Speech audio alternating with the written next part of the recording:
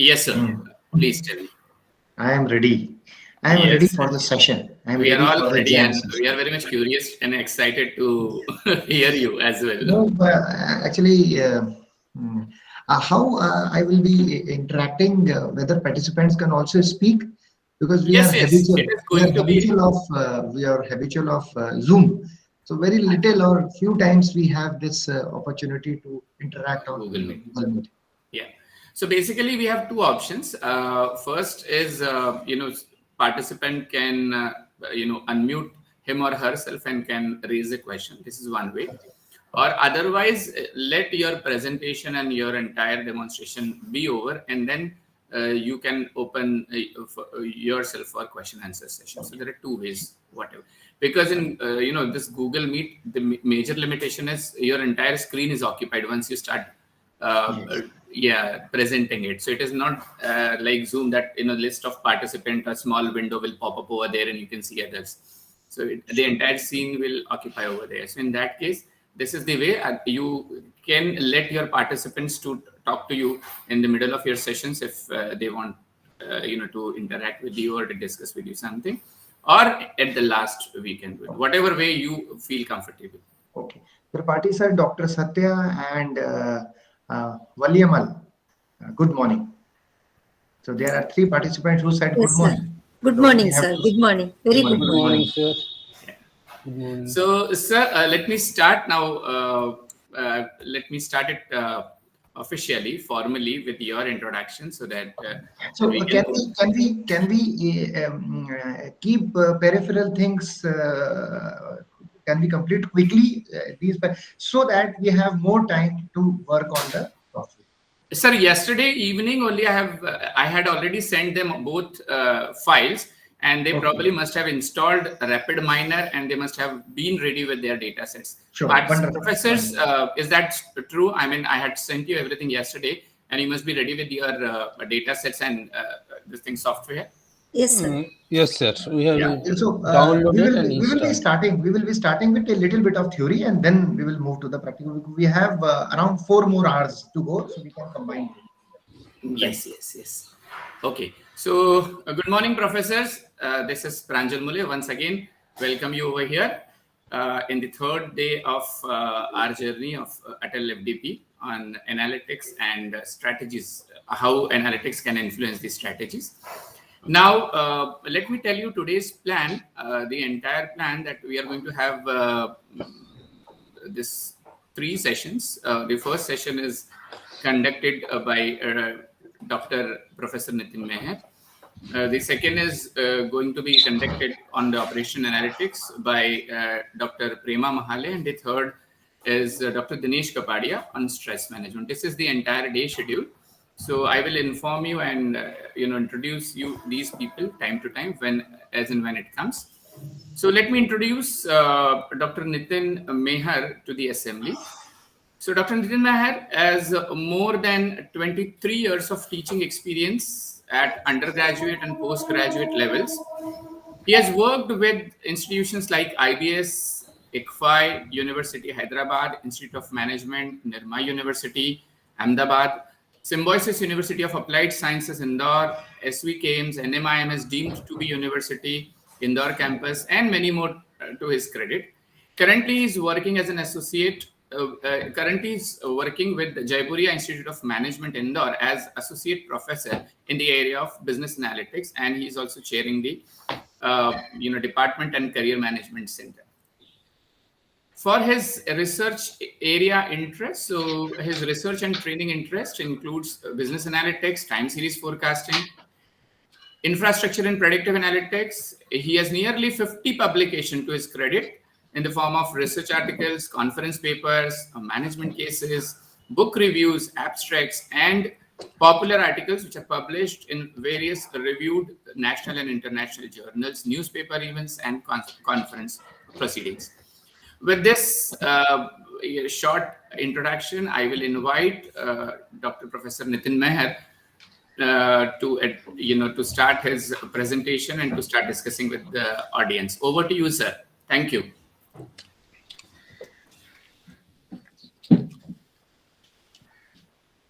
So you're mute. You are on mute. Good morning, respected colleagues, faculty members, and my contemporaries. Basically, we are learning together for 2-3 days, and this learning will also enrich all of us to understand a few things as far as business analytics is concerned. So we will have we will divide our sessions, or we can segregate our sessions in little bit of theory, little bit of practical, and little bit of business inferences of business interpretation. So I am starting with the theory part, and that theory will not be covering complete analytics, because from last 2 days you must be hearing from our intellectual colleagues. Right. So whenever you feel, whenever you want to say something, feel free to tell me. I am sharing my screen, and this is something great.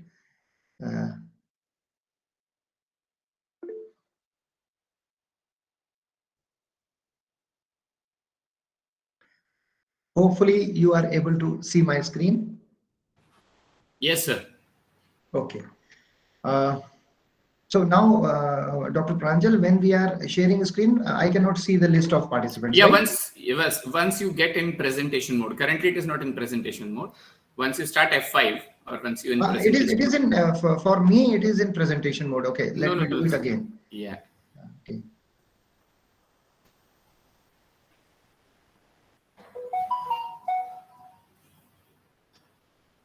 Okay. Now. Yes, sir. Now it is in presentation mode. Sure. So for 3 days, next 3 days, I will be investing my time and wasting your time on understanding few concepts mutually. So we will be working on managing people processes using HR analytics, leveraging financial data, marketing decisions using transactional data.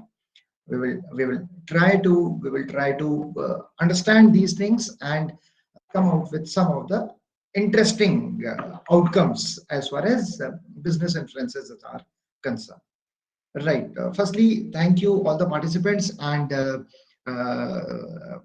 VES Business School for giving this opportunity to interact with you and learning from you and your experiences also.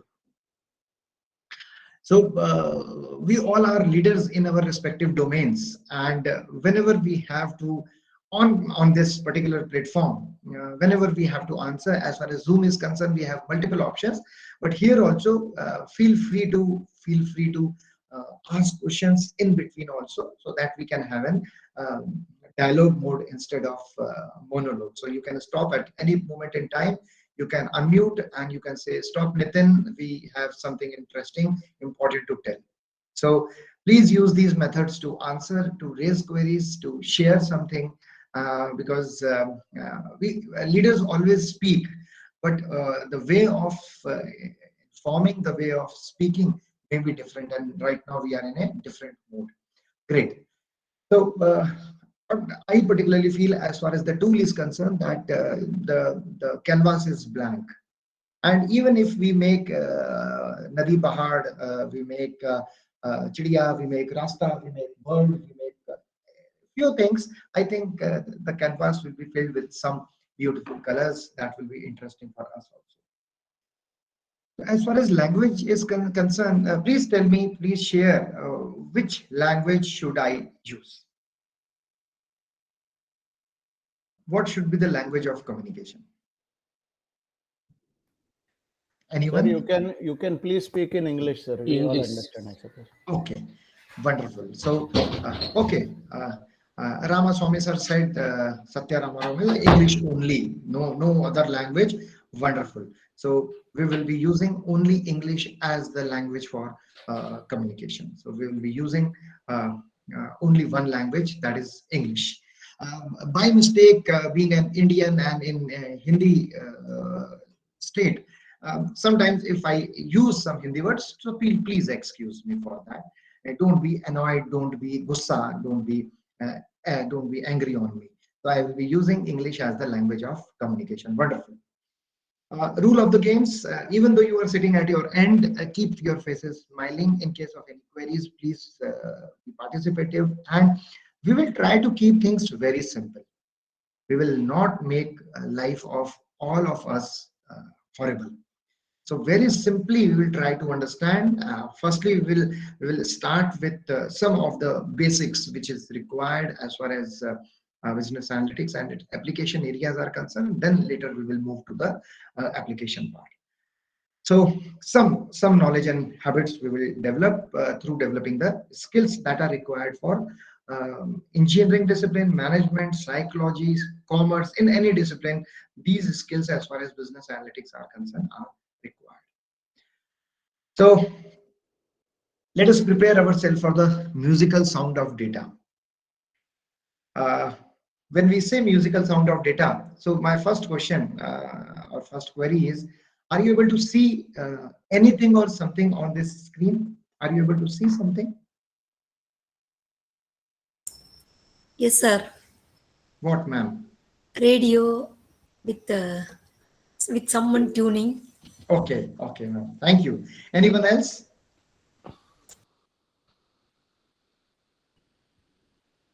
Anyone else?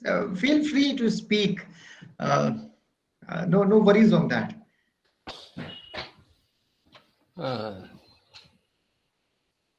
This is some kind of manipulation Okay. to get Right, sir. the Right, sir. correct thing. Okay. We are on a digital platform, so we don't know each other. We can speak. Only one thing is there, that we don't have to use abusive language. Otherwise, we can use anything. We can speak anything. Anything we can discuss. No, Okay, so some kind of manipulation. manipulation. We have to Radio. manipulate so Somebody many is tuning times. radio. Anything else? Sir, tuning to the exact bandwidth so that we can hear a clear voice.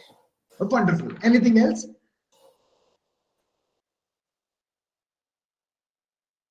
So last sir who said that tuning to the bandwidth that we require. So musical sound of data. When we say musical sound of data, so my simplest request is that whenever we see any kind of data, so let us focus on that data which may be used for some decisions. So for me here, 104, 102, 95, 94, 98, 88, 530, 640 kilohertz, megahertz, and the range of the frequencies which are defined is important for me. I am only seeing the frequency. Sir was also speaking about those frequencies. So when we see the data, so it is being a data scientist, it is very important that we should understand that this data will be useful. So we only see the data and then generate rest of the things which are in the periphery. So we will try to have your participation, not mine. Simple stories. With the help of these stories, we will try to generate business inferences. Today, we will generate business inference for HR, tomorrow for finance, and day after tomorrow for marketing. Right, there will be multiple number of stories, but my humble request is try to see. Sometimes we tell somebody, see the moon, and we concentrate on finger only. So my request is kindly see the moon. That is, there will be multiple stories, there will be multiple data analysis. Try to find out what is the exact outcome, what is the exact business inference, what is the exact data inference that will be generated and will be useful, instead of only sticking to the story or the way the data is analyzed. Try to find out. We have to do that. Otherwise, data analytics or business analytics has no sense. So we are more interested in finding the outcome in terms of moon, instead of going through here and there and understanding the peripheral things. Wonderful. So we will not do this exercise today. We will do it tomorrow. Definitely we'll do it. It is a wonderful exercise. And why this exercise is required? Because unless and until your brain is mindful, we cannot take decisions using data. Data is only a method. Right. So what is the prerequisite? We have already requested you people to have MS Excel files. I have already provided. I requested you people to download RapidMiner Studio. We will not use Frontline server. We will use only RapidMiner Studio. Requirement of laptop you have. Data-driven modeling we will do. And basic, a little bit of statistics. I hope that you must have gone through in your previous session bit of statistics or bit of data analytics. We are not using R, Python, Hadoop, Spark, any programming language. So you don't have to use any programming language. We are keeping our life very simple and easy, no complications at all.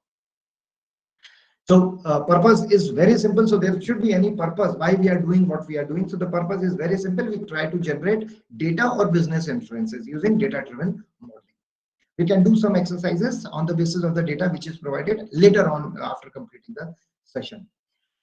Now the next query, what do you see? It is not related to any caste. It is not related to any creed. It is not related to any religion. This is a situation, and I request you to kindly tell something about this situation.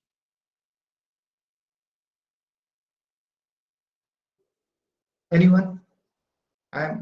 Stop sharing. Soon we will be on the track. Don't worry. Now the train has moved from the platform, so it will take slowly, and then 150 kilometers per hour, 300 kilometers per hour. So right now we are at 20 kilometers per hour.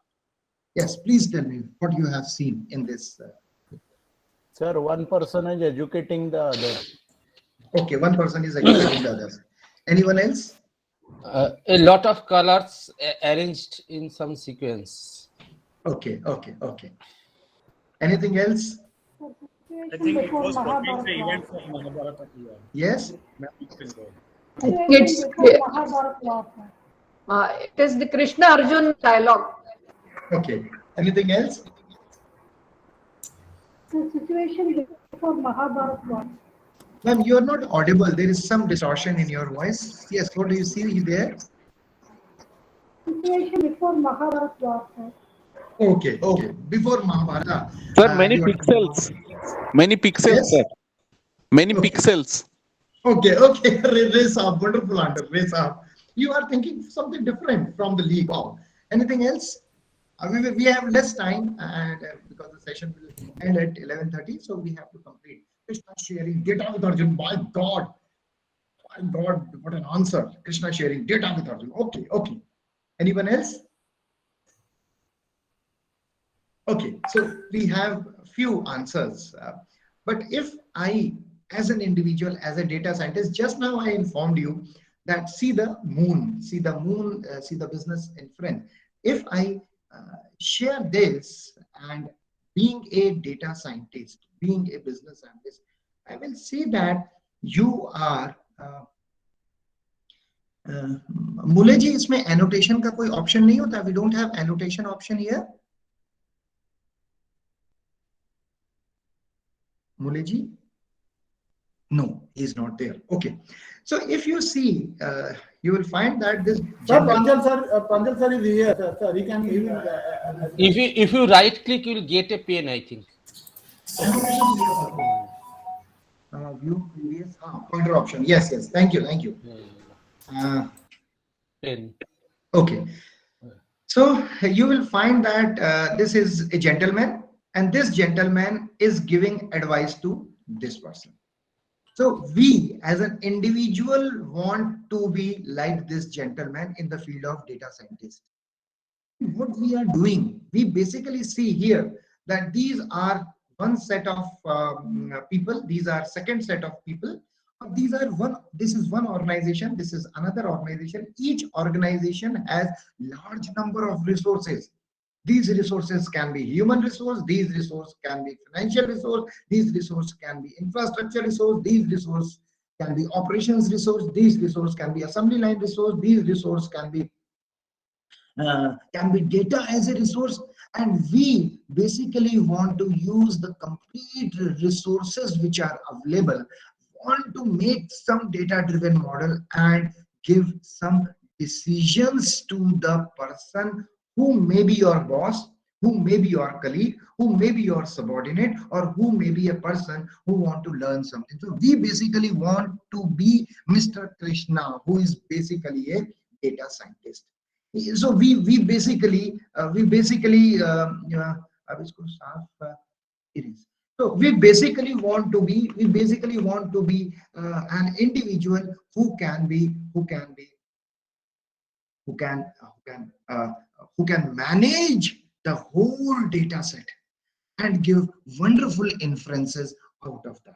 We want to hone our skill in this area, and for next 2-3 days we will try to be a data scientist, initial data scientist, for developing the inferences. Now the next question that arises, right now it is 9:48.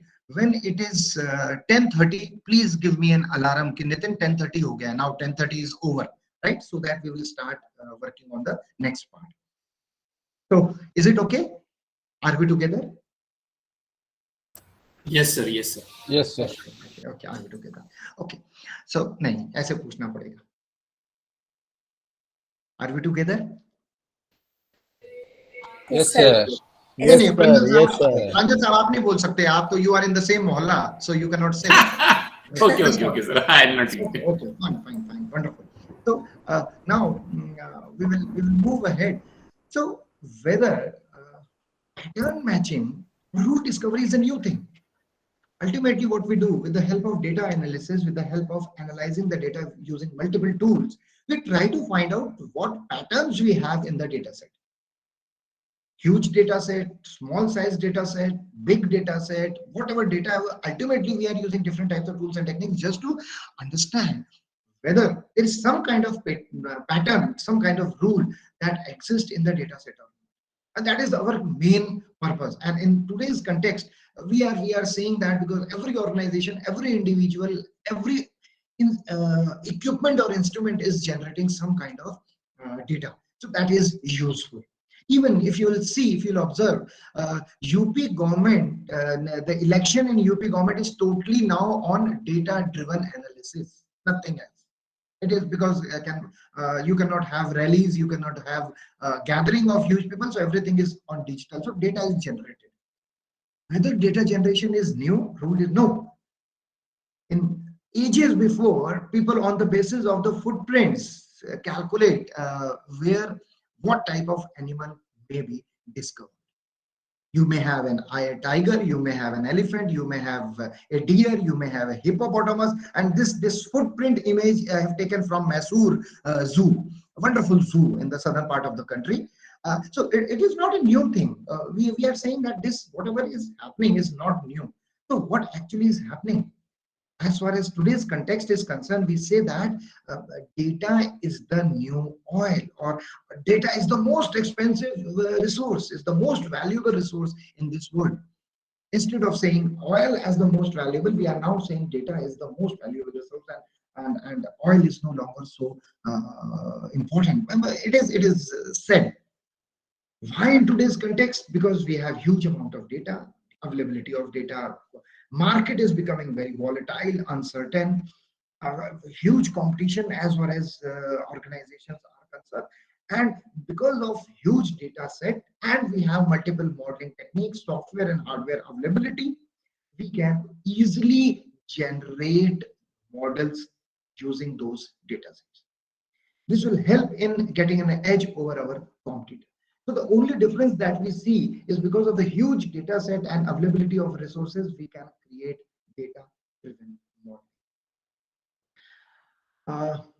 We will see that with the help of the data and the points available, we can create wonderful knowledge that can be used later on.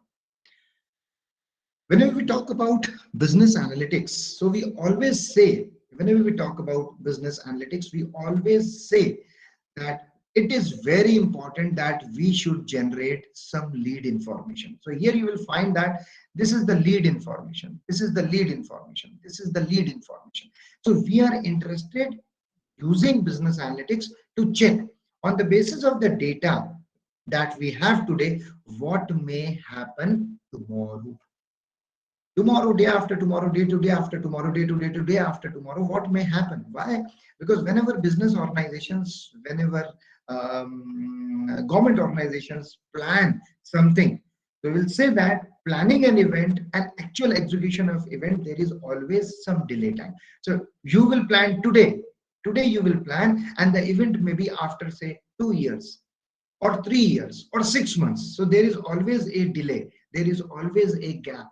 So during that gap, we always say that there can be some modeling technique with the help of which we can easily find out that these are the possibilities that may happen tomorrow.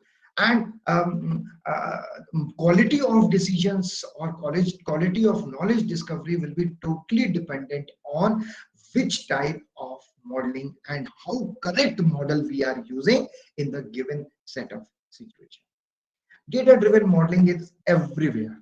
I will show you some of the examples. These are 3 or 4 examples. The success of Dangal is dependent on something known as analytics in Bollywood. The performance in private, or particularly private organization, is dependent on something known as rating your employees. Sports analytics, you talk about NBA, you talk about IPL, you talk about football, you talk about FIFA, you talk about any sport. Even our own India's sport, Kabaddi. In Pro Kabaddi, you can find that there are so many data, and we can find wonderful results out of what is happening. Even in the case of channels, movies, we can find out which channel is most likely by the people, audience. So these are a few examples, real life examples. I will be sharing these slides with you people, so you can easily go through once again, and we can have detailed discussions on this on other platforms also later on. Now, wonderful question. How Bahubali, or what is the key in Bahubali 2 movies, or what was the scope of business analytics in Bahubali? What do you see on this screen? I will share this screen for next 1 second and then we'll stop. What you see as far as Bahubali 2 is concerned, as far as this screen is concerned, which is displayed on your computer. Stop sharing. Tell me, Bahubali 2 and the screen that I have shared, and what is your outcome? What do you see?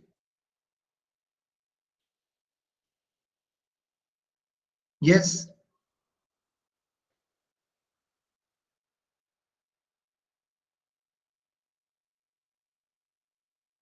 Are you people there, or you are taking a nap like me? Yes, anyone? Should I share?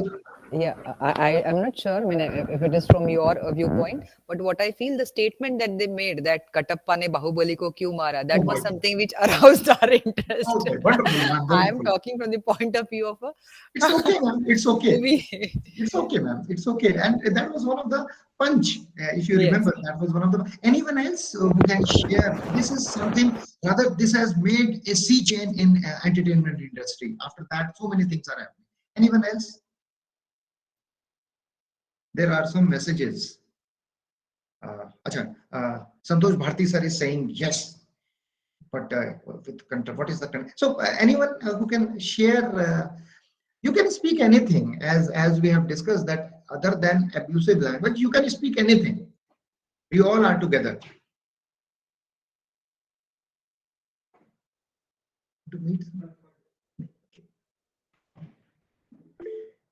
Visualization. Indu Sharma ma'am is saying visualization. Wonderful. Any Krunal Patel sahab, you want to say something? Kaushik sahab is saying something interesting. Getting multiple responses to find patterns. Wow, sir. Wow. Anyone else? One more. Last nail in the coffin. One more response, and then we'll move to the answer. One, please. Request. One response. Any response? The success of Bahubali 1 created enthusiasm for Bahubali 2. That was great. Wonderful answer, sir. Now we are moving to what was there. If you will see the screen, you will be amazed to see that below Bahubali 2, there is thanks to YouTube, Facebook, and IMDb. So Katappa ne Bahubali ko kyun mara, that was only a punchline, but it was also promoted. If you remember, during the promotion of Bahubali 2, they introduced Bahubali 2, by the way, was 1,000 crore movie, and that was something huge. Bahubali 2 was promoted on Facebook, And during the promotion, there was first application during Bahubali 2, where you, as the character of Bahubali 2 was compared. You look like this, you look like that. And then later on in Mahabharata, in Ramayana, during lockdown also, such applications were very popular. So when you are aligning with Bahubali 2, so there was a curiosity, there was an inquisitiveness that what actually Bahubali 2 is talking about. So there was an engagement using Facebook. With the help of that engagement, they were trying to see the engagement or particular engagement of a user of Facebook, and then finally they were trying to convert that engagement in a prospective customer who will watch the movie. They generated the data to which extent the users or people are engaged on our social media platform. They use the data, Facebook data. We have less time, otherwise we would have done it, Facebook analytics also. We will try to see someday with the help of Mr. Mule and Mr. Brijesh, Dr. Brijesh. So they generated the data using Bahubali 2 on Facebook and YouTube. They engaged their customer. They also gave various goodies like discount tickets or goodies during theaters. And then finally, there was a huge response for the first time on Facebook as far as Bahubali 2 is concerned. Are you with me? Please speak. Are you with me? Yes, sir. Yes, sir. Okay. There is something known as flightradar24.com. You will find whenever you are free, you simply click. You simply type www.flightradar24.com. You will find that these flights are actually moving. So there is a dynamic real-time website, and huge amount of data is generated. Few data and history is available free of cost that you can use for data analysis, that which type of flights are moving from which location, what are the type of customers, what is the total distance, which type of flight operator is more active in a particular domain, in a particular range, and you can find wonderful insights of information related to, right? You can create your knowledge base as well. So I am quickly going to these options or these application areas. Tire manufacturing like Bridgestone in Indore, Pithampur, Madhya Pradesh, location-based marketing that you are doing. The truth spy attendance in telecom industry, cafe discount prediction, IPL sports London, Amazon supply chain delivery system, NBA US ticketing system, robot in Chennai. These are some of the areas I have selected real-time application where business analytics or data analytics is used to the fullest. So another question. Can you tell something interesting related to later Patanjali and Afghanistan and car we are not going through, but at least we are interested to see the Salman Khan movies. Can you tell something related to these movies and how business analytics can play an important role? Anything that comes to your mind, you can simply speak. There was a list of Salman Khan movies, and yes, please, Patel sir.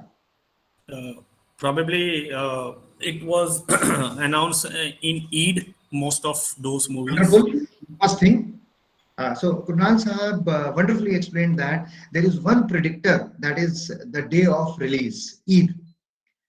The second predictor, you can say, the second predictor which is very important for Salman Khan movie is that it always has an image of neat and clean movies. They have a wonderful music or background score. The role of Salman Khan is at the core position. So we can say that that there are few attributes, there are few predictors, there are few independent variables with the help of which we can say that the return on Salman Khan movies is more than 300 crore, 250 crore, or 500 crores. So we can easily see, we can easily find that there are few reasons because of which we can predict the success of an event. We can predict the success or failure of an event. We can predict success or failure of happening of an event. We can predict, or we can say that yes, if these things are happening today, then in future these things may happen with a percentage of 70%, with a percent of 80%, with a percent of 85 or 90. We can say that this is happening today. This is the data that is available with me, with my team, and on the basis of the modeling on the data that is available with me tomorrow, this may happen with a success rate of 70%, 80 or 90%. This is another example. So let us move to the next part. Okay. This, I think we are very close to analysis part, but just wanted to connect so that we can understand where we are and what we are doing. Anyone who can share his or her understanding related to the use of analytics on LinkedIn?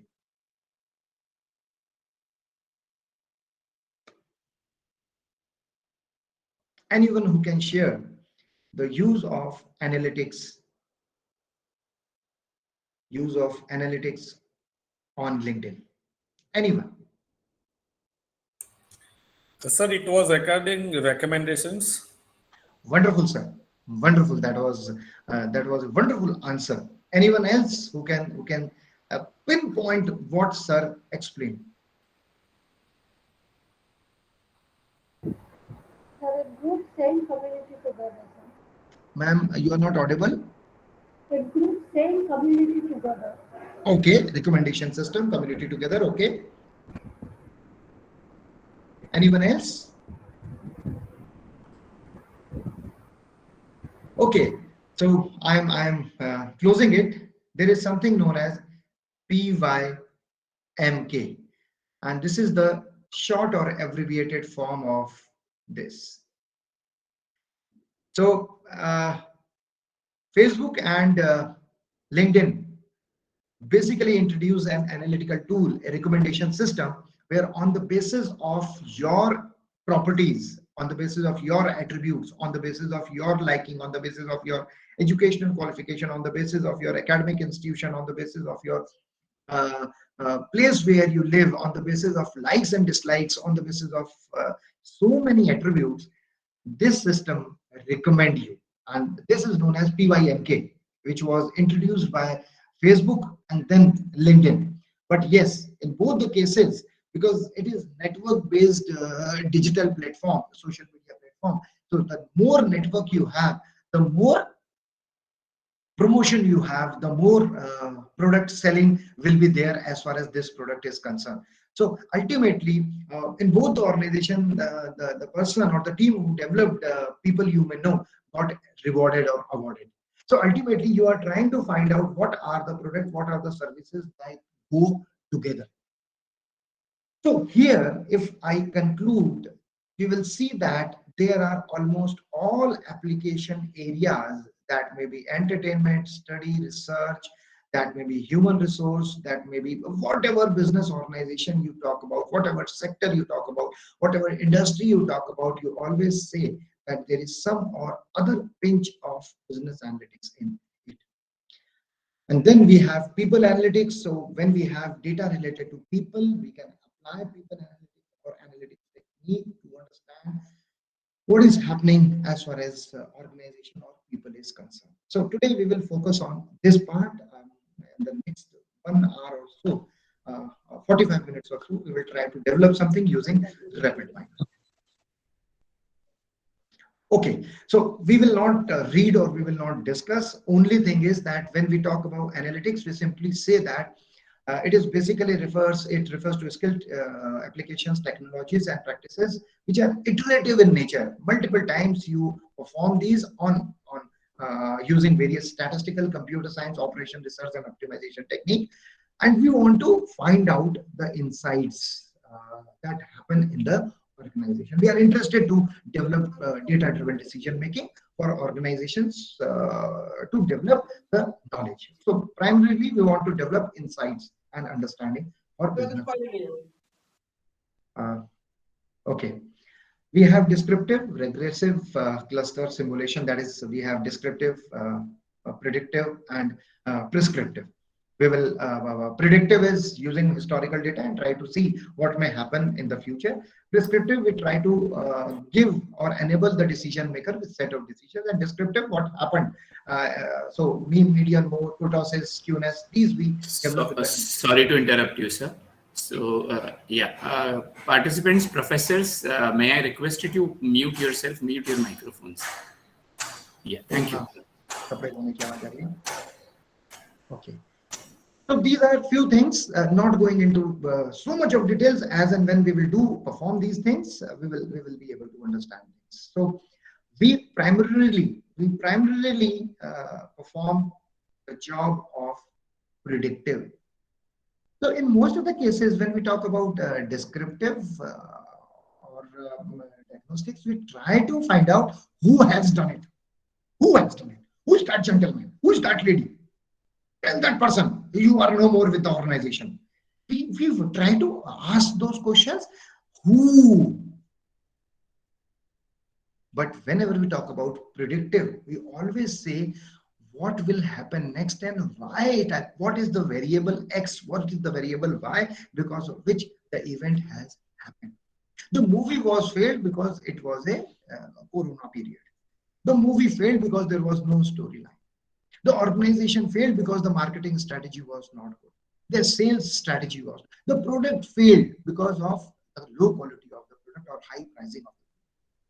So we are not interested who is the individual. We are not interested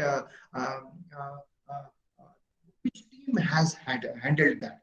We are primarily interested in finding which variable is making an impact.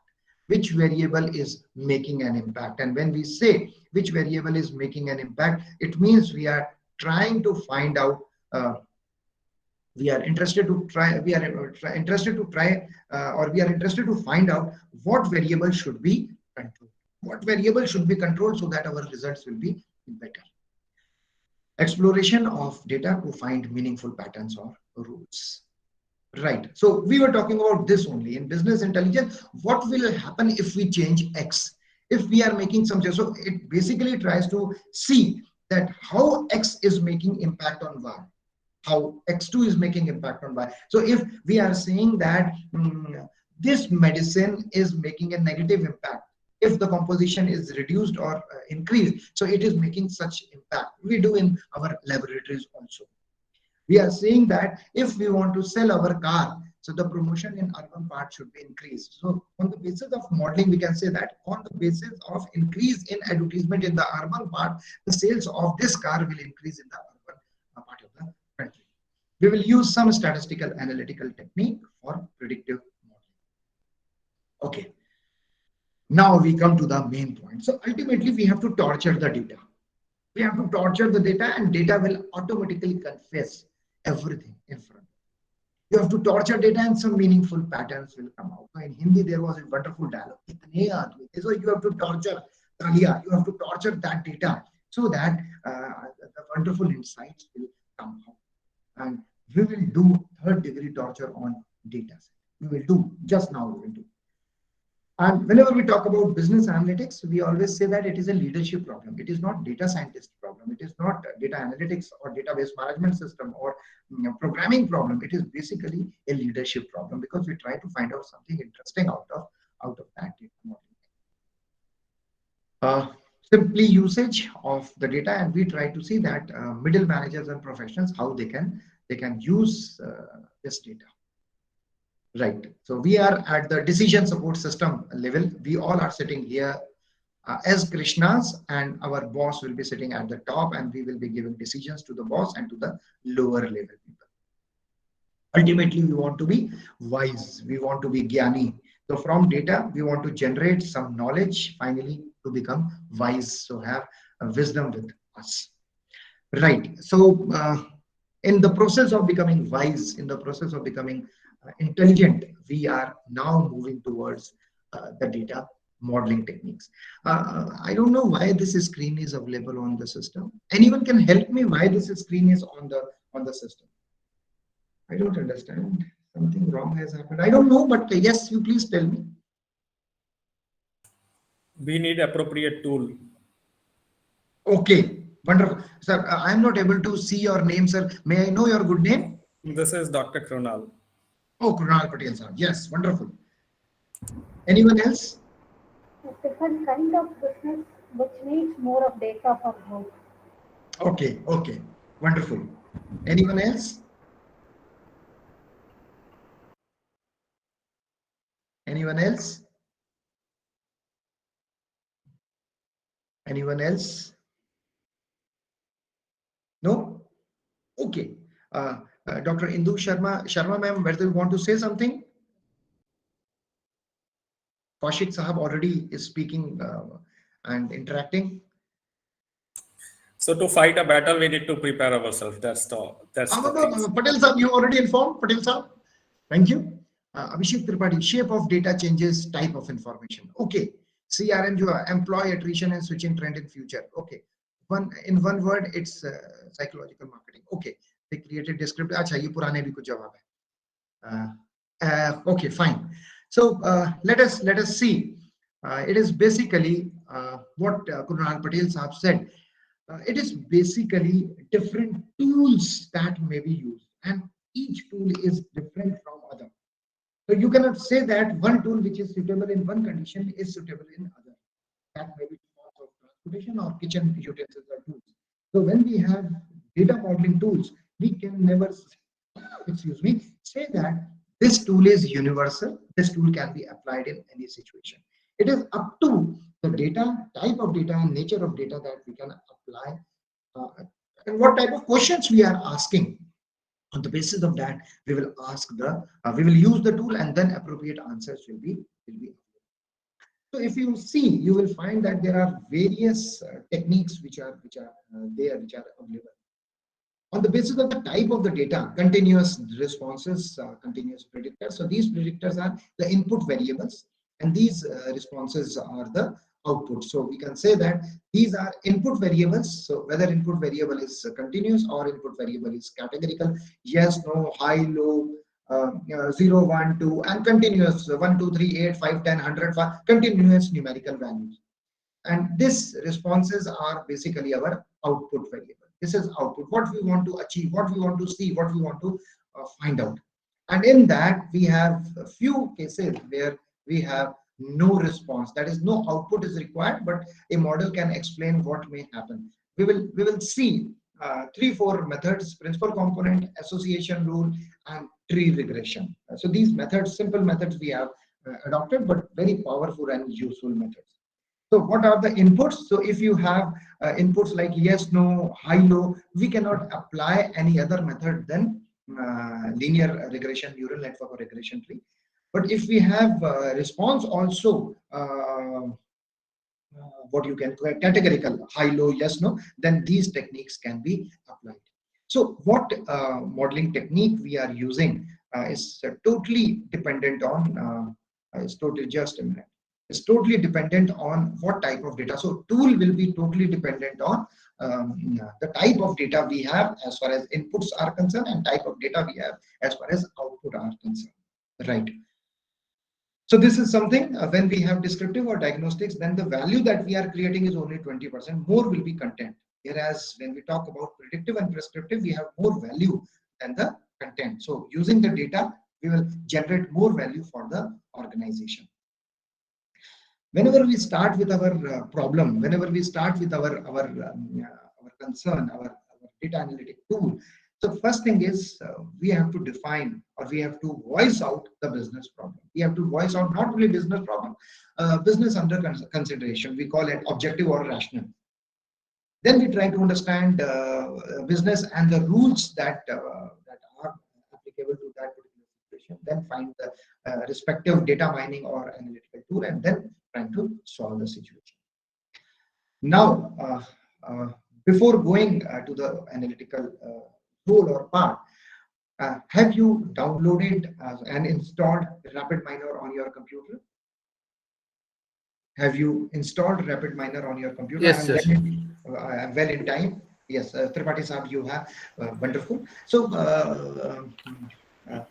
can you also share your screen? Whether is it possible that you can share your screen? Mule Sahab? Yes, we can, sir.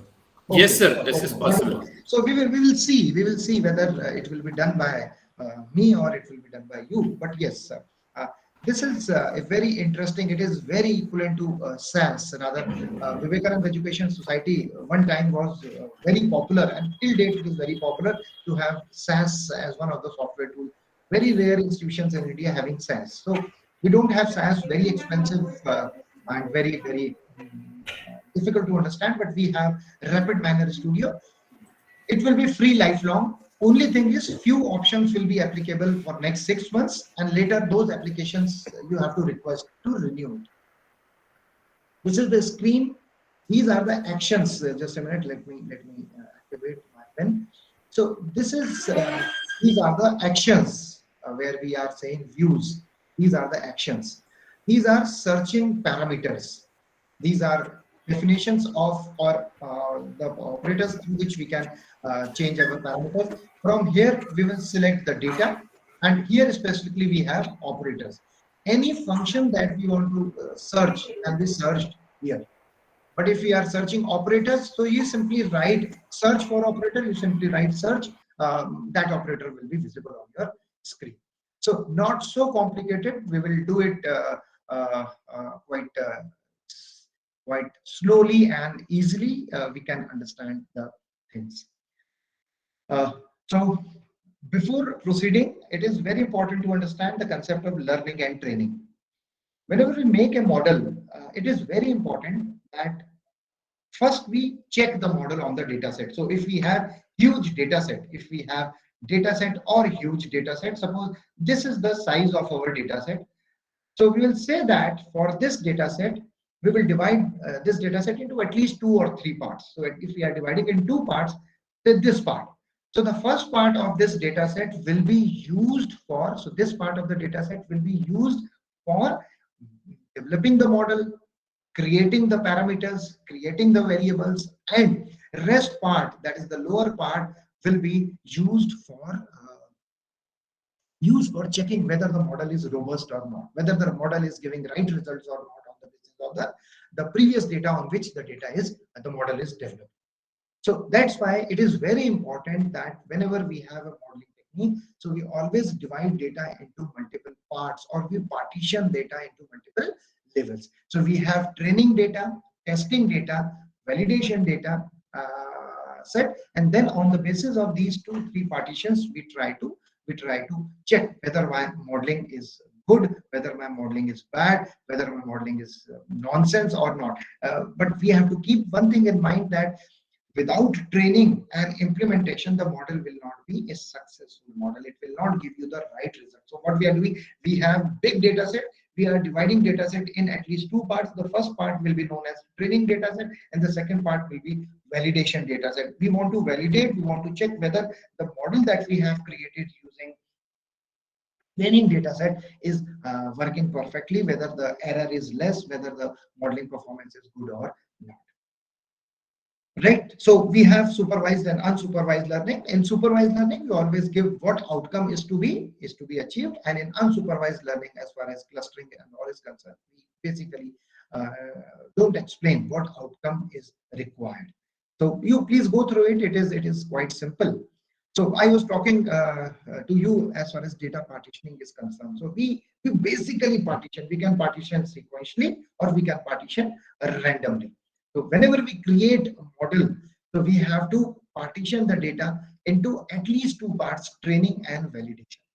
So training partitioning is used for developing the model, and validation partition is used to access the performance. And testing may be outbound data, or within the data, we try to see, yes, my model is giving almost similar results as compared to the validation partitioning data is concerned. And finally, we will develop the model, and we can suggest that model in our business organizations. These are the results which are coming, and we can have some wonderful results as far as future endeavors are concerned. So we import data, prepare our data, clean our data. We are currently, I am treating that data is clean, data has no error, data has no missing values, and whatever statistics is required, it is fitting in that. Then after that, we try to divide the data into training, validation, testing, and finally we can say new data that will be later on applicable for the implementation or applying the model in the real life situation. Okay, I'm moving to the next part. Wonderful. So business problem statement, data preparation, descriptive analytics, data treatment, and modeling. So we are directly moving to the simple modeling technique, which will not use most of the things, but we are treating that our data is clean. We are treating for the current data set, we are assuming that our data is clean and there are no outliers, there are no missing values, and data has no errors as such. There is no noise that is there in the data set. We are treating this right now. Tomorrow we will try to clean the data as well. So for HR analytics that we are bound to do right now, as we know that as far as people or HR analytics is concerned, we have multiple functions. We have recruiting, total rewards, engagement, operations, talent, workforce hire, turnovers, workforce planning, and so on and so forth. And because huge amount of data from punching our attendance to performance appraisal, recruitment, onboarding, everywhere huge amount of data is generated. I just wish to share, I'm sure that you may be knowing it, but as far as ICICI is concerned, whatever they do before Corona itself, they do on digital platform. And huge amount of data is generated, and mapping is also quite simple, that which job role suited which type of person. So you will find that benefits, compensation analysis, culture, surveys, staffing, these all things can be done easily with the help of people analytics, with the help of the data which is available with us. So we can have various matrices: labor turnover, absent rate, turnover percentage, termination percentage, employee tenure, diversity, performance, and productivity. And we can do multiple analysis using various analytical tools. Why employees are leaving, why employees in department are more productive than others, what is the cost of new hire or talent that we lose, what is the idea, benefits, and packages, how does team dynamics work. And you will find that in the lower part of the slide, that how it impacted after doing the analysis or performing the basic business analytics, how it impacted on various organizations. It may be Clarks, it may be IBM, it may be Google, and so on and so forth. So we today are interested in one thing: why employees leave. We will do analytics on that. We will do data-driven decision making on that. So we are now in the groove. So when we are saying that we are now in the groove, so it means whatever nonsense was, whatever nonsense to be discussed, what theory he is talking since morning is over. We will now be working on the modeling tool. And Tripathi sir has left. I don't know what happened to him. So are we ready with our tools? Are we ready with our data set? Yes, sir. Wonderful. So people are coming, and just a minute. Yes, Tripathi sir, yes. Tripathi sir to chale gaye the, वापस आ गए. Okay, fine. So, right.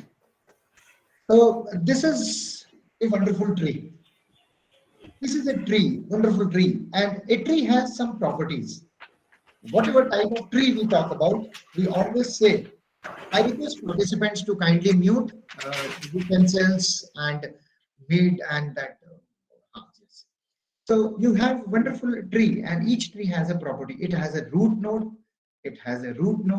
and it has branches. It has branches. It has a root node. It has branches. It has leaves. It has fruits. So whenever we talk about tree, and this tree is really very wonderful application for decision making. Simplest but wonderful. Tree may, if you have some outlier extreme values that exist because of error or because of some business situation, those may not be considered automatically. We will not be worried about that.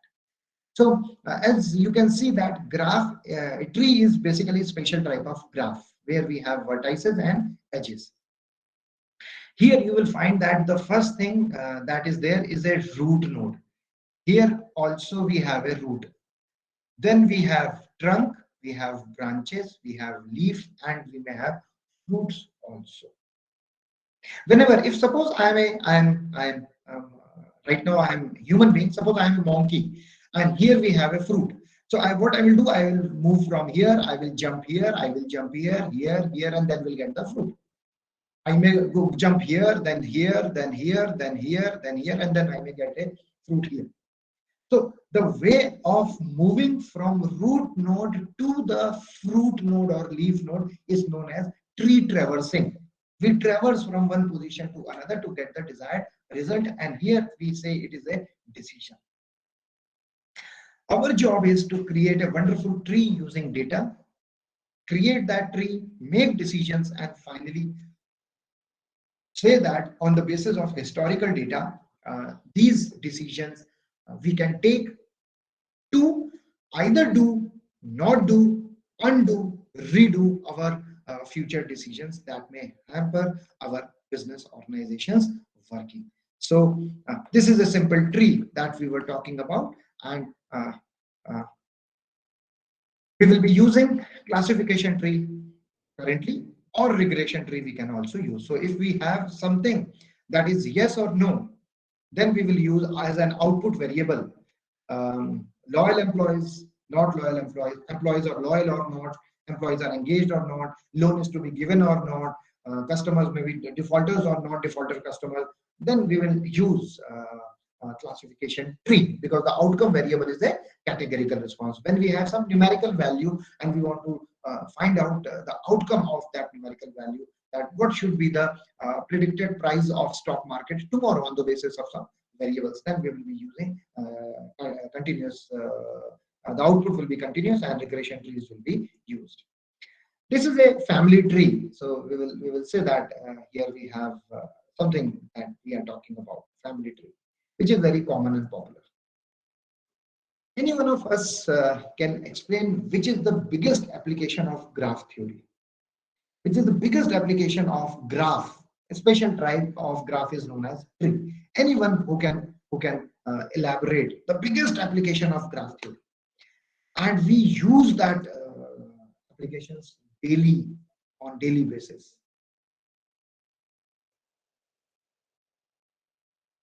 Yes, we will be astonished to see. Yes, Google Maps. Google Maps. Yes, beautiful ma'am. Satya ma'am, you were saying? Google Maps, sir. Google Maps. Okay. Anyone else? Anyone else?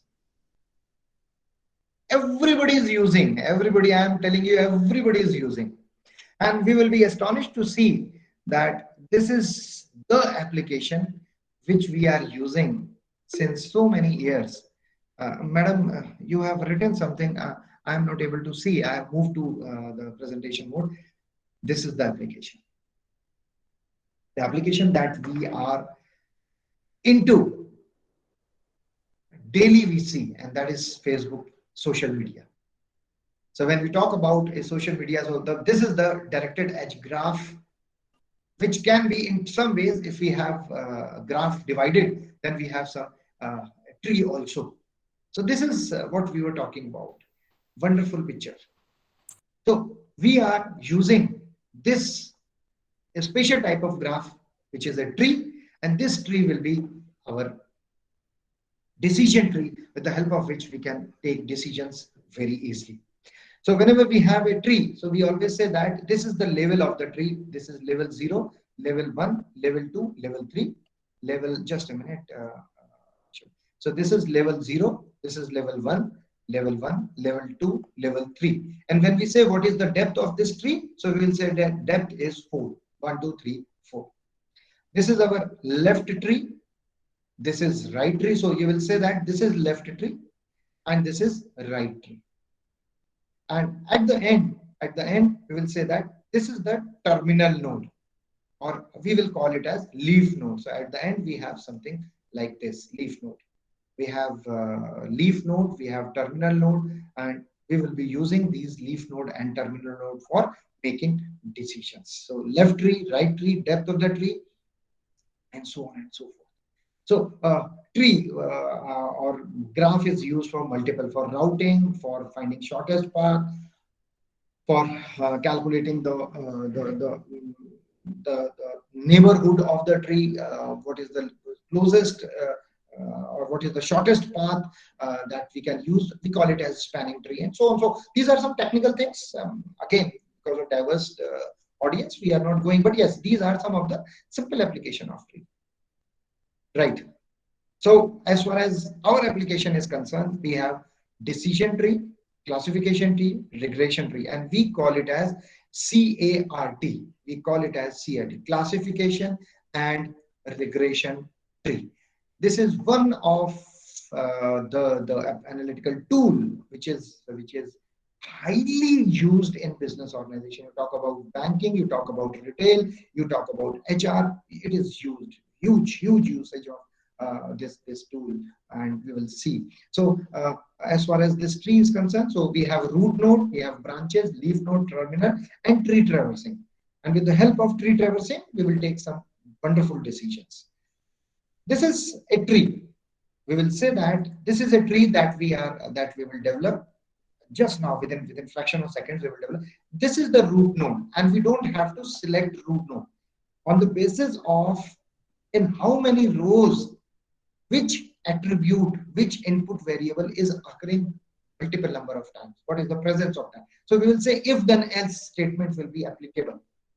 Then if such condition is happening, so if we are saying that if L stat is less than or is greater than, then which attribute is happening? And we will read from here till end to get a decision. This is the regression tree for finding the price of one product. We are not bothered right now with this. So ultimately, such type of tree, just to show tree, I just wanted to show that this type of tree will be created. This is the tree that we are creating. So we will see that this tree will be decision tree that will be created on your screen. And how we will read?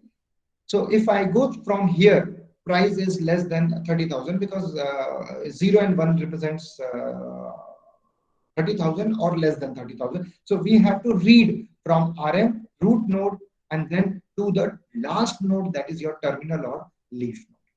We have to perform such operations. Right. So now I am removing, I am unsharing this screen and sharing the rapid miner screen. I have already made the model so that I can make more discussions using this. So I am stopping sharing the presentation, and now we are moving to the rapid miner screen. Okay, so are you able to see my rapid miner screen? Yes, please sir. acknowledge. Yes, sir. Yes, please. Okay. Are you able to? You are able to see my rapid miner screen. Wonderful. Now, in this rapid miner screen, it is mostly drag and drop. Only few options we have to select in parameters. And the best part is at the bottom side. If you will see the bottom side of this bottom side of this screen, you have recommended operators. If it is not checked, kindly check it.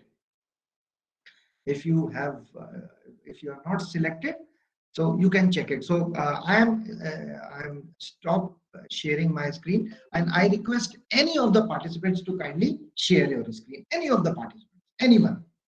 Can I share my screen? Yes, sir. Sir, please. Okay. Kumar, sir, please share your screen.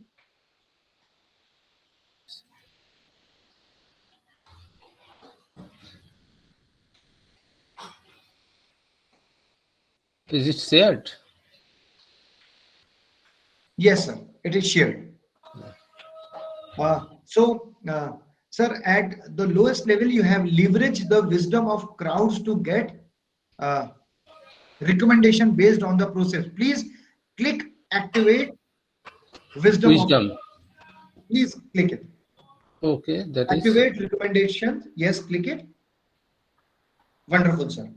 So now there is, yes, you will find Yes. that recommended operators now will be available on your screen.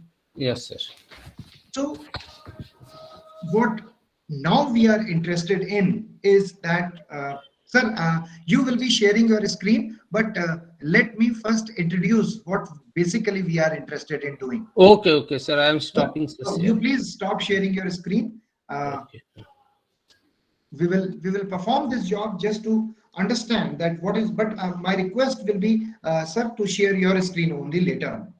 Okay, thank you. Jeez. Okay, so if I share my screen now, this is one data, employee attrition data.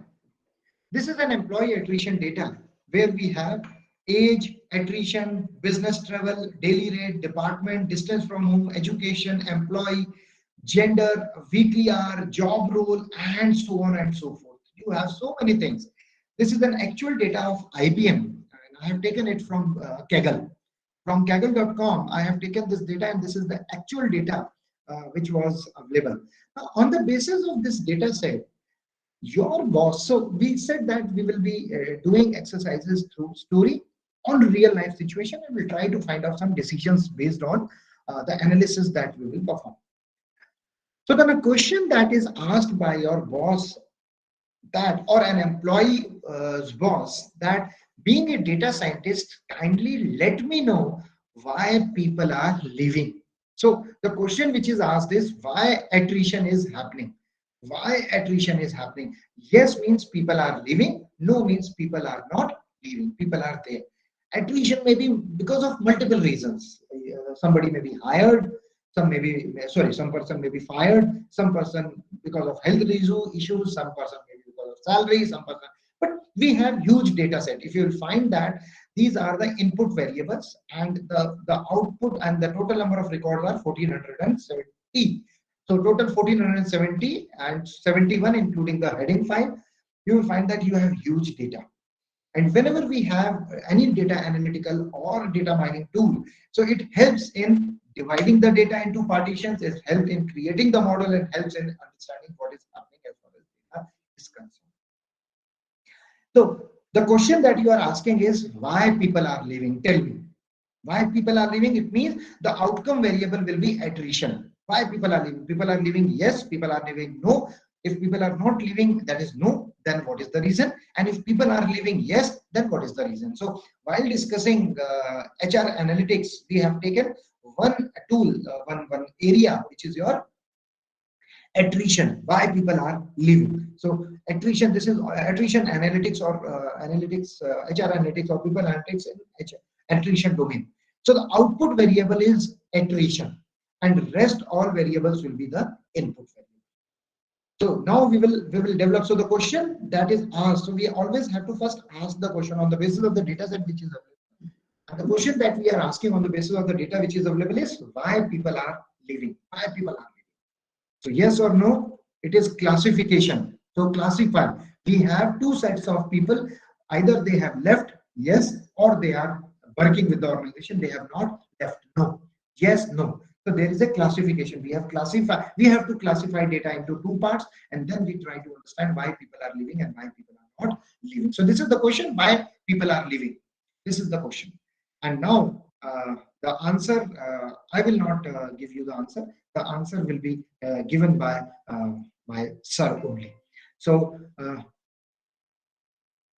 so now, sir, I request you, Apurva Kumar, sir, to share your screen and let us develop the model. My humble request is kindly open your rapid miner, and parallelly we will do it.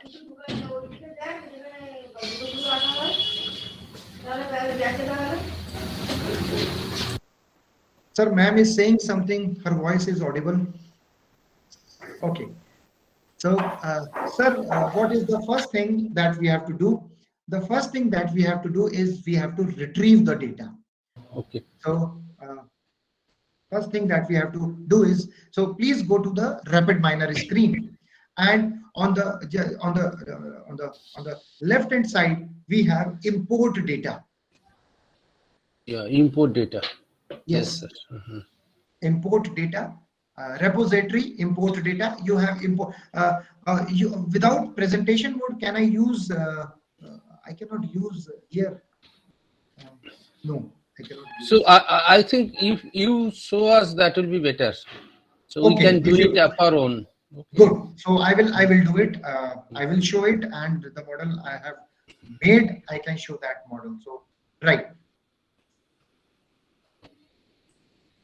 So sir, this is the rapid miner screen.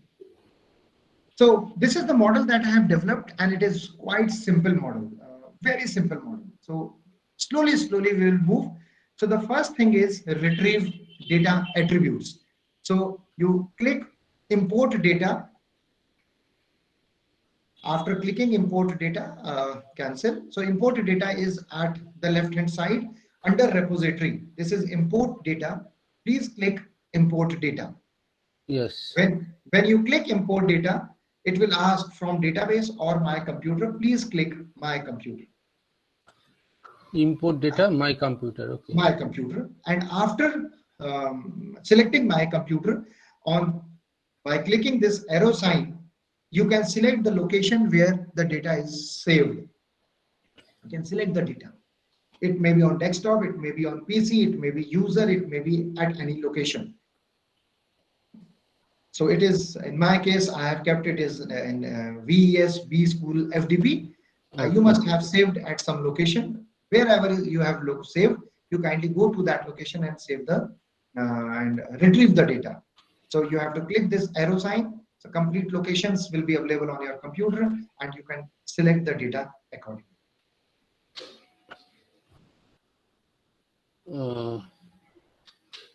Then which file should I click, sir? Then you have to select attrition data tree. Attrition data tree. Okay. Selected. Then previous. Sir, now you have selected now. Yes. I request you to kindly share your screen. That will be wonderful. I tell you, that will be wonderful. Okay. Okay. Thank you.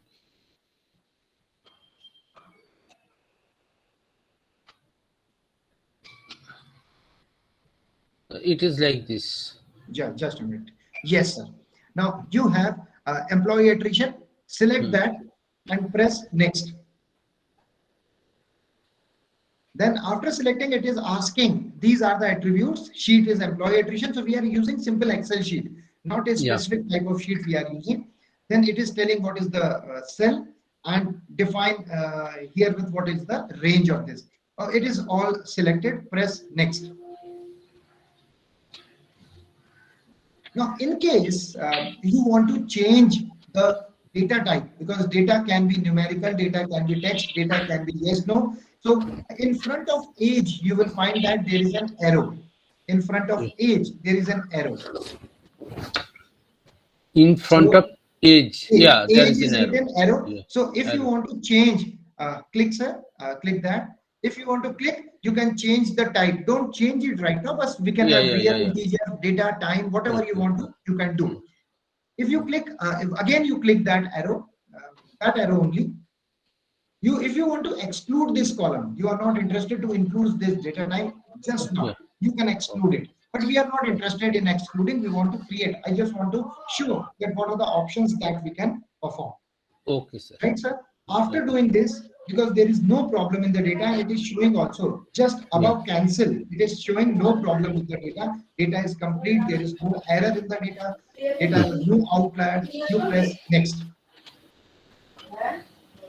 And then it is asking that employee attrition T will be stored in which location. So you please simply click local repository. You click, bas, okay. After clicking, press finish. So what you have done, you have created the data.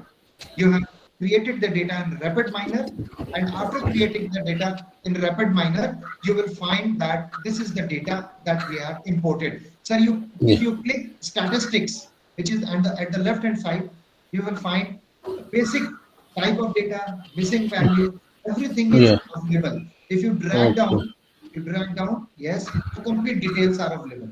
Yes. If you click, yes, everything is available. If you click arrow just below age, if you click arrow just below, yes, so it will give you the visualization also. It will give you visualization also.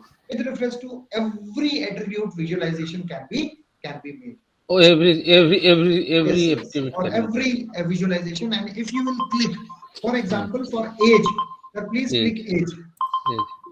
If you open visualization which is available on your screen, so you can create different types of visualization. Yes, Pranjal Mule sir, yes, please. Sir, why this age has an exclamation symbol over there? We have not completed it. We have kept it open, if you remember. Okay. Abhishek also has a question, I guess. The same question. Okay. Tripathi sir, the same question is, we have not completed there. We have opened it and we have not saved it at that moment of time. Otherwise, there is no issue. Sir, there was one more question. At previous, there was a missing error. If there is a missing value when we have moving from, so what was that? And if we click that, what will happen? Sir, give me tomorrow's time. We will try to handle. We are treating right now error-free data because we have limited time. If we have missing values, if we find missing values, then in that situation we have to use missing value operator. We will do that. Tomorrow. Thank you, sir. Okay. So, sir, here we have employee attrition and a histogram is created. But Apurva sir is not interested in histogram. He want to create some other graph. So in plot type, you click on in plot type, left hand side, yes. You have multiple. You can create box plot also to see the normal distribution. So please click box plot next to histogram. Yeah. Box plot. So box plot is created. And if you move your mouse cursor on any of the box lines, yes, it is maximum upper quartile. We call it as 75 percentile, median lower quartile, which is known as 25 percentile, minimum value, maximum value, everything is there. Everything is there. Then again, if you are not interested in box plot, you want to see rather distribution. If you'll see, it is wonderful distribution because whiskers are wonderfully created. Yeah. If you want to have other graphs, all graphs can be created. Okay. Right, sir? So first job of importing the data is over. We are through. So we can, and you can use this application for lifelong. Only few tools like here on the top in view, you have design, results, turbo, auto model and deployment. So turbo, auto and deployment, these things will not be applicable after 6 months, or you have to ask for renewal of license. So it will be renewed for say 1 year or 2 years. Right now, I think it will be for 6 months or 1 year. Okay. So after doing this, after importing the data, we are now clicking in views design. In views, sir, on the top panel below, right, no, views, right hand side. Design, yes, okay. Design. Wonderful. So you have the first job completed, and this job is of importing the data. And we checked the data, type of data, we saw the visualization, basic statistics, minimum, maximum, median, mode, everything is now available. Now we have to, so please pay attention. Whenever we have any data related activity, then it should be repository. Whenever we have any operator related activity, then it is operator tab. Whenever we have parameters related activity, then we have parameter tab. And on the right hand side, below cross sign, we have find data operator, etc. Whatever you will write, which is not, which is there in RapidMiner, will be searched here. So operator related search for operator and find anything data operator, etc. will be on all studio tab. So after doing this, what we have to do, we have to simply retrieve the data on repository, local repository. We have employee attrition. Are you able to see? Employee, hello. Yes, drag kariye. Yes. You have employee attrition. Are you able to see? Yes. Click it, drag and drop in the process file. Wonderful. Yeah.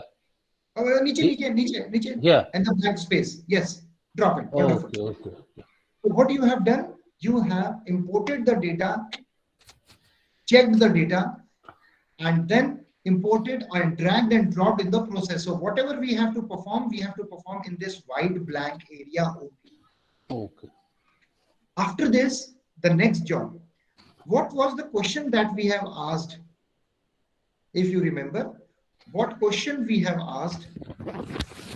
Why people are leaving the organization? So what is the output variable? It is some logical value. This is a logical value, or what is the output variable? Attrition. Attrition is the output variable. So we have to define the role. If what is the output variable? So in this blank area, sir, please no. You please move your cursor towards right hand side. Yeah. Just below the cross sign, there is find data operators, etc. Above this, yes. And here you please write set role. Set space role. Wonderful. Now you will find ROLE. Sorry. Set role. So in set role, your first variable, you simply click that set role and drag and drop in the main area below a retrieve employee. Wonderful, sir. Thank you. So nice of you. So nice of you. Now here you will find that for every operator there are bubbles. So bubble on the right hand side is for output and bubble at the input side is for the input. So now we have to connect retrieve employee to set roles. So click the out bubble of retrieve and connect it with the in bubble of, or example bubble of set roles. No. Yes. This one. To the input of set roles. Set roles, no, input side, yes. This is the input side. Yes, connected. Yeah. Input is always at the left and output is always at the right. Here in the retrieve data, you will see that there is no bubble. That indicates that it do not require any input connection. Now, when you click set roles, click set role operator. On the right hand side, it will ask attribute. In parameters, it will ask attribute name. Where? At the right hand side in parameters, yes. You click the arrow button and please select attrition. After selecting attrition, what we are saying? We are saying that attrition is our attribute. And what is the role of this attribute? The role of this attribute is label. Here label means output variable, label means dependent variable, label means response variable, label means we want to see impact on this variable. Are we together? Whether we all are together? Yes, sir. Yes, sir. Rest of people are not saying anything, no responses? Yes, sir, we are together. Okay, please be with me. Otherwise, I feel that there are some paranormal activities happening here and there, and I really am afraid of all bhoot and paranormal things. Please be with me. Okay. After doing this, so what we have done? We have imported the data. We have seen the data. We have defined the role, which is the output variable of the data. And now, what is the next thing? The next thing, which is very important, is as far as modeling is concerned, we have to divide the data or partition the data into multiple parts. So we will be dividing. Why? The training partitioning will be for the first partitioning will be the training partitioning, and the second partitioning will be validation. Training will develop the model, and what validation will check whether the model is good or not, whether the performance of the model is good or not. So, sir, please select data again on set roles. Wherever you have written set roles, no, above that search option. Yeah. Yes, delete it and search split data. Yes, it is there. The first one. Again, drag and drop it.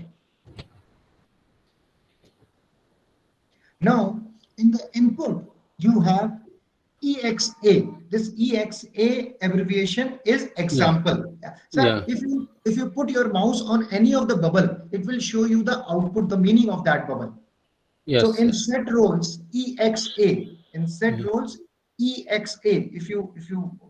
It is example output set. Example is written, right? So you drag example to split data example and connect it. Wonderful, sir. Nitin sir, I have a question. Right, sir. Yes, sir. Sir, below this EXA, there's something else called as AN or something. On. Sir, you please go to that. It is basically, it is explaining whether the data is to be stored in example data set, which is stored in the file of RapidMiner, or it should be kept at original source. So what should be the repository of the data? Only that part is to be taken care of. So not to worry about that. Not to worry about that. Okay. Now, sir, go to the split part. Now, here, Tripathi sir, Indu ma'am, Satya sir, ma'am, Satya sir, Patel sir left, I don't know why. You will find that we want to divide. We want to partition the data into at least two parts. But there is only one partition which is available, PAR. You are not able to see other partition. So you should not be afraid. Why? Because when we start partitioning, automatically partition will be created. So no worries on that. So simply click split data partition. Split data. Yes. When you click it, so on the parameters part, it is saying partitions edit enumeration. Yes. Are we together? Yeah. Yes. Please click edit enumerations. When you click edit enumeration, so this edit enumeration or edit parameter list will appear on your screen. Yes, sir. You please click add entry. Now add entry, we always know that for training the data, more data set is required. What is training and validation ratio is not defined till date, but yes, training data should be more. 70, 30, 60, 40, 80, 20 data set. So we are taking 70, 30. So 70 will be for training data and 30 will be for validation of the model. So please write 0.7. 0.7 is 0.7. Yes. So this 0.7, so whole data set, 70% of data will be used for model development, for training. Yes. Add entry. Please add entry again. Plus add entry. Right. 0.3. Now, training data is 70%, so 70% data you are using for training purpose, and 30% data you are using for validation, whether the model that we have created is correct or not. So your training and validation data set partitioning is over. You simply press OK. Right? So training part is complete. So you have taken the data, you have retrieved the data, Excel data, you have checked the data, you have seen the validation of the data. Then you define what is the output variable. We want to check why people are leaving from the organization. That is the attrition. So we defined attrition as the labor variable. After that, for model development, it is very important to divide the data into at least two parts. That is training and validation. So we have divided the data into two parts: training and validation. Training data is 70% of the total data set, and validation data is 20% of the total data set. This thing we have already done. Sir, I have a question here. Yeah, please. Why 70-30, sir? We have just discussed. Can I answer? This is basically, I think, from experience. Basically, I had done some work with the new. Apurva ji, we have known, rather there are multiple papers. I have also written one paper, iteratively finding out what is the optimal model design. Okay. And during that time, I found that no researcher has strictly said that 60-40, 30-70, 80-20, 90-10 is the best modeling. It is also depending upon your situation. If in finance, you are taking a data which is 10 years back, and you are taking 90% of the data for training, so you will find that that will not be applicable. That will not be using effectively in the modeling. If you are taking 50-50, so old data will be used for training, and current situation is changed. So the training of model development data will be differing in style as far as current data is concerned. So we are not restricting to any situation. So we are taking an example. Okay. Okay. Sir, that means it is to the researcher's discretion of. Yes. On the basis of the data. That's I wanted to say that. And on the basis of type of data, nature of data. My question is: are we sequentially, distributing the data, or it is randomized? Because it is sequential. We can use random partitioning also.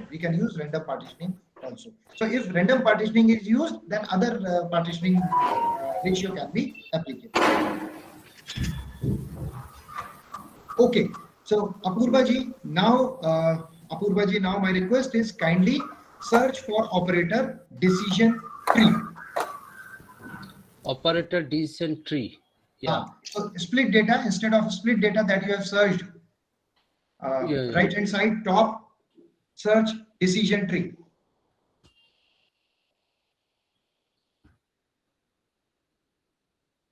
DECI.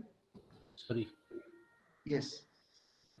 DECISION, and only decision tree, nothing else. There may be multiple decision tree, multi-way.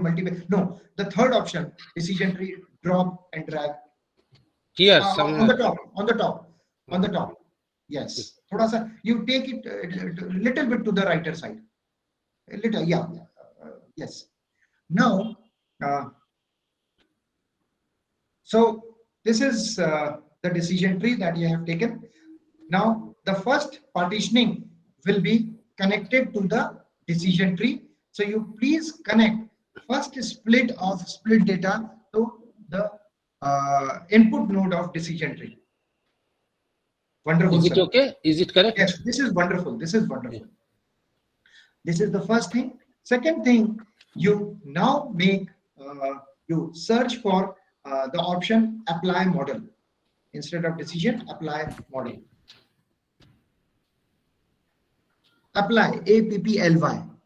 Apply, oh, not apply. Yes. Drag it, and below decision tree. Yes, below decision tree. So now what is happening? The first portion, if you put your mouse pointer on PAR, partition of split data, PAR output, you will find that it will write first is partition 1, and this partition 1 is for the training purpose. You will find that number of example are 1029. 1029 are 70% of the total 1400. Total we have 1400, and after 1400 1470. Yes, and 1029 is for training. Okay, done. So this is okay, sir. Okay, move to your now. What you have to do? So this is used for training, and for validation or for checking the model. Please click the second partition to the second input, that says UNI. Input UNI. Yes. Yeah. PAR to the second partition to. Yes. This UNI. Second, yes. Well, keep your mouse pointer on this. No, on apply model, second option. Achha. So it is specifically informed that it is an unlabeled data. Unlabeled, it is not an output, it is not an example, it is not model. So you are simply, what is the purpose of this? I will tell you. Now connect decision tree model tab to the input apply model tab. Wonderful, sir. So this decision tree model will generate the output, and split data second partition, that is testing partition, will also be applied to the apply model, and then it will be comparing whether the results are good or not, whether the validation results are good or not, or there is some differences, or that the model is bad, the model is good. It will tell, because finally after creating the model, we always see validation data, we always see validation output, we always see whether the validation model is correct. So please move decision tree to a little bit left side. Decision tree validation the operator a little bit more. Yes. Yes. And then that looks good. So we will be setting all operators value later on. And now last thing is performance. Go to performance. And instead of performance regression or simple performance, there will be performance space regression. Classification, sorry, classification. Classification. Are you able to see classification? Performance classification, yeah. Yes, drag it. Because we are classifying yes or no. Above. So this is only for the purpose to a little bit to the right side so that we can see all connections clearly. Apply model, you can drag down a little bit. Drag down. Yes. Now in apply model we have LAB. This LAB stands for label. Label is output. Label. So input output label of apply model will be connected to input label of performance. Wonderful, sir. And MOD of model will be connected directly to RES result. RES on the right plane, yes. And performance PER will be connected to RES of second one. And like examples, it will give you the previous values also to the third output. You will find that if you increase number of output lines, automatically one bubble will be increased. Yes, yes. Okay. Are we together? No, sir. Last, please explain the last aspect. Sir, please move performance to the left hand side a little bit. Drag it to the left hand side. Wonderful. And remove all these links. Performance to output RES. RES is out. Cross it. There is a cross sign on cross sign. Sir, please see cross sign. Yes, cross it. Second, cross it. Third, cross it. Yes. So, sir, Tripathi sir, are we together till this point? Yes, sir. Yes. Okay. So finally, now performance PER output bubble is to be connected to RES result. Example is connected to result. Example will be the original value, initial value, because we are storing in result output. And apply model will be connected to RES. So these three outputs will be created on your computer system.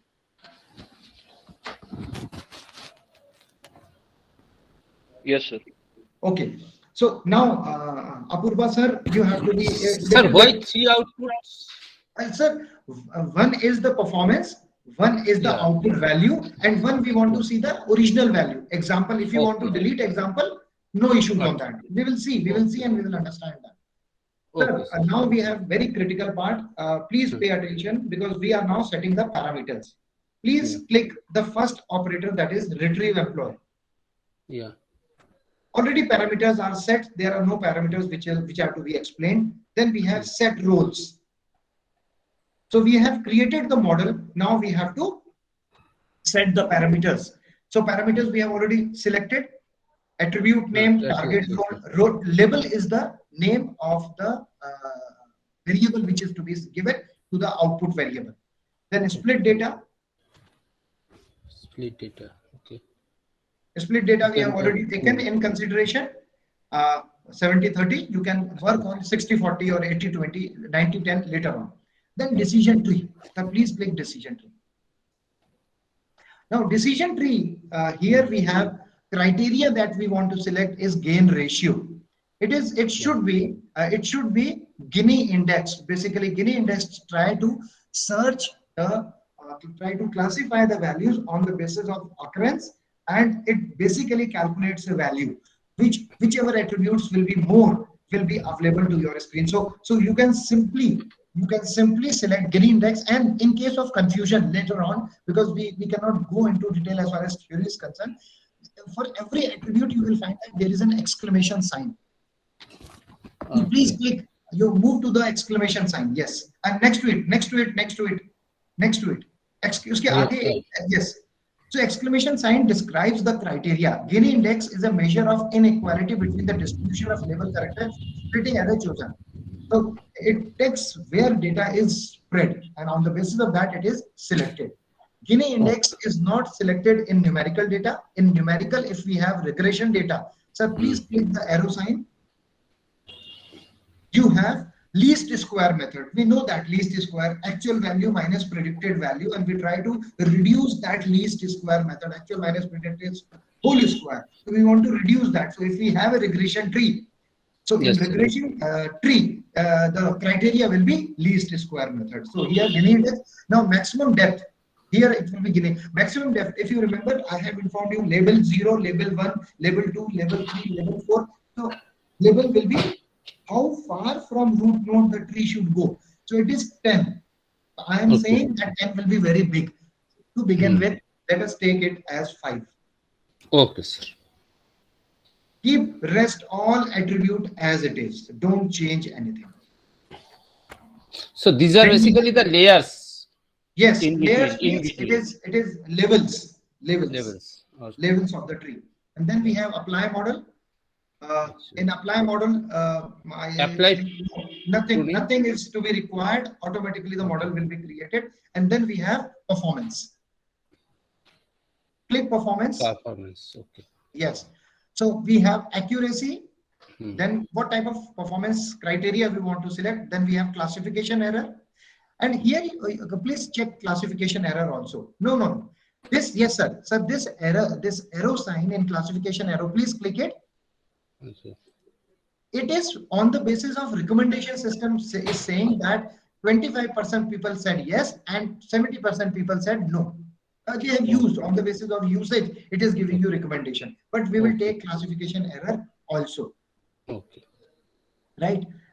Drag down. Let us see what all error or accuracy parameters we have. When you move down, yes, drag down. So you will find that few errors. I also don't understand why this is there. What is the purpose of that? People use it. Okay. Now we are ready. We are ready to run our first model. Few people may have worked on rapid minor, we may not have worked, but our first model from data retrieval to final checking performance of the model is ready. What you are expected to do here is, after doing this, you will find that on the top menu bar below connections, there is a blue color play button. Where? At the top below connections in the menu bar, you have a blue play button. Play triangle. Yeah. Click it.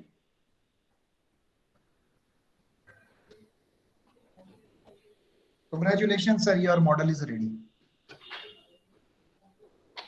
So, descent tree. Sir, you move your mouse to the right hand side. Yeah. Drag this screen below at the white area, at the blank white area. Sorry, not there, sir. In this area also, decision tree. Yeah. You have white area, blank niche. Yeah. Drag to the right. Click the mouse button and drag to the right. Yes, to the left, to the left, to the left, to the left, to the left, to the yes. left, Yeah. to the left, yes, to the left, and to the left, and to the left, yes, to the right, a little bit. Job role. Yes, it is the job role which is the root node. Yeah. It is job role which is root node, and now I want to traverse this tree. Please pay attention. If job role is managing director and if relationship satisfaction is greater than 1.5 and age is less than equal to 56 and hourly rate is greater than 95, then 50% people are leaving and 50% people are not leaving. Simply, I'll take the second one. If job role is manufacturing director and relationship satisfaction is greater than 1.5 and age is less than equal to 56 and hourly rate is less than equal to 97, nobody is leaving. So you are confirmed that, so this is known as tree traversing. So move to a little bit right hand side, it will be giving some wonderful interventions. Move to slowly, little bit, yes. Job role, yes, little bit, yes. Bas. Please pay attention, respective colleagues, please pay attention. If job role is research director, his job role is research scientist, I am moving from job role to research scientist.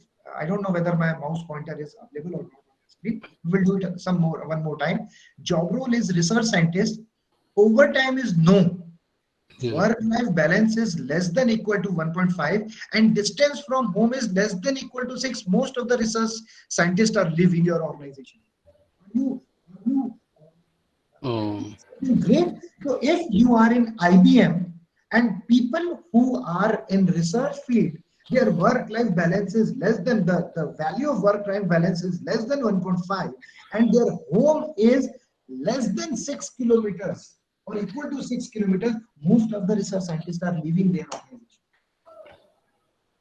It means if they are, so what will be the business connotation? The business connotation from this will be, if you want to retain your research scientists, you will ensure either their work-life balance is greater than 1.5, or you will ensure that if their work-life balance, they are not so happy with their family life or their friend life, then they should live away at least from 7 kilometers. They should not be very near. The organization IBM should provide makan to those, to house to those people, which should be a little bit far. This is the data which is saying. Are we together? Yes. Are we together? Please show some kind of indication. Yes, sir. Yes. Yes, sir. Okay. So here, so we have taken depth of 5. So we have depth of 5. So from job role to type no, you will find that it will be 1, 2, 3. So now after doing this exercise, you can go to the description also. So at the left hand side, Apurva-ji, at the left hand side graph, then we have description. So here you can read easily. That graph may be very big. You can easily see if job role is equal to healthcare and percent salary hike is greater than 12.5 and yearly company years at company is greater than 1.5, then no. Why? Because yes is 0. 62 people are leaving the organization. Sorry, yes is 0. Nobody is leaving the organization. 62 people are retained in the organization. Whenever we are taking a call, we should also see this number. 62 is basically the number of records of employees who are not leaving the organization. Are we together? Yes. Yes, sir. So Yes, this is the graph description on tree, decision tree. The next tab is example apply model. Please click it. So you will find that what I was talking. So right hand side, next tab to decision tree. Yes. Here attrition is yes and prediction is yes. So if you are saying on the validation data set, if the model is wonderful, then whatever is the attrition, yes or no, the predicted value should also be yes or no. If it is the actual attrition here, attrition is actual attrition from 30% of the validation data set. We have taken it, and total how many examples we have taken? 441 out of 1400 something. Yeah, 441. It is written at the bottom side, and in 441, you are trying to see how many attrition which were yes, we have also predicted yes, and how many attritions were no, and we are also predicting no. If yes, we are predicting no, or if no, we are predicting yes, it means our model is not correct. We will see whether our model is correct or not. We will see it. Now, sir, go to the example local repository employee attrition tab. Example. Above that. So this is the data that we have taken initially, if you remember. Yes. Now directly go to the performance vector performance tab. Performance vector performance tab next to previous to the current tab. Yeah, here. There are the tabs before that, above that, performance. Yes. This is the accuracy. Accuracy is 79%. What does that mean? If you see the column predicted yes, true yes, it means you have predicted yes, and actually the value was yes. Actually was yes, and you have also predicted yes. Actually it was yes, and you have predicted no. So these 38 predictions are wrong. 38 predictions are wrong. So you will say that yes, true yes is accuracy is 46. It means out of 100%, only 46% actual predictions we have done. But if you go to no, predicted yes, true no is 54. So diagonal 38 and 54 are wrong prediction. We cannot say that we are correct. We are not saying that we are always correct. 100% prediction is something wrong. Overfitting problem. 95% prediction is overfitting problem. But if we are predicting to 70%, 75%, then it is wonderful. Now, prediction, we have predicted no and true no. That is, actually it was no, and we have also predicted no is 316. And the total prediction accuracy is 85%. So finally, column wise, row wise, we call it as confusion matrix, type 1, type 2 error. So we try to see that whether the accuracy is good or not. As per our model, we will say that accuracy of predicting no is better. Apurvaji, what happened? Yeah. Okay. Okay. Okay. So this. Sir, how can we improve this? Sir, little bit improvement can be done, but 80% model is wonderful. It is not a bad model. It is a good model. 79. It means out of 100. 80 decisions that we will tell to my employer, my colleague will be correct. Correct. Okay, sir. So it is your HR analytics. Yes, Abhishek Tripathi sir, please. Sir, this data is about we have nominal, ordinal. Can this be applied to text data also for the same rapid miner? Text mining. It's like we have text data or reviews of. So can this classify? Text mining is possible. Text mining is possible. But this what they call that curve is created. Excel miner supports text mining wonderfully. So Excel miner supports text mining wonderfully. On our last day, we will try to apply text mining as well on some other time also, because it is on my another computer, and that is very simple and easy. But only 15 days license is available on that. So text mining is applicable here, can be done here, but it is a little bit complicated and results are not so supporting for the research scientist. It is applicable. Thank you, sir. So my question is, I mean, we have selected an entire. Patel sahab, just a minute. Tripathi sahab, yes, no is text data. If you want to have 0-1 classification, that is possible. And if you want to make some regression, that is also possible. Yes, Patel sahab. Sir, I just wanted to know, can we have a specific selection of the columns in the data sets? Selection of? Specific columns, I mean, specific variables. We can do that. Because see, as we have imported an entire set and we have linked all the columns. We can do that. There are two ways. Kunal sir, can you, we have 5 more minutes. Can you share your screen? I'm sorry, sir. My laptop got hanged, so that's why. No, sorry. So my laptop got hanged, so I am on mobile as of now. Okay. I can show you the camera with my mobile. Okay. Apurvaji, please share your screen once I request you. Actually, sir, sorry to interrupt you.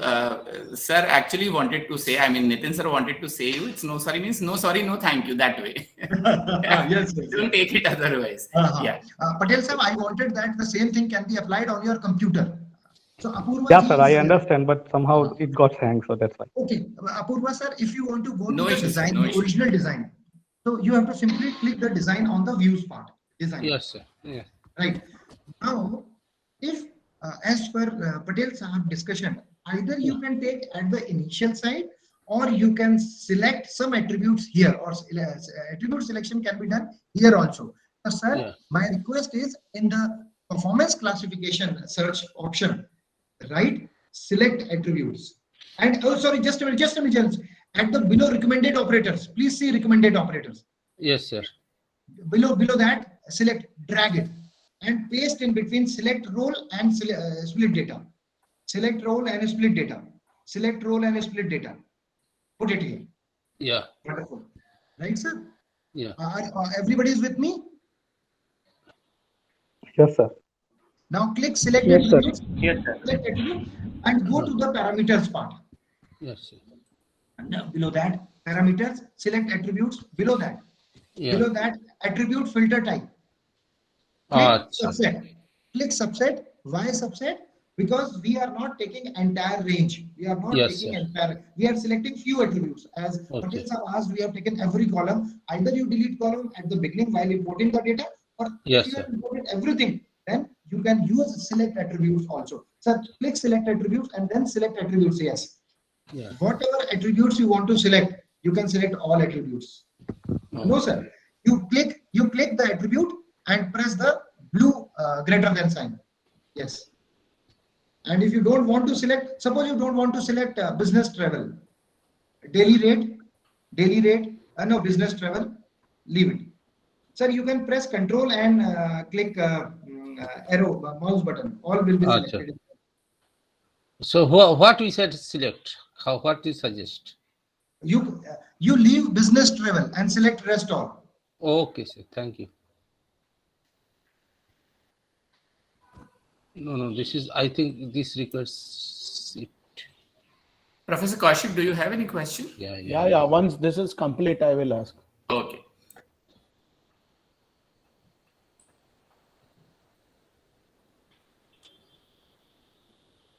Okay, just a minute. Now we will say that all attributes are selected, but business travel is not selected.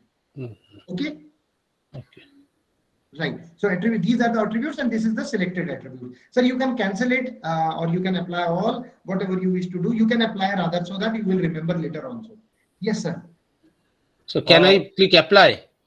You can, if you will apply, then all attributes will be selected except business travel. Business travel, okay. Or research data. For your analysis, for business analytics, business travel will be excluded. Okay. So I'm cutting it? Or yes, yes. Okay. Yeah, press apply. Press apply. Okay. Now it is applied. You will find that when you run this model, so business travel attribute will not be considered in your application. You will find it will not be there. You will not find even in description, you will not find that. So we have simply ignored the data. Now the data is out. But for that, there is no change in performance. No, we were discussing from one point. Mr. Patel asked, Dr. Patel asked, whether we can reduce some attributes. Yes, we can reduce them. Sir, I have a question. Yes, Kaushik sir, please. Sir, what example we discussed was about classification. So it was a categorical data. Sir. Right. Sir, can it be used for ordinal or interval or ratio type of data, sir? I don't think we apply on regression and classification only. We can check, we can apply, Kaushik sir, we can apply. Directly, I cannot comment on that.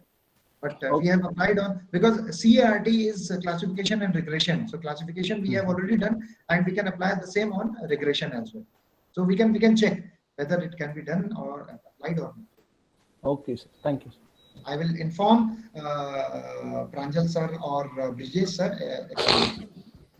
Right. Sir, can we convert those ratios data into a categorical and then we can perform? We can do. Yeah. We have to then classify the data into range, and then we have to you will say that performance appraisal. You simply say that the performance appraisal is divided into these three categories, these data sets, and then we can say that performance is high, low, medium, and so on. So for high, low, medium, also the graph can be created. We can do multiple. That's why I said that give me some time so that we can discuss, we can apply, and then implement also instead of hurry and replying. Wait for some. But we can do that. Patel sir. Any other question? Sir, you can Apurva sir, you can unshare your screen. Yes, sir. Okay, sir. Thank you.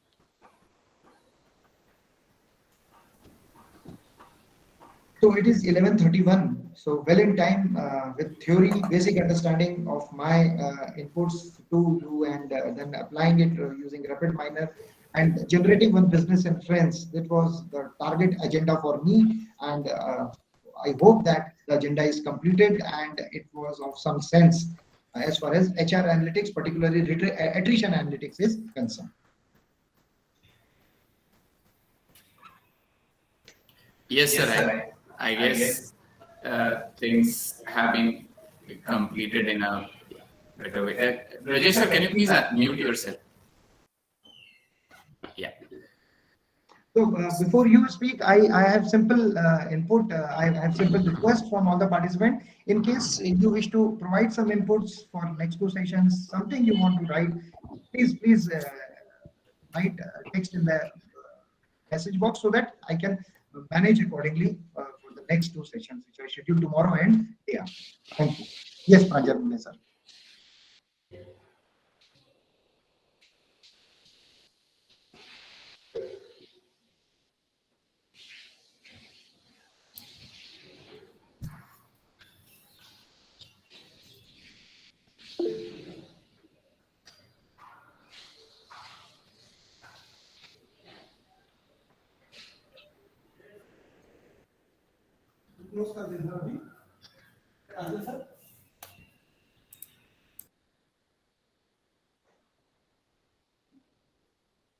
So thank you. Please write so that any input tomorrow we will apply one model, and there was some query related to missing value. So we will try to complete it tomorrow because that is required. We directly yesterday I had a word with Professor Brijesh that whether we have done data cleaning part.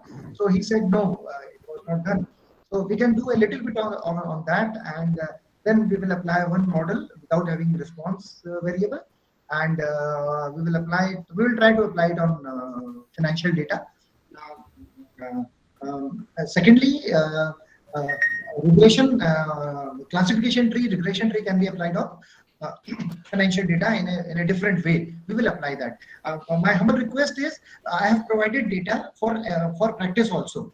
So other than this data, you must be having other data, which is just a minute.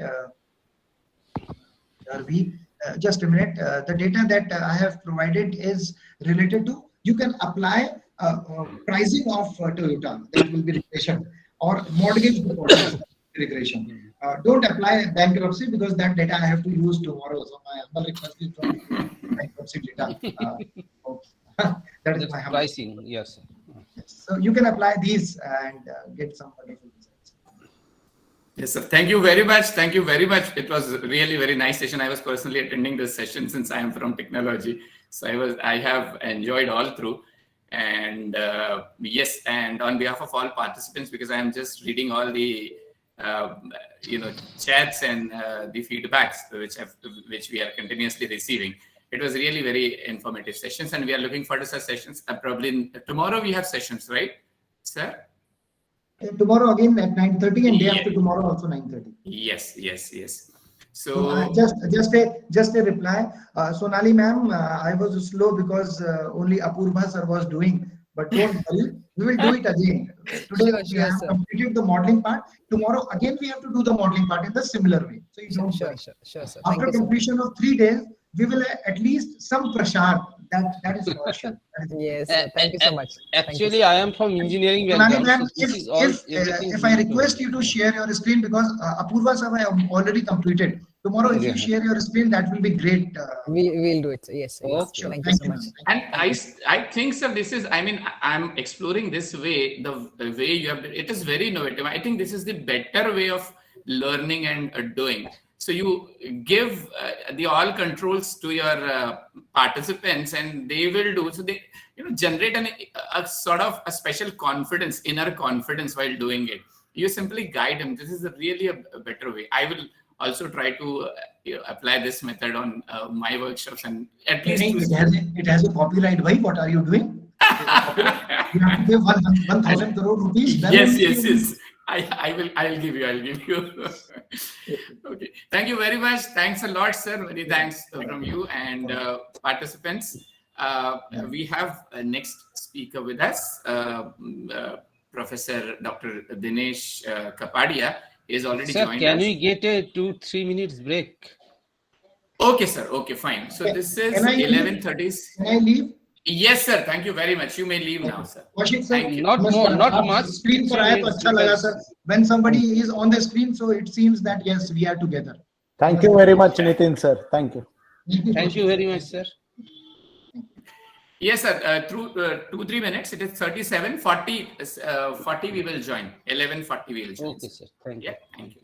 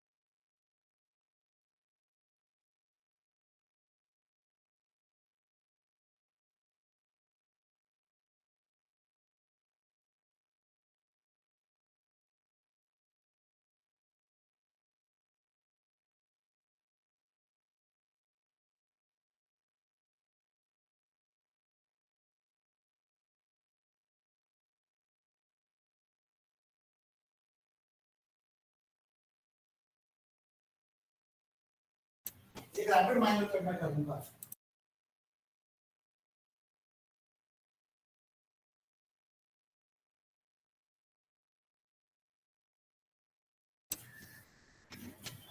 Yes, welcome back, participants. I guess you all are here. Yeah, thanks. Now our next session is a very unique kind. You know, it has nothing to do with your analytics, what we are doing so far. It is a very unique, and I am sure that you people will like it because it is related to our day-to-day chores in our life. Okay, and it will definitely heal you from that, you know, various troubles, tensions, and many other things. So we have Dr. Dinesh Kapadia with us. He is going to take you through that relaxing journey. So let me introduce Dr. Dinesh Kapadia to the assembly. He has almost 20 years of experience, mainly industry, industrial product marketing. He opted education arena in 2007. He has been actively involved in imparting management education to the budding managers. He has also associated with Art of Living Foundation since 2001. He has conducted over 100 even rather more than 100 workshops of foundation program on art of living, presently known as Happiness Program. It is a 6 days program in which participants undergo life-transforming rhythmic breathing process called Sudarshan Kriya. Besides this, he was actively involved in healthcare and primary school setup projects in the tribal areas of Jharkhand and Orissa during 2004 and 5. He also contributed in drive against suicide of farmers in Yavatmal district of Maharashtra by conducting youth leadership training programs for rural youth in 2006. So we are going to meet this spectacular personality, and he is going to tell us about various kriyas. They are all divine kriyas, so that you can somehow balance your overall personality and heal yourself. So welcome, Dr. Dinesh Kapadia, and now over to you. Okay. Thank you, Dr. Pranjal. So you have been listening about the competitive advantage. You know, the very word competitive itself is actually a stress producing, if you really observe it. The moment we talk about a competition, there is a certain element of the stress do come up. You know? So we are going to deviate from your little bit of whatever you have been listening so far, to a certain really competitive advantage at a much deeper level. You know,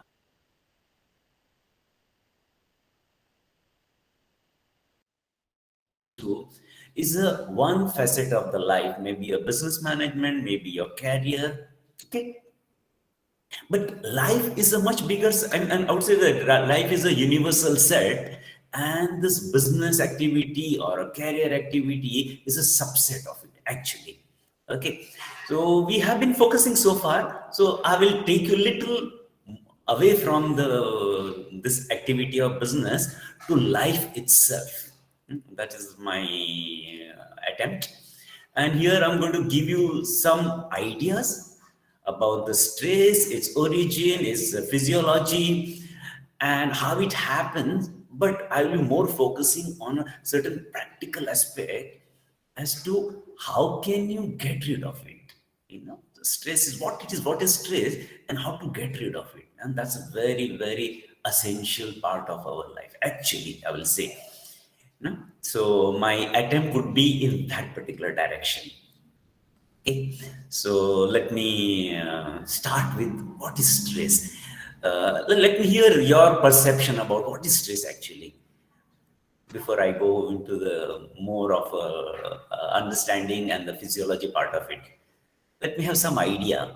What do you consider as a stress? What is that, in your opinion, is a stressful? The things or the thoughts which bothers you. Yeah, a thought that bothers you, right? Okay. You see, basically, it is a kind of state of mind where you want to perform something, but there are some barriers. Okay. So that may be maximum case. In our case, it is basically time, because job load is more and time is less. So that is one kind of stress. Very well put it. Very well put it, Apurva. Yeah, and not in the comfort zone is also a kind of a stress. Yeah, that's perfectly right. Yeah, so we have experience. I am 100% sure that everyone over here who is sitting in this particular workshop have experienced some or other stress. Yeah, uncertainties. Perfectly right. You know, my experience over a period of time suggests that even a child from, say, age of about 4 to 5, they start showing the sign of stress. And it continues till end of the journey. And most of the people have one or other way, maybe there's some factors changes, but the stress remains. That's the reason what they call it right now, that there are two elements which are omnipresent. One is the God, which is about which some people have a doubt about it, because maybe their own perception about it, but they say that the God is omnipresent. God is supposed to be omnipresent. So that is a one element. And second element is the stress, about which nobody should have any doubt.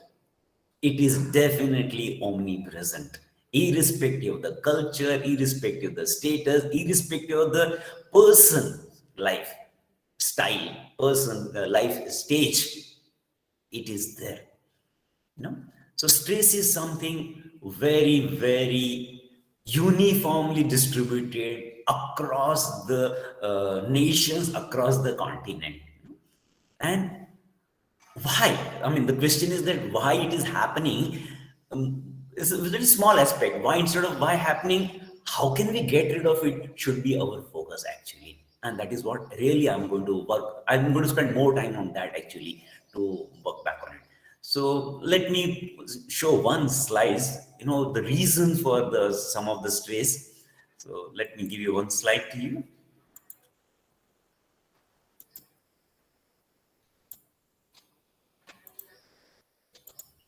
Okay.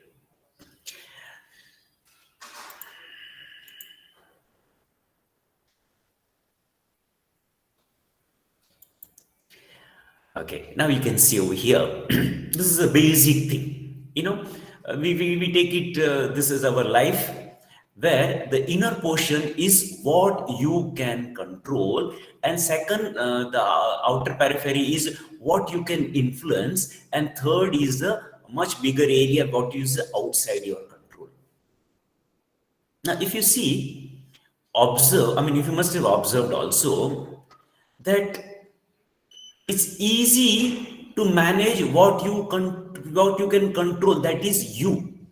To some extent, you can control your body. To some extent, you can control your mind. You have some amount of a control. Okay, that is where actually the real changes can happen. Real things can happen. Okay, and there is another area around you where you can influence to some extent. It may not be 100% for sure. It may be to some extent, it will vary from situation to situation. And there is one bigger sphere where you have absolutely no control. There is really, you can do nothing about it. And I can tell you, most of the stress actually comes from the outer side, which is beyond your control, and what you can influence to some extent. And to very little extent, it comes from what you can control. So actually, stress is flowing from outside to inside, basically. I can tell you, I can narrate one incident. One of my friend, other day I was just talking to him, and suddenly, he got agitated about it. What was the reason about agitation? That this, we are all aware about this pandemic situation right now. He said that in this pandemic, the way government is behaving, that is in terms of a confinement zone and putting building onto the confinement zone and sealing the entire area and creating so much of a hardship for the common people, without really any documentary evidence to show that it is really spreading just because of there is no confinement or the people are not controlled. According to him, he says this is absolutely useless. From one flat to another flat, the infection does not really go. People are very well aware about it. But government putting pressure on it and confining and creating a more hardship, and that is a really, it was really bothering him to such a level that he got really agitated about it. He said, they should stop all these things. This is all nonsense. And then he had an issue about, the testing and the reporting which is going on in the newspaper. He says, why they have to report? So many millions and all that's already done. Already people are healed. Why do you bother about it? And I could see, he spoke almost for about 10 to 15 minutes, and I could visualize that he was boiling within him. There was no way really he could control his emotions, he control his anger. Now, I was just observing him. Can he do anything about, the government confinement policies? Can he do anything about it? There's nothing he can do about it. He has really no control. Even if he goes and tells the chief minister, he is not going to listen. There's no point. in getting bugged about why this kind of a confinement zone are happening, why so many testings are being done. Testing is not really helping. He cannot do anything about it. But now, getting agitated about it, getting angry about it, what has exactly happened? Actually, he has disturbed his hormonal balance in the body. You know? So, what happens actually? Whenever we are stressed, there are 2-3 hormones which prominently becomes very active. One is cortisol hormone is there, adrenal associated with the cortisol. Now, these 2 hormones are basically contributes towards the it affects our nervous system, and in which our sympathetic nervous systems starts becoming more active. And in this sympathetic nervous system basically takes over the whole thing, where the fight and flight kind of a situation comes. So what is exactly happening when you're trying to control which is outside your control? You are not really helping yourself first. You cannot really do anything about it. To extent maybe vent out a little bit of your anger to somebody and probably cool down, but that is also not really healthy. So let's focus from what we can control more and what we can influence to some extent, and leave outside what is outside your control by whatever that is supposed to be done, and leave it, drop it. Ability to drop it, what is outside your control. That probably is an attitude require. If this kind of a first basic understanding can come, then probably thing can change. I can share one story on this point. There was one person who thought he wanted to change the whole world. He says, this world is not good, let me change the whole world. And he started working on changing the world. And after some time, he realized that he really could not. He said, okay, let me narrow down the field. Let me change my country. Again, he started working back on the country. And after some time, he realized that no, it is beyond his control. So he came to the state level. And slowly, he came to a society level. Okay, let me change the society. There also, he really could not do much about it. Then he said, okay, let me do work with my family and let me change my family. There also, he had a very limited success. And that's where he realized it. No, I need to change myself first. And the day he started changing himself, the day he started refocusing on his own energy, he realized that his family started improving. His family started changing. Then the society started changing. And slowly he could see that by changing himself, he could really do a much better than going from outside to inside. From inside to outside is a much, much better and a wiser journey. So stress is a one element that you need to work back at your internal level first. What you need to work on your level first, and that is only way you can really manage even outside environment. Like it's as simple as that. I can give you another example. It could be, raining outside complete, very cats and dogs, pouring rain. Now you have a choice.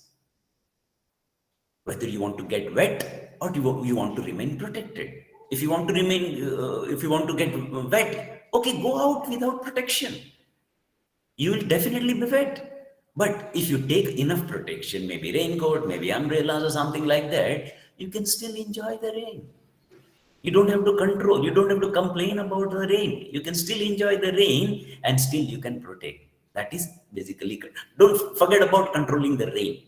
Controlling rain is beyond your control. So that is something which is absolutely, you should not even attempt to it.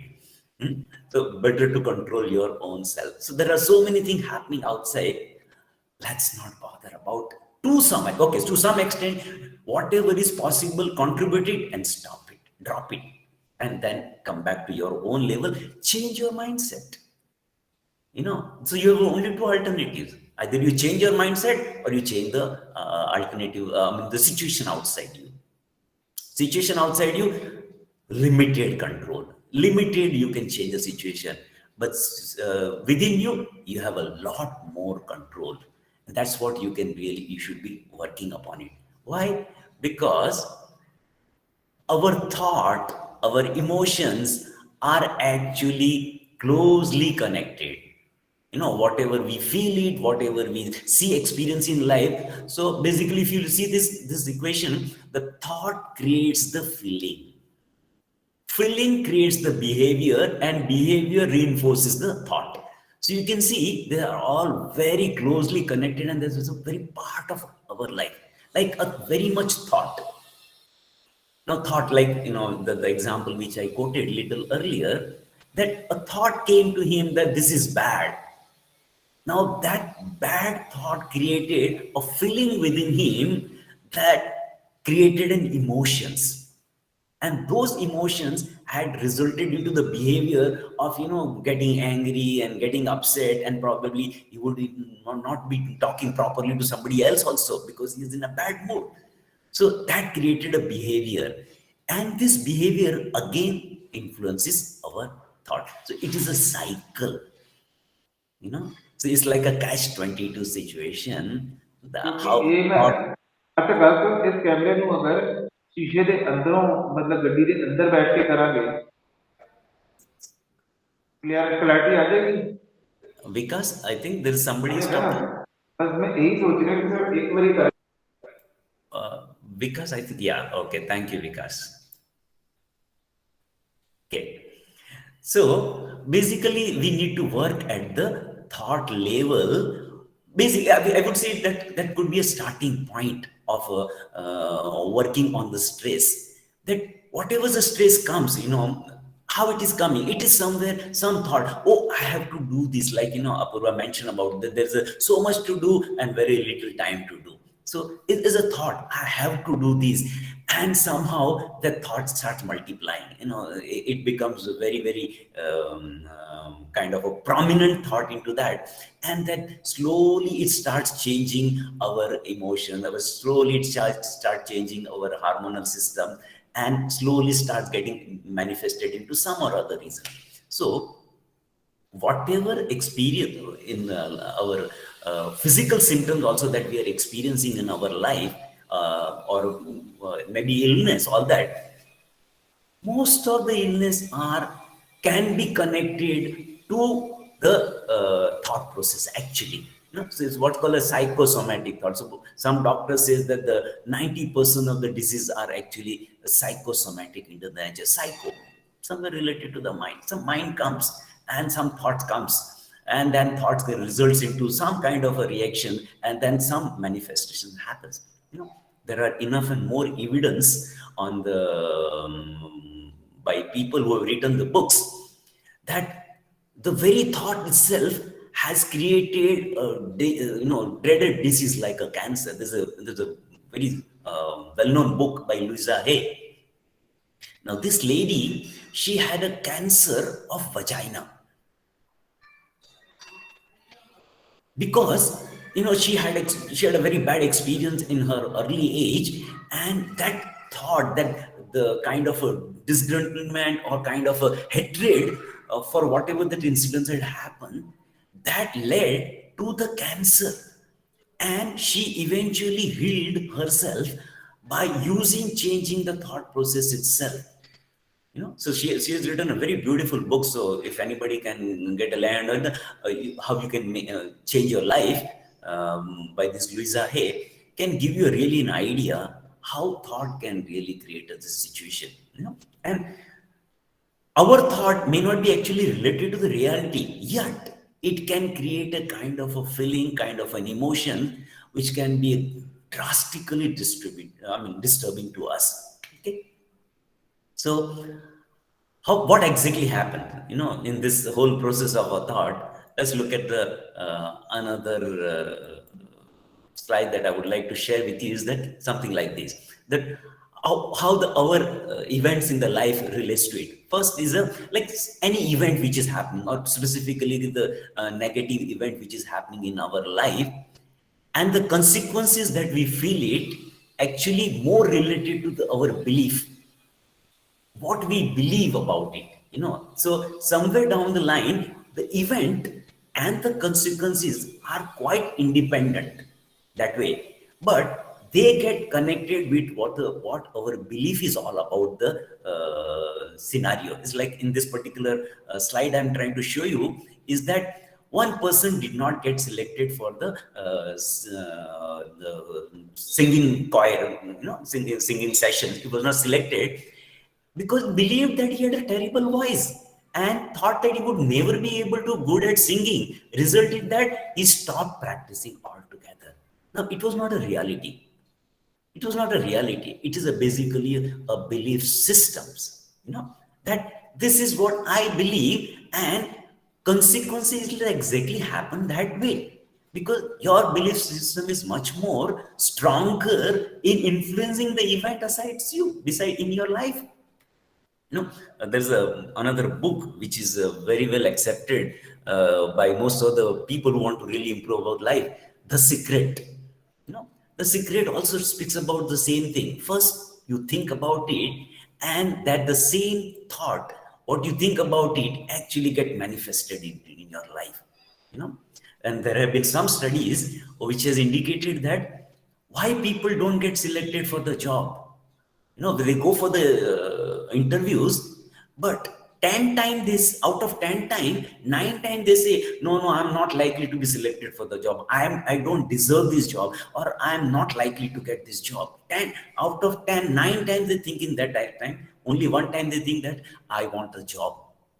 And what happens at the end of the day? They don't get selected. So what exactly worked over here is the belief about your own self, that if you don't respect your own self, how the world is going to help you. So your belief. Now, belief is again somewhere connected to your own thought process. How you think about it, how you go about it. So thought is our starting point. Okay. Now let's look at what is thought. Let's have some understanding about the thought, from where thought comes and how thought comes, what kind of a thought comes, whether positive, negative, how it comes. Let's look at the little bit of genesis of that. Now, what is thought? Whether it's a good or bad thought, how can you decide? Can you say, okay, I want only good thought? Is it possible? It's not possible. Why? Thought does not take your permission to come. It just comes. Only after the thought has come, you can say it is a good or bad, or is a conducive or a non-conducive, is a helping or non-helping. That is all classification is possible only after the thought has come. Okay. So thought comes without your permission. And how do you control this thought? How do you control this thought? It's like somebody had mentioned over that some repeated thought also can create a stress. Now, how does this happen actually? So we have to really go back to something, some entity of our life called mind. So we have to have little understanding about our mind. There is a lot of psychological definition about what mind is and all about it. But I would like to go a little different from what the modern psychology is talking about the mind. Mind has to be viewed from a spiritual perspective rather than the psychological perspective, because that can give you a much better understanding about the mind. And if you understand about the mind and nature of the mind, probably you will have a better control of your thought. And if you have a better control over your thought, you can have a better control over your life also. So let's understand a little more about the mind.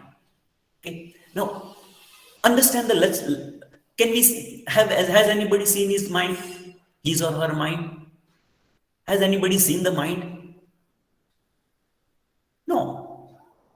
Mind is not something to be observed. It is not some sense object that you can observe, like you can observe a hand, you can observe face, you can observe leg. Mind is not that entity. Mind is something intangible. So mind cannot be observed, first of all. But we can understand mind through some reference point, like nature of the mind. Okay? Mind has a typical nature.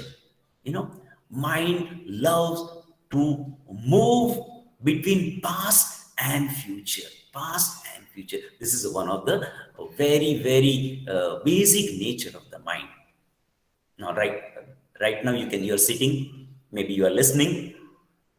Just observe yourself that in last about 30 minutes, how many times were you listening, you are in the present moment over here, and how many times you are planning about something, what you're going to do about maybe after 2 o'clock, or maybe after tomorrow, or maybe next month, or how many times you were in the past, about whatever the session happened in the morning, what had happened yesterday, what had happened, how many minutes were you really into the past, and how many minutes were you really into the future. You can just observe your own self. Actually, life is happening in this moment. Life is not, whatever past is happened. You can do nothing about somebody, if somebody has said anything in the morning, or yesterday, or day before yesterday, or last week. There is nothing you can do about it. There is nothing you can do even a minute past minute before this. But mind has a tendency to either remain into the past or go to the future. And most of the time, when mind goes to the past, it basically picks up certain negative issues. Most of your sadness, most of your issues which are troubling you are related to the past. It's already happened. Like somebody has said something to you, somebody has done something to you. It's all happened into the past. And there is nothing you can do about it.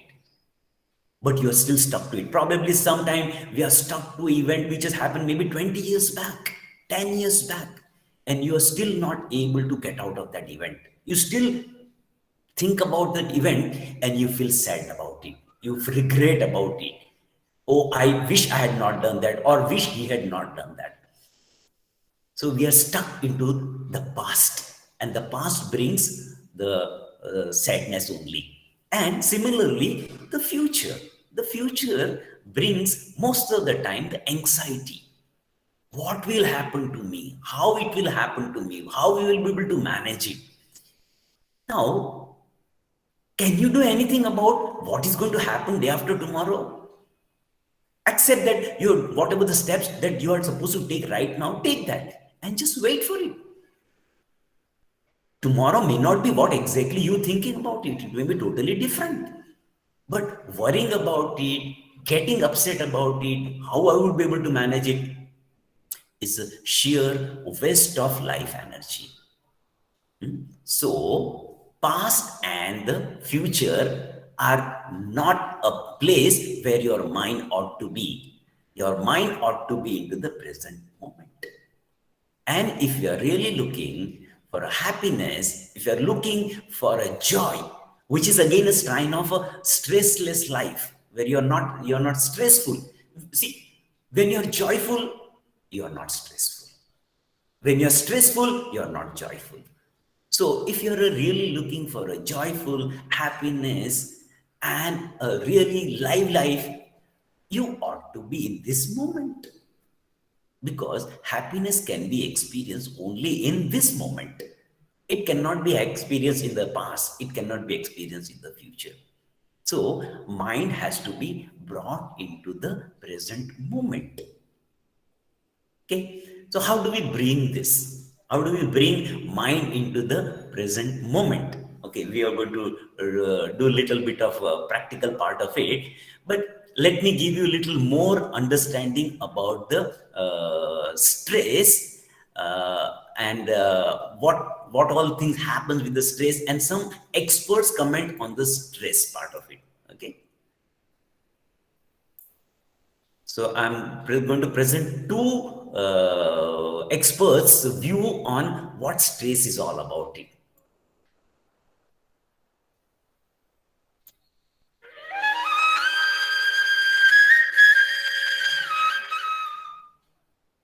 The first time I came to United States, wherever I went, I heard this term, stress management.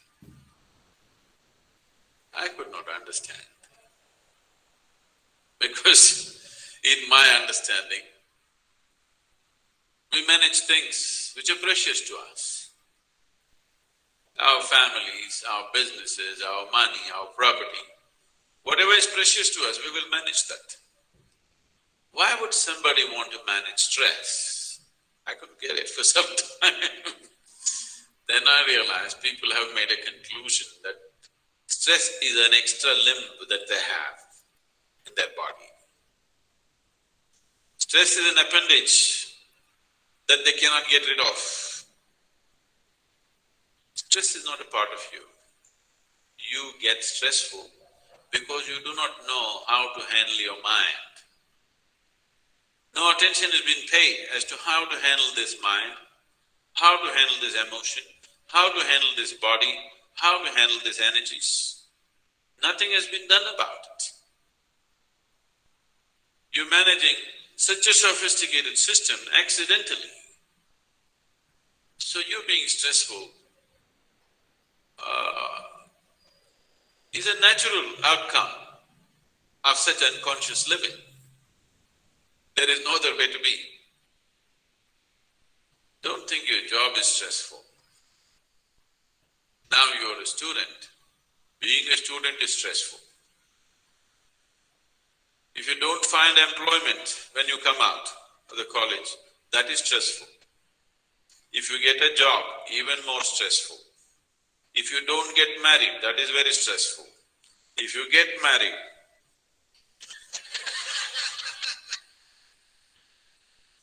I don't want to say anything. If you don't have children, that is stressful. If you have children, you pull your hair out with stress. So,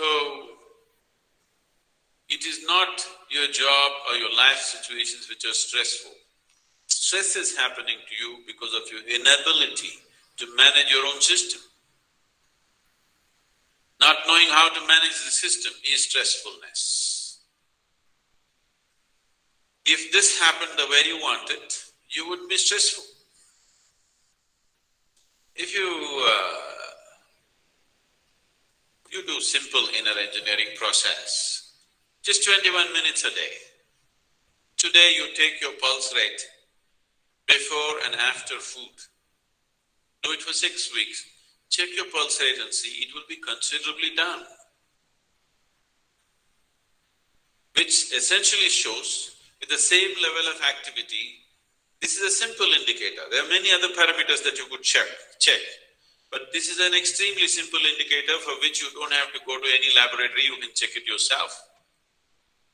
The lowering of the pulse with the same level of activity indicates that your system is going at an easier pace. That means it's working much more efficiently. If you drive your car at 2000 RPM, the engine may last 100,000 kilometers or miles. If you drive the same engine at 5,000 RPM, it may last only 50,000 miles or less, simply because it's unnecessarily revved up. So if this can do everything that it has to do at an easy pace, that means it is happening efficiently. Any machine which has least amount of friction within itself happens efficiently, naturally produces more with least amount of stress. Okay. So now we have seen, what Jaggi Vasudevan is talking about it. That basically we are not managing such a sophisticated system that we have in the way we should be. Yeah, Prabha, you want to say something? Sir, I have a question. Yeah. Basically, two questions I have. First thing is that what is the difference between anxiety and stress? Is there any Oh. difference or same thing? See, Number two is okay. And second number question. two is a little bit of stress is beneficial to achieve a goal? Will it be the driving force to achieve the goal? Okay, fine. Now, to answer to your first question, basically the anxiety lead to the stress. Anxiety means basically something you're worried about is something, but you're not able to do anything right now. If you're able to take any action, it's a different story. But if you're not able to take any actions, like what will happen if I get infected with the COVID? If this is an anxiety, the O is spreading all over the place, and what happen if I get? Now, if you're anxious about it, there is really nothing you're doing about it, then it can lead to a certain kind of a thought process, and it is going to damage physiologically. Physiologically, your body will not be able to take it. As a matter of fact, some of the studies which have been conducted immediately in early 2020 in UK, it clearly indicated the cortisol level among the people had gone so high that they did not survive even 15 days. Now, cortisol is a kind of a stress indicated hormone in our body. Up to a certain level, it is acceptable. Body can manage it. Body has its own mechanism to manage a lot of things. So it can manage to a certain level, but anything about 700 units, which is kind of a critical unit, above that, a person cannot survive more than 15 days. So they observe that all those people who died in 10 and 15 days times after the admitting in the hospital, they realized that they all had a very high cortisol level, and that has actually come out of the anxiety level. So anxiety lead to the stress. And as far as your second question is concerned, whether a little bit of stress is not, I'll come back to you after this second videos. That will answer your question. And still, I can come back to you on the same issue. Okay, let me present this.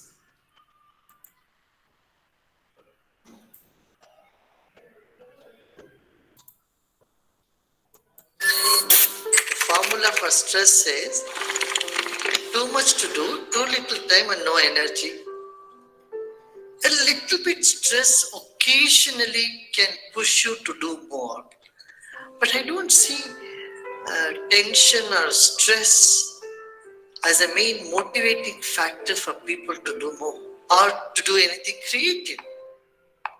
Usually people say necessity is mother of invention. I think it's sort of outdated. If stress could bring inventions and innovation, Lebanon, Afghanistan, these places would have been the most creative, more inventive place in the world today. It doesn't appear like that. The last 40 years, no invention has come out of Afghanistan or Lebanon or Beirut, which was a huge tension, stress. And the way to get out of it is look back in your life, all those moments when you felt this is it, this is the end of the world. You sailed through those moments. You are still alive and kicking. And practices, few minutes of practice to meditate, go inward, can make a tremendous difference.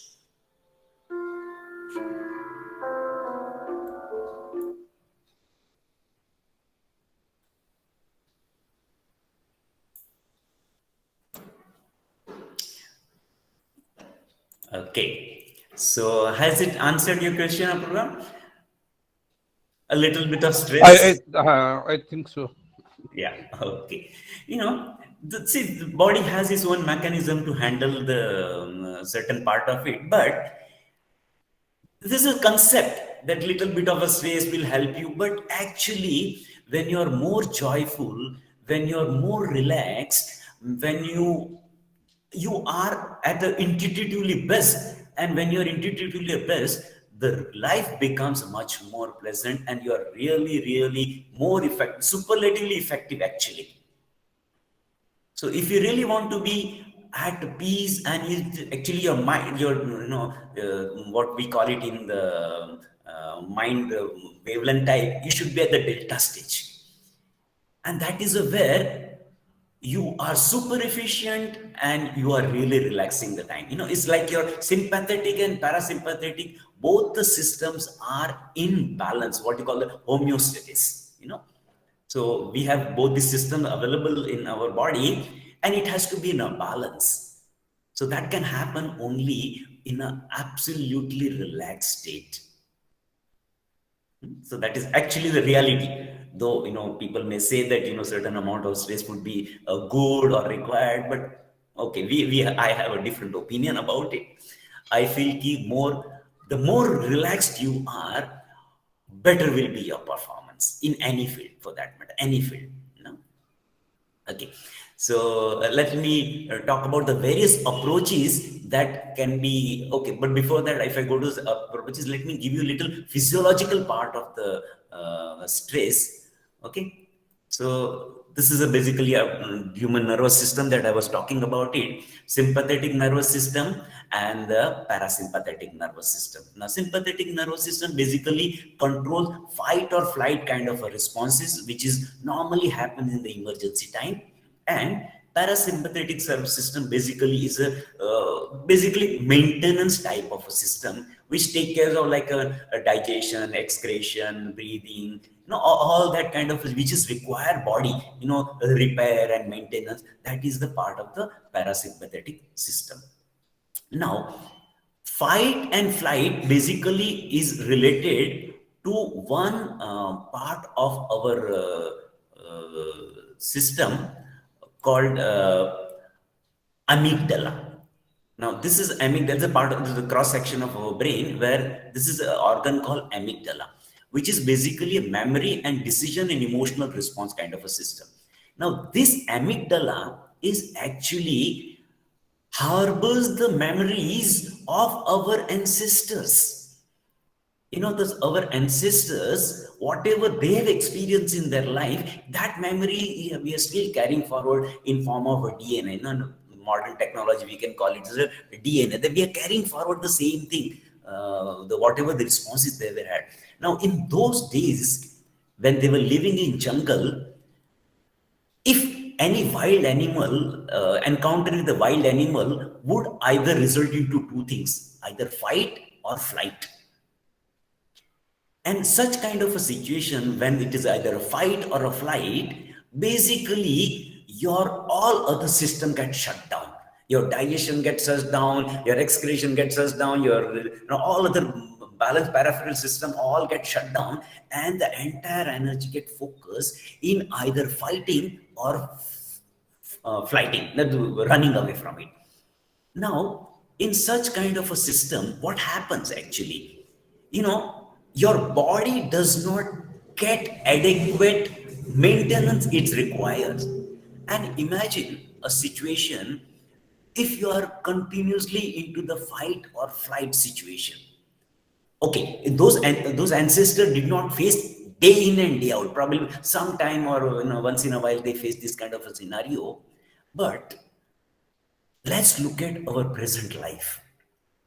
Present life, we are facing this scenario day in and day out. We are not facing tiger anymore. We are not facing any wild animal anymore in our day-to-day life. But the event that are happening in our life, if you take a combined effect of it, it is much more than even facing a tiger. So what is happening? We are more and more into the fight or a flight kind of a situation. So our maintenance of the body, the repair which is should take place on a regular basis, it's not happening. The sleep, the deep sleep, where actually healing takes place, we are hardly experiencing it. Our sleep quality has been deteriorated over a period of time. We are thinking all the time, worried. Before go to sleep, we are thinking, okay, tomorrow what to do. And throughout the day, we are worried about it. Again, the night, same thing, same worry we carry it back to in the sleep. So we are hardly giving any time for our body to heal itself. Body can heal itself. That is proven. There's a very beautiful book by Bruce Lipton, Biology of Belief. And that book, he has very clearly pointed out that what our belief actually makes our life. So change the belief and you change your life. That is how it is. He's talked about it, and he's given enough and more. Actually, he himself is a doctor, allopathic doctor, practicing doctor. He was professor. He was, and he has given all the data about what exactly and how exactly belief affects our life. And he has been quoted very extensively by Dr. B.M. Hegde. He was a vice chancellor of Manipal Medical College. And you can observe university that he has been really talking about the same thing, that, okay, change your belief, check your belief, because belief is going to really make the life what it is all about it. So we have to really work back to find out as to what to do with our mind. Again, somewhere belief is somewhere connected to our mind. Okay. So there are some more slide to give you an idea what the homeostasis is all about, which I spoke to you about it, that parasympathetic and sympathetic nervous system, when they are balanced, actually our life becomes much more pleasant and much more relaxed. Okay. So let's look at the various alternatives that are available to manage our mind, manage our stress. There are so many various alternatives are available, but I'm going to more focus on basically the yoga part or a meditation part of it. Basically, that's where I'll be more focusing on it. Okay. So let's go back to now practical part of the mind and mind management. Okay. Okay. Okay, and then before going to that also, let me give you an idea about the nerves, which is very important for managing our mind. That's called vagus nerve. So let me show you this video. Science has acknowledged a mind-body connect as early as 1872. The Orient has had the knowledge of this important connect for thousands of years and has succeeded in developing some powerful techniques to help modulate the mind through the body and vice versa. The human body is a miracle in action. The human nervous system is made of more than 100 billion nerve cells. The nervous system relays information from the brain to the body and back. One of the most important command central for bidirectional communication between the brain and body is the vagus nerve. A nerve probably 99% of the population never heard of nor have a clue of its location. So what is the vagus nerve? Vega in Latin means to wander. This nerve wanders around the body, impacting major organs.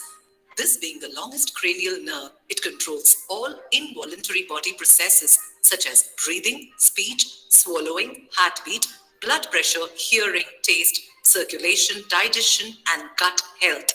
It also controls bladder movement, orgasms, and fertility. A healthy vagus nerve allows us to access the parts of the brain responsible for creativity, higher cognition, and complex decision making. In the absence of a healthy vagus nerve, we only end up having access to parts of our brain that control primal instincts like fear and fight or flight response. Hence, a healthy vagus nerve is essential for leadership and decision making. The functioning of the vagus nerve can be impaired by stress, anxiety, poor lifestyle, smoking, drinking alcohol and overworking, lack of exercise, proper nutrition and sleep. When the vagus nerve is not able to perform to the best of its ability, the body and mind become susceptible to a range of diseases like depression, anxiety, obesity, cardiovascular disorders, hypertension, diabetes, digestive disorders, chronic inflammation, kidney malfunction, infertility, and even Parkinson's. Doctors have started stimulating the vagus nerve with electric impulses from a device that increases its activity to help with diseases like depression. However, there are natural ways to stimulate the vagus nerve as well, such as breathing, pranayama and meditation, exercise, yoga, omega-3 and probiotic-rich diet, singing and chanting, splashing cold water, laughing, hugging, massages. One of the most effective ways of vagus nerve stimulation is through breath. A powerful breathing technique that has positively impacted millions of people around the world is the Sudarshan Kriya Yoga, taught by the Art of Living Foundation. When one undergoes Sudarshan Kriya Yoga, their breathing and heart rate slows down. The vagus nerve then gathers a signal from multiple organs from the body, notes that things must be calm and restful. It then passes on this message to the brain, which 9 times out of 10 will listen and then allow us to relax, rest, and digest. Regular practice of Sudarshan Kriya activates the vagus nerve and has shown to have relieved depression in over 67% of the study's participants, decreased the release of the stress hormone, cortisol, by 56%, and reduced anxiety in 71% of people. It improves deep sleep and hormones that contribute to well-being. Due to the activation of the vagus nerve, one experiences tremendous benefits after Sudarshan Kriya Yoga, like stress resilience, improved immunity, happiness, creativity, stronger relationships, and ability to handle situations. The vagus nerve remains one of the most well-kept secrets of the human body. Love and empathy, sense of connectedness, intuition, and mental and physical well-being all become integral parts of life when you keep the vagus nerve nurtured and activated.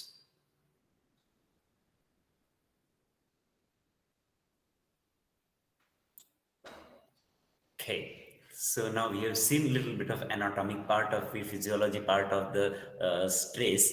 Now we'll come to the main part of If you like this video, don't forget to click the like button, comment, and share. Subscribe to this channel for more.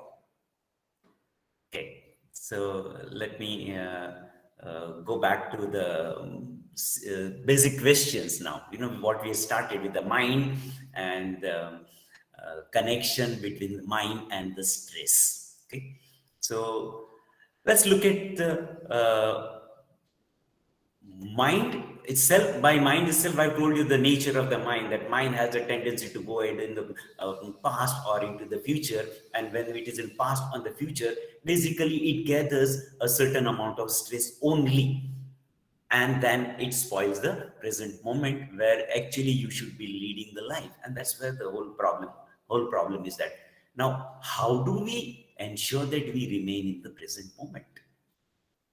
How do we go about it? That's the big question. You know, mind is nothing but a bundle of a thought. It's different thoughts, and we have no idea, we have no control on the thought just comes.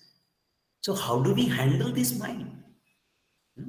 This answer, the question to this answer is actually comes from our traditions, that is our yogic tradition, where this has been elaborately defined, elaborately studied, and it's been proven that mind can be handled not directly but indirectly. You know, so what is the connection now between the mind, body? You know, with that, 60 kilo or a 70 kilo of the body can be made run by just one thought. Now, thought is just a small energy, a speck of energy, but it can make this 60 kilo of body to get up and run and everything. What is that mind? And how do we control? How do we ensure that mind becomes more focused?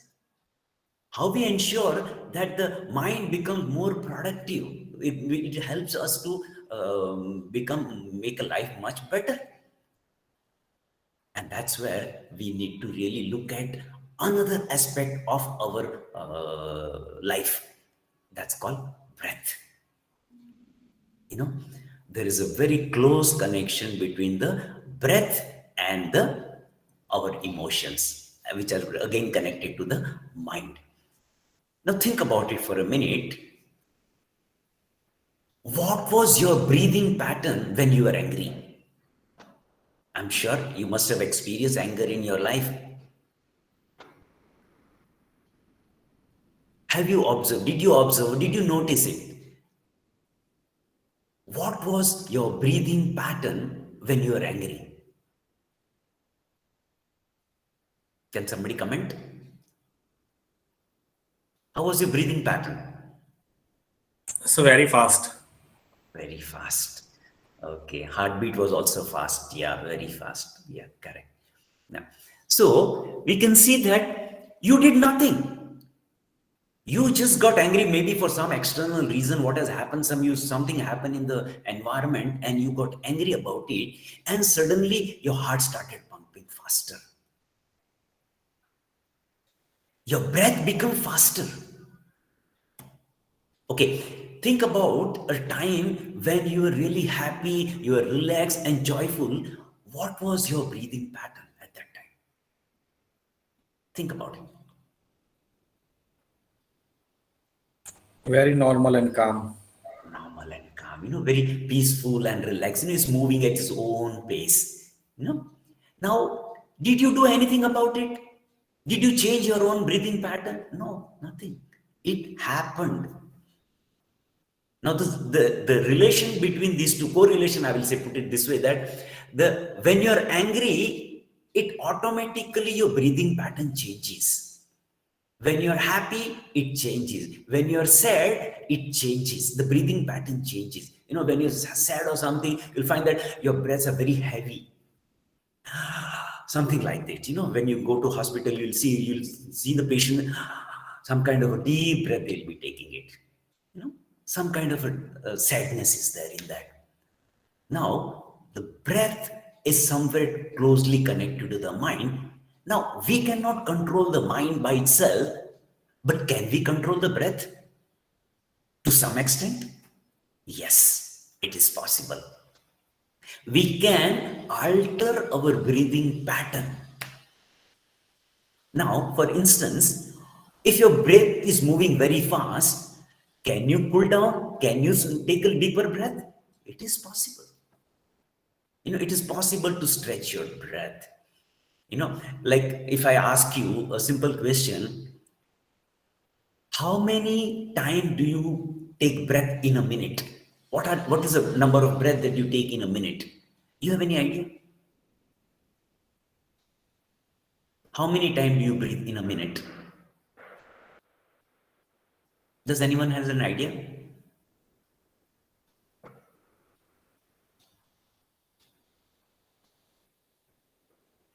$90, okay. 80. Okay, 80, okay. Yeah. More than 60, okay, 72, okay. Yeah, fine, okay. Yeah. Now you can see, let me ask you a simple question. How long will you survive if you don't eat your food? Yeah, okay, Abhishek, fine, okay. Okay, yeah, I got some idea about it, So let me ask you this simple question. If you don't eat food, can you survive for 24 hours? Yes, sir. Yeah, okay, fine. If you don't drink water, can you survive for 10 hours? Yes, sir. Fine. Now, can you stop your breath for 5 minutes and survive? No, sir. So what is more important? Eating, drinking, or breath? Breathing. Breathing is the most important, isn't it? Now, we are so much aware about our food, what we want to eat. I want to eat these, that. We are so specific. Morning, I want to eat this. Afternoon, lunch. Probably you have planned for the whole week about the food, about which you can comfortably survive even 30 days. The Jain Munis, they survive comfortably for 30 days without food. But breath, You cannot survive even 2 minutes. And we have a very little knowledge about our breath. Very little knowledge. So most crucial element of our existence, the breath stops, life stops. Food stops, life can still survive. We have very little understanding about our breath. Like most of you said, around average about 60, 70s breath you're talking about it. No, that is our heartbeat. 72 is a normal heartbeat. That is not our breath. Normally we breathe between 15 to 18 times in a minute. That is the time we breathe. And if we stretch it, we can go even up to the three breath per minute. More you stretch your breath, more you get energy. It is as simple, revving up, like what Jaggi Vasudevan was talking about. You rev up, you increase your heartbeat. You are not really improving your efficiency of your life. You are actually corroding this beautiful machine called body.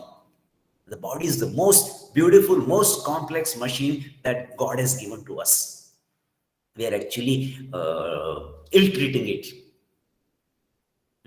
So, breath has to be understood actually, and we have to become a little more aware about our breath. And when we understand our breath, we understand our life, because the secret of our life lies in the understanding of the breath. And this knowledge was gathered by our rishis. They knew it. And that is how they designed something called pranayam. Pranayam. Prana basically is energy, which actually runs our body, and ayam basically controlling or directing, what we can say it. So directing this energy in a correct manner actually can shape up our life. It can improve our life. It can improve the quality of our life actually. And actually we should be more bothered about the quality rather than even a quantity. Quantity is beyond our control. But quality is absolutely within our control. So what is the quality of life? It will depend definitely on the breath. How you manage it, it depends on that. So now we're going to do little bit more about this breathing part of it, so that we can control our mind, and you'll experience it yourself also, that just observe your state of mind right now. And when we conclude our session, just observe your state of your mind, how much it is different. So that's what we're going to talk about it. So first let's go detail into our breath.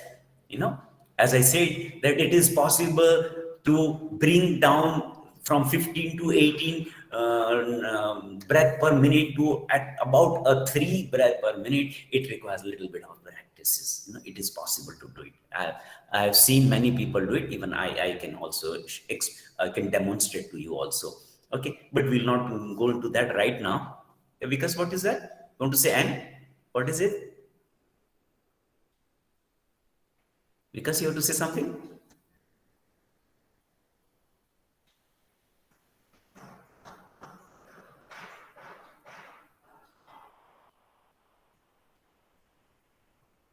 Okay, fine. Yeah. So let's understand the little basic of breathing, what we call it as a yogic breath. Okay, now let's understand the connection between breath and the body. Now we talked about the breath and the mind, that longer you stretch your breath, you can control your mind. So you have to stretch your breath, you have to keep your breath under control to control your mind. That is one relationship. Now second relationship is between the breath and the body. Okay, now as per the natural, how do we control breath, sir, regularly? Yeah, sure, definitely. I'm going to do that also. Yeah. So naturally, our body is designed in such a way that through breathing, about 60 to 70% of the toxin generated in the body should be thrown out. This is naturally designed system. You know, God has created this beautiful mechanism and all controls are in its place. Whereby, by breathing, you should be able to throw out 60 to 70%, rest of the 30% can from the sweat and the excretion and all that it can go out. Okay.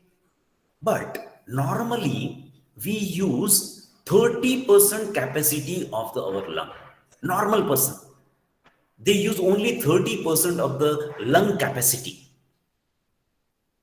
They don't use complete lung, you know, the breathing power, they don't normally use it. Now, you all are good in the maths, you know, all are done, you're doing all analytics and all that. So just put this equation that a system which is supposed to throw out 60% of your garbage or toxin, you are using only 30% of its capacity. So what is happening?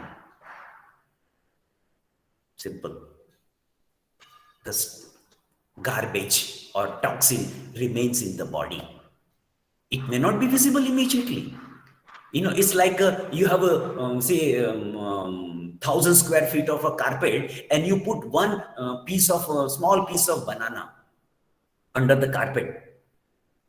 Now that one small piece of a banana may not even show any difference. But if you continuously go on putting something under the carpet on a regular basis, the time will come when it will start stinking. So when body is young, when body is capable, it can manage certain amount of a garbage and it can live with the garbage. But when body starts aging, when the repair and maintenance is not happening on a regular basis within the body, slowly the corrosion starts.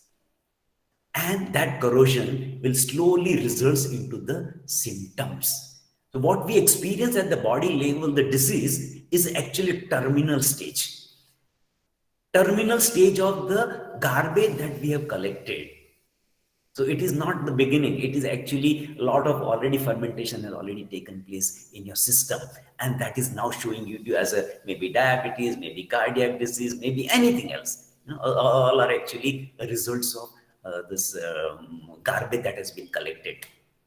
So we need to use our lung capacity more effectively to throw the garbage out. So some simple exercise that you can do is called yogic breath. And a very simple exercise, anybody and everybody can do it. And if you can make it a practice of it daily, in the night and the morning, I can assure you that automatically your body will start becoming much better. No? So yogic breath is what? Okay, now our lung has 3 lobes actually, you know, and normally we don't take air into all 3 lobes, only maybe a part of a middle or maybe part of a lower part of it is used. Normally upper part hardly any, we take the breath over there. So the garbage remains there only. So what we can do is that we can take a full breath, and full breath, how we can take it? Allow your abdomen to expand. You know, so when we take a yogic breath, we will breathe in, allow your abdomen to expand, allow your lungs to expand, and while releasing it, slowly release from the lungs, from a top layer, top lobes, then a middle and the bottom, and then allow your abdomen to contract. No, this is called yogic breath. No, even if you take for 5 minutes of a yogic breath, you will find the difference into it. So let's experiment it right now. Okay. So if you're sitting wherever you are, if you can keep your video on, it will be very nice. So I can see you what you are doing it. Okay. Otherwise also sit in the erect position, keep your back straight and keep your hand into this is called Mahamudra. You know, when your palms are facing the ceiling, it's on you and resting on your thighs or handle of your chair. If you're sitting on the chair, it's called Mahamudra. So we'll do little bit of yogic breath. Okay. So are you ready? Ready to start? Experiment it? Okay. Yes, great. Thank you. Okay, let's breathe in slowly. Just take a slowly breathe in. Allow your stomach to expand, abdomen to expand slowly, and try to bring through your breath. You try to fill up your lungs.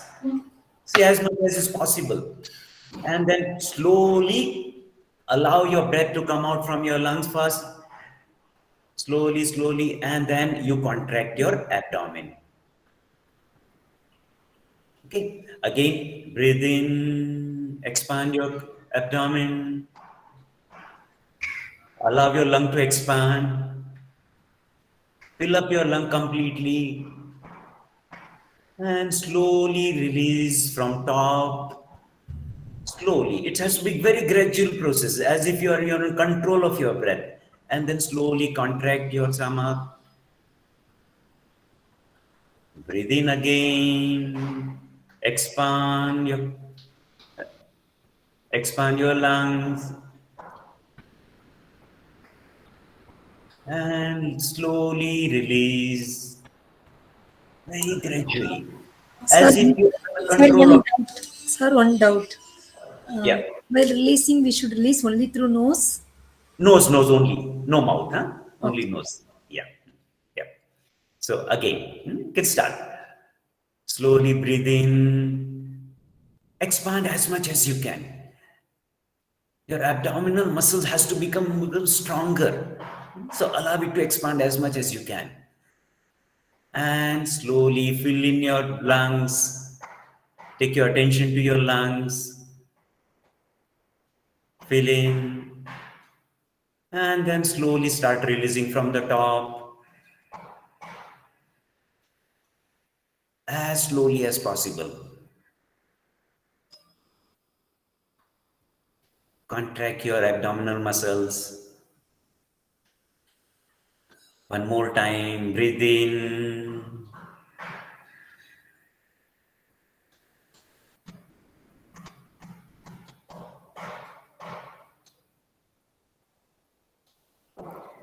And slowly let go in the same manner. So continue to focus, and if you can even keep your eyes closed, it will be very nice. Keep your eyes closed and observe all the movement. Contraction and expansion happening at the abdominal level and at the chest level. Just become aware. So continue to do for a couple of more breaths.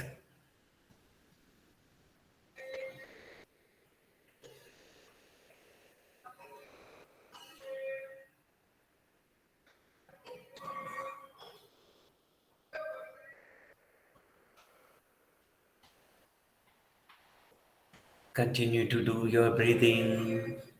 Deep breath.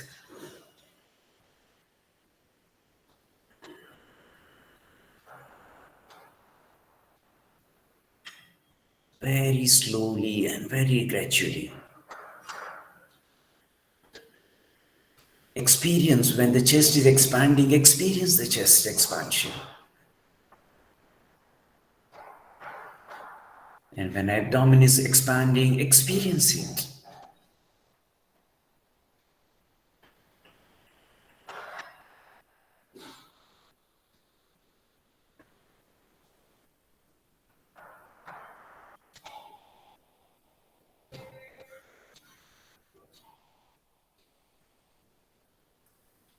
Couple of more breath.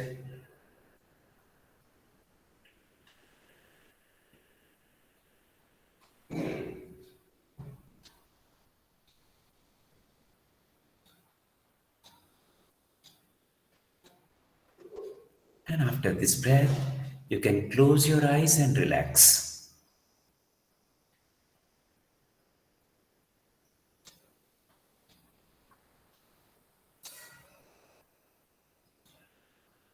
And observe the changes in your mind, in your thought pattern.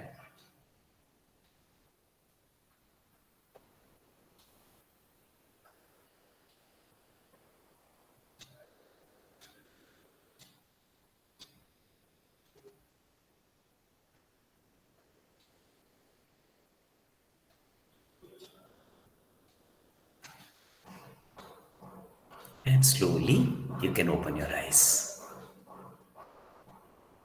Okay. Yeah. Like anybody would like to share? How do you feel now? After taking some couple of breaths, maybe you just took about 2-3 minutes of breathing. How do you feel now? Yes, relaxed. Little relaxed.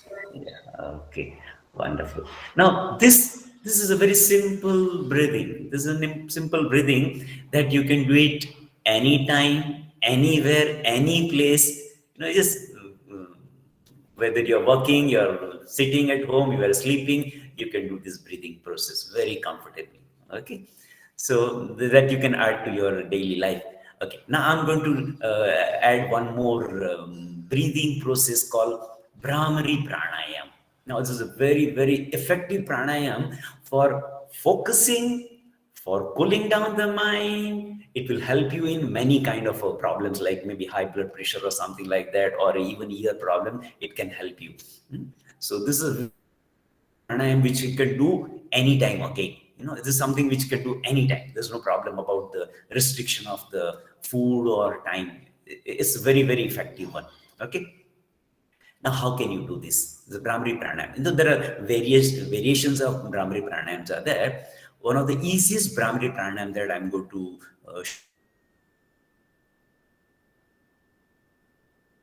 first finger, and you have to use the projectile of your ear. You have to press intermittently. Press it, leave it, press it, leave it, press it, leave it. You have to do that. Okay, and you have to breathe in, and while breathing out, you will make a humming sound. Like bee. Bee, how it hums. It creates a noise like humming. That is the reason this pranayam is called Brahmari Pranayam. Brahmari. Brahmar, it's called it. So it's something very, very simple and can be done by anybody and everybody. There is no restriction as such. Okay, so I'll show you first how to do it. Okay, it's something like this. First finger, this ear projectile is there. You have to press it intermittently. Press it, leave it. Press it, leave it. Something like that. Okay, first I'll show you.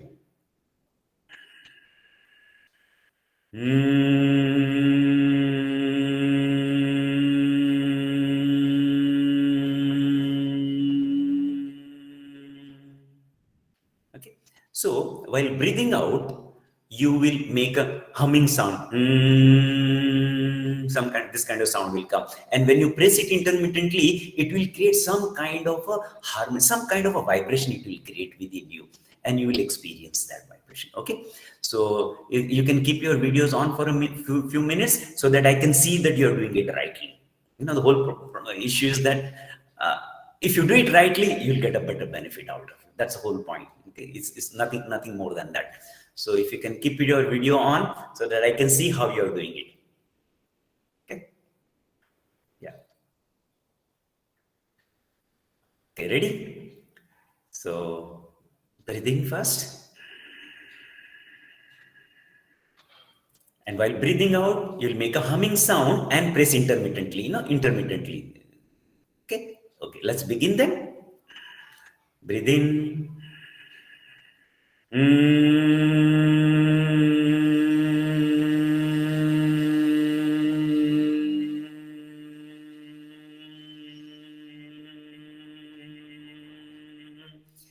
You have to press and release, press and release, press and release. Santosh, you need to press and release. Keep in mind. Then the breath in.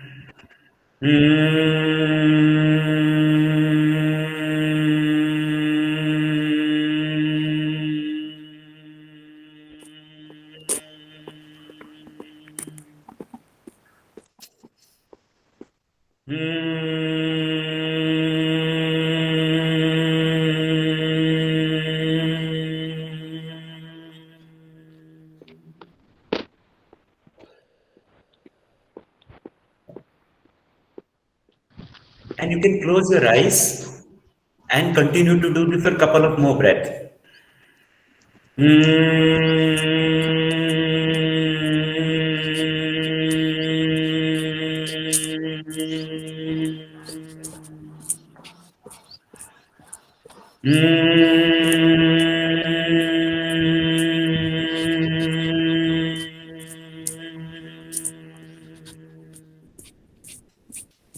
And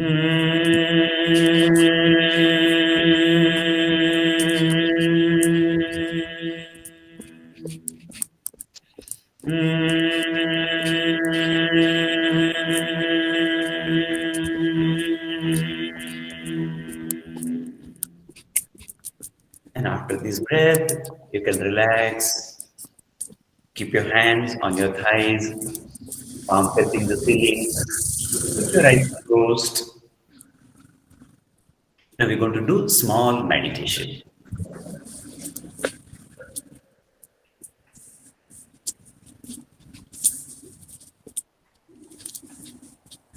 Keep your back straight. Take a deep breath and let go.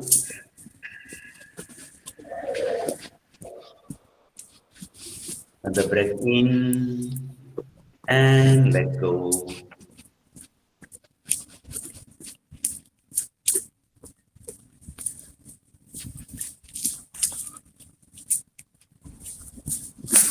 One more breath in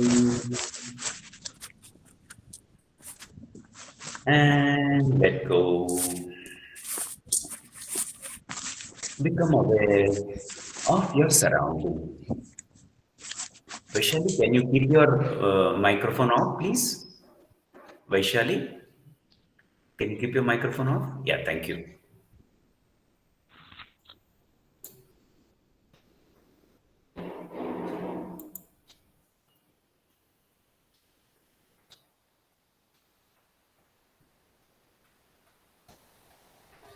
Take a deep breath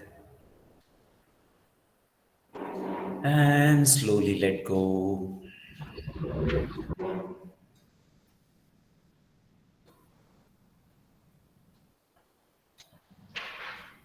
Become aware of your surrounding.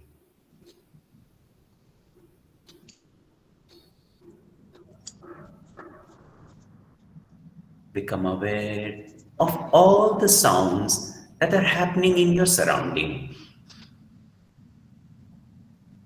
Maybe people talking, vehicle movement.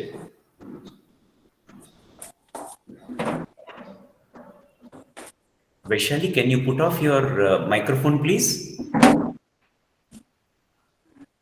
Vaishali, can you put off your microphone, please? For that particular case. Tushar, can you put off your microphone? Vaishali?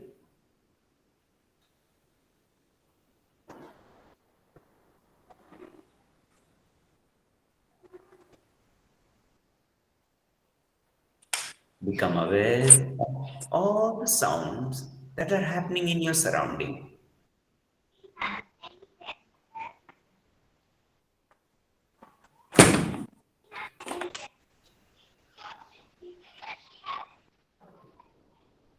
Vaishali, can you listen to me? Vaishali, are you aware?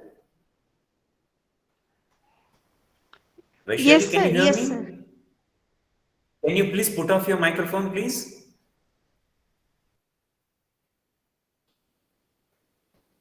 Put off your microphone. Yeah, thank you.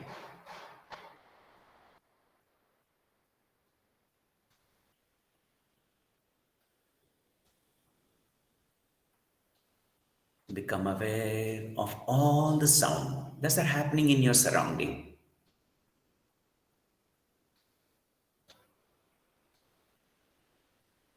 And accept all the sounds.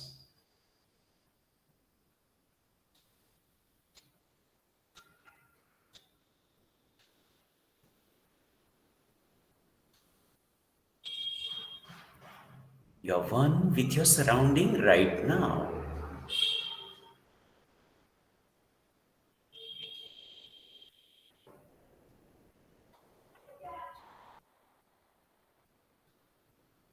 Take a deep breath in and let go. Another breath in and let go. Become aware of your own body.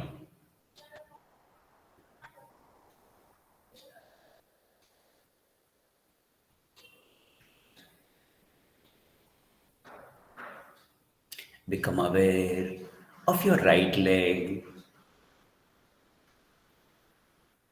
your left leg,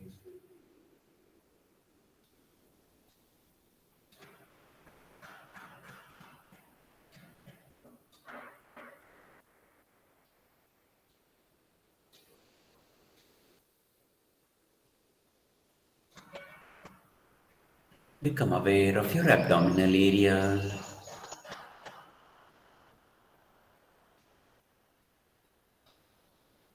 your chest,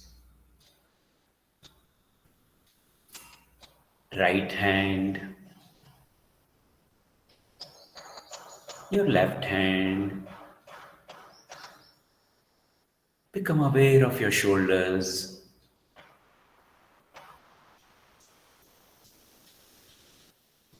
your neck, your face. Become aware of all type of sensations happening in the body.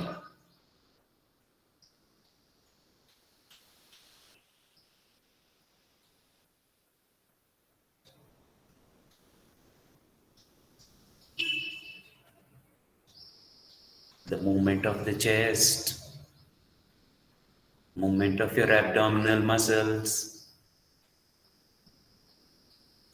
Just become aware of it.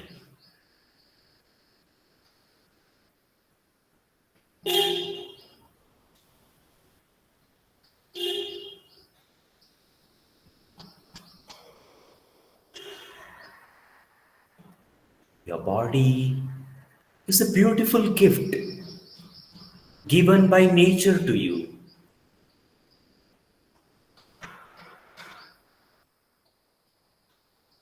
Let's honor and respect our body.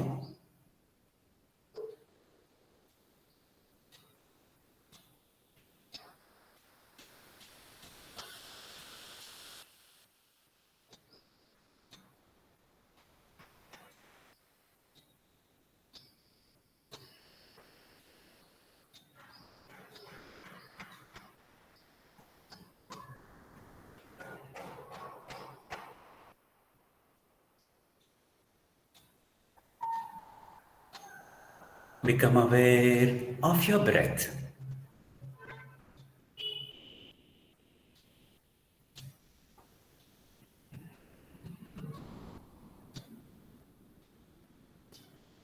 Become aware of incoming breath and outgoing breath.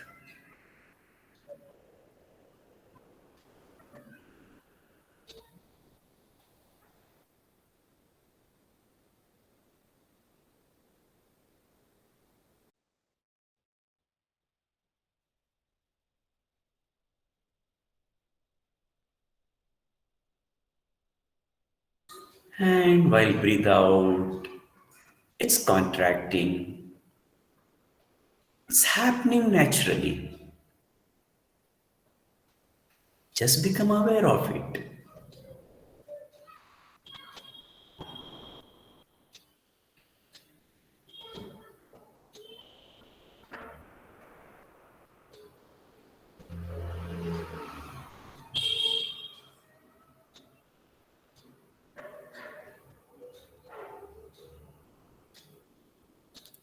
Let not a single breath come in without your awareness.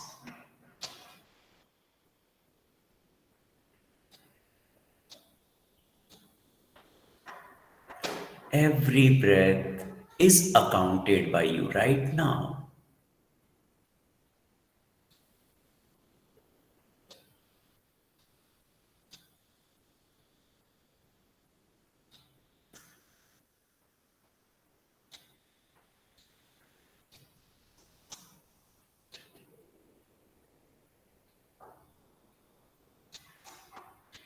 There is nothing to do right now except observing your own breath.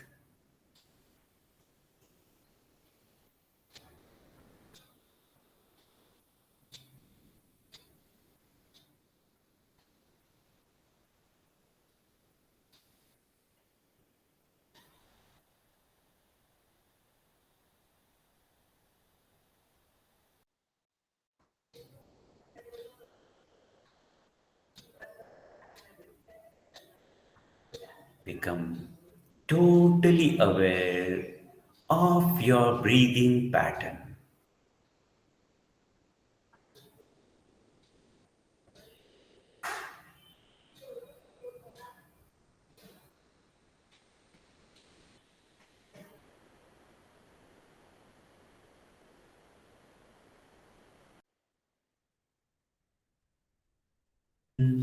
And moving out effortlessly. It's happening. And you are witness to this process.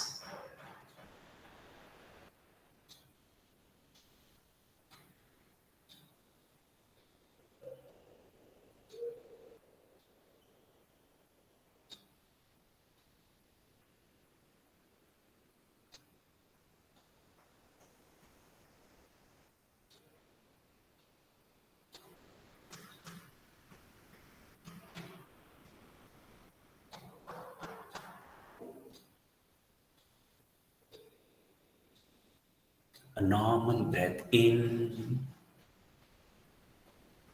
and let go.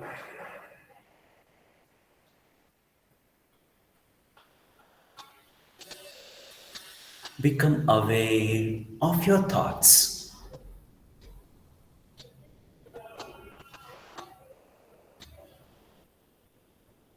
Whatever may be the thought, good or bad, just become aware of it.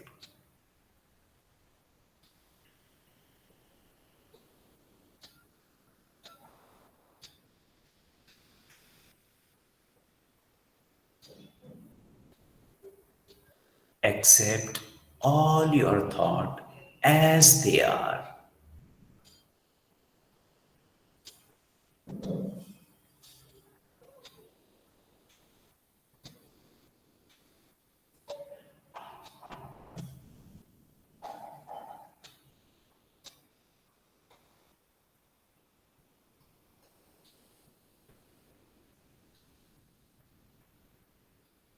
Normal breath in and let go.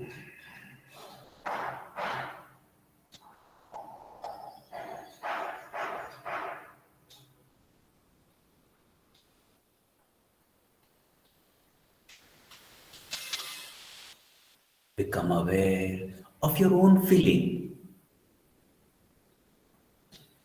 Maybe pleasant or maybe unpleasant.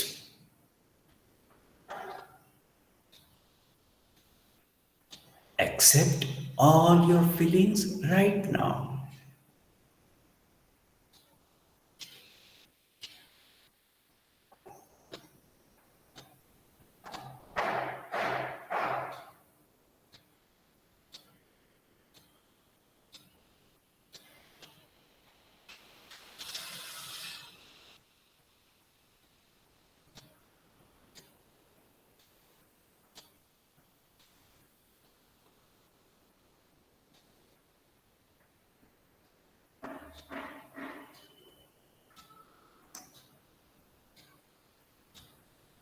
You are peace.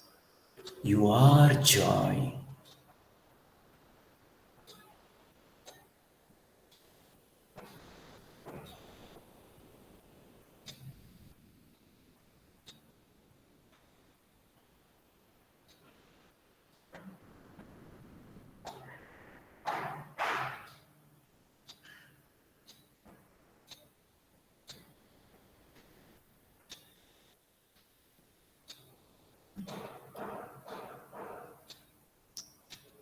लोका समस्ता सुखिनो भवन्तु। ॐ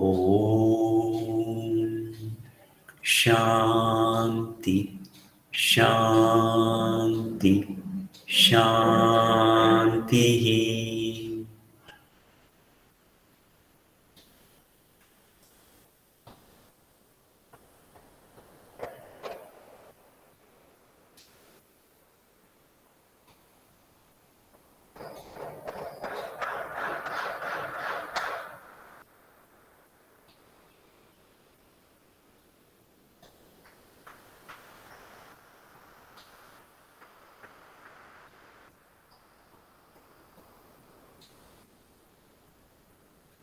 Become aware of your feeling, if there are any.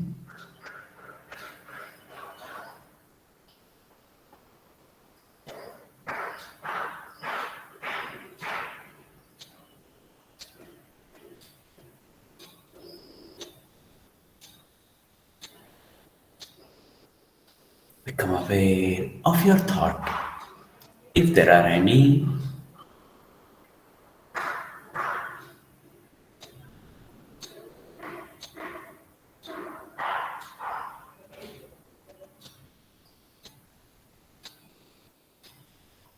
Normal breath in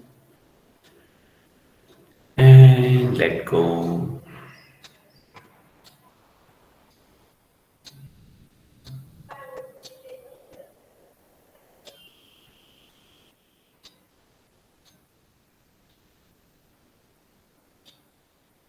Become aware of your body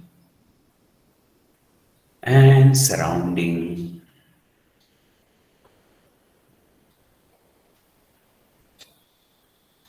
Take a deep breath in and let go.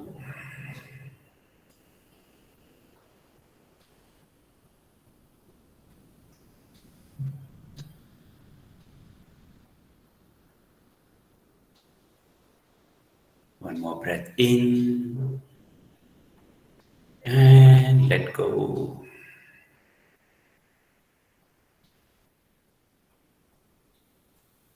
And as in when you feel comfortable,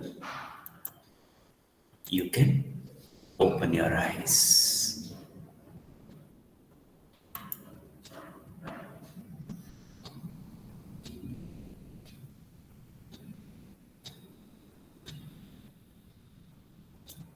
As and when you feel comfortable, you can slowly open your eyes.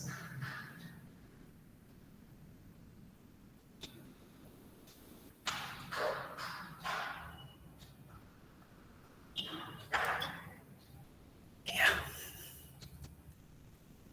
How do you feel now? No, we did about meditation for about 16, 17 minutes. We did meditation. How do you feel now?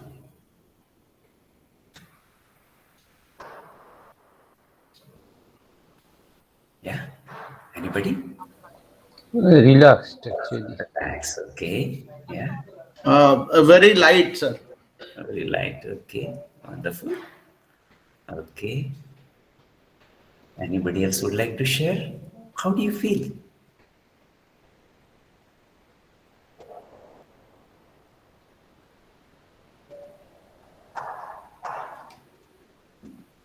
Okay. Yeah. You know, we have spent so much of time in learning. Yeah, thank you, Satya.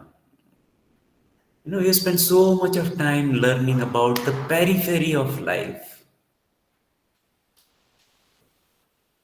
These are the moments when we go back within ourselves, we spend time for our life. Otherwise, we are spending for the periphery of the life. So, you can take a call on this. What is more important? Your own life or the peripheral issue of the life? You know, it is your choice. You know, we are the creator of our life. So when we meditate, when we do pranayam, we are basically going back to our own self, like we are giving time to our own self. Otherwise, we are giving time to the world. So choice is always yours. What should be your focus? So ideally, you must take out at least half an hour of time for your own self. You know, give 23.5 hours for the world if you wish to. But half an hour for your own self so that you can live life.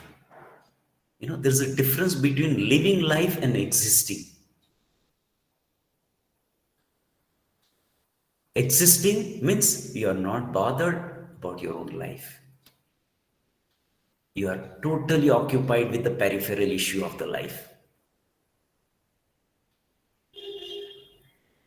So choice is always yours. Whether you want to give importance to yourself or you want to give importance to the peripheral issues of the life. It's always your choice. And that is what makes life. We will simply exist and go. Even if you don't do anything, we'll go. We'll simply exist. But when we give time to our own self, we live life. We become joyful, we become more relaxed, and we can really appreciate every moment of our life. And it does not require too much of time. You can spend 15 minutes in the morning, 15 minutes in the evening, do maybe 10 to 15 minutes of Brahmari Pranayam. You can do a little bit of meditations. Meditation is very simple. Just simply focusing on your own breath itself, it becomes a meditative. Simply focusing on your breath. Just become aware. Drop everything. Let world wait for you. The world is not going to collapse if you don't open your eyes. Open it, close your eyes, and for 10 minutes, be with your own breath. And you will see you are really giving quality to your life. You're changing the quality of your life. And that's what the life is all about it. Okay? So if you have any questions, I can take now. We still have 5 minutes more.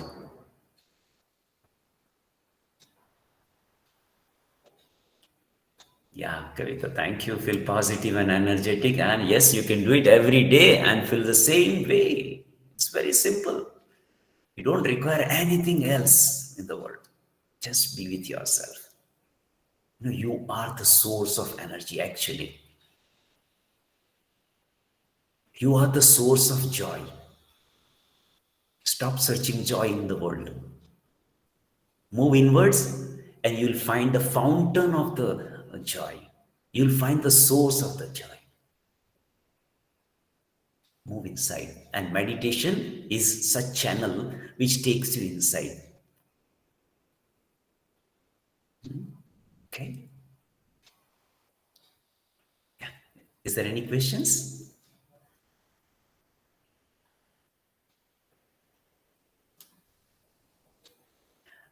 Okay. It seems that all are very blissful and peaceful. So we can close it, the session for today then. Okay. Sir, only one basic doubt, sir. Yeah. We can wear the spectacles and do the meditation, no problem. Oh, yes, you can do it. No problem. The meditation is going within you, and everything else can be secondary. Okay, sir. Thank you. Thank you, State out of mind, we can control. The more you meditate, you will be able to realize that the thought will become slow. The number of thoughts that are coming will start reducing. Yes. It is as simple as that. You focus on the breath, thought will start dissipating actually. Because thought and breaths are very closely connected. The more you focus on the breath, thought will start disappearing. Yes, sir. Thank you, sir. I can give you a very simple exercise also. Whenever you are anxious, when you are worried about thought, one thought is moving continuously, stretch that sentence. What will happen to me? Like suppose this worry is that what will happen to me? You can stretch this way.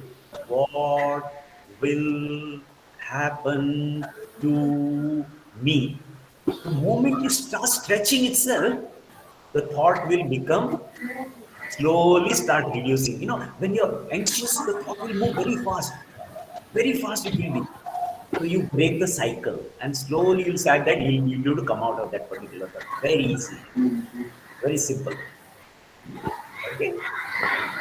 Sir, I have a question. Yeah, go ahead. So is there any physical condition for at that time that should not be done like that? Say somebody has some asthma or some other problem. Can they do this? Say not for me, but for my family members. Anybody and everybody can do what I have shown you right now. Bhramari pranayam, anybody can do it. Yogic breath, anybody can do it. Meditation, anybody can do it. So it is irrespective of anything, any other element he has. Or he Any kind of elements. Any kind of elements you can do Bhramari pranayam. There is no problem. As a matter, it will help you. And meditation will help you to come out of that. Okay. Thank you, sir. Okay. Yeah. Thank you so much, sir, for this divine session. I am sure that all of our participants, all professors must have been benefited out of it.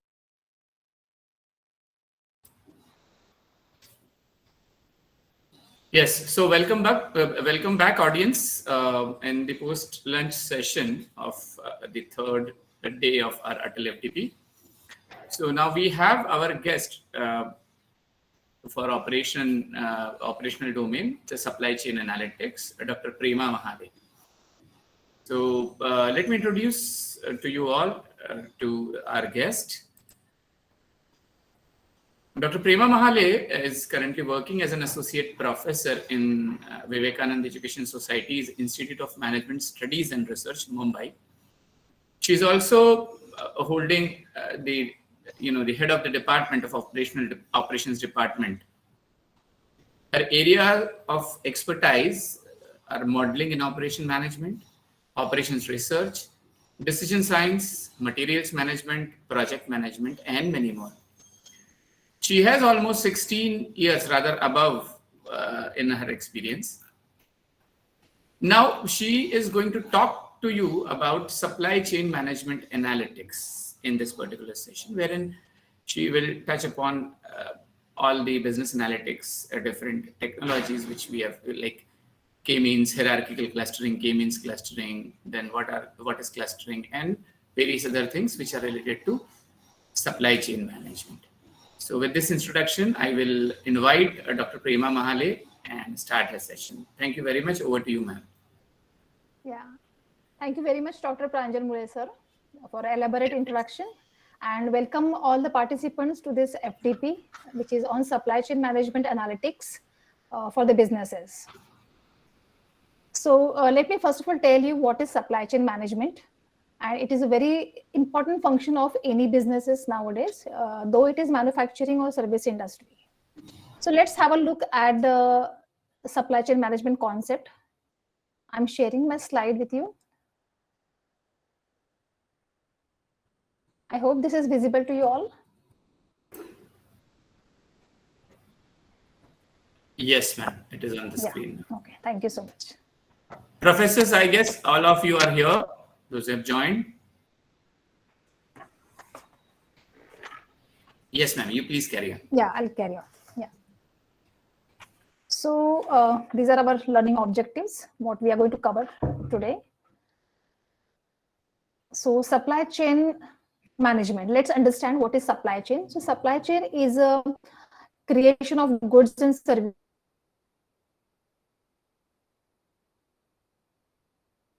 and it takes care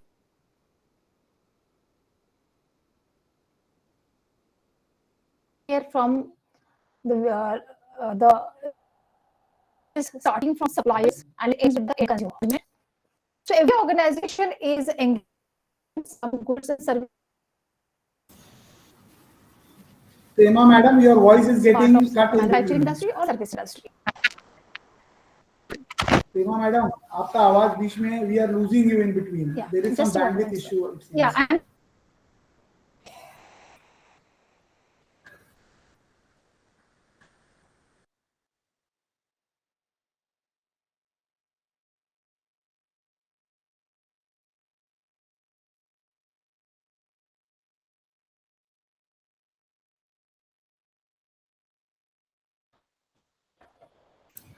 yeah, am I audible now? Yes, ma'am. You are audible and visible as well, but I think there is a bandwidth issue, I think. So I would appreciate if you can switch off your camera as well, so that it will ease out some bandwidth for your communication and presentation. Sure, sir. Sure. You can switch off your camera.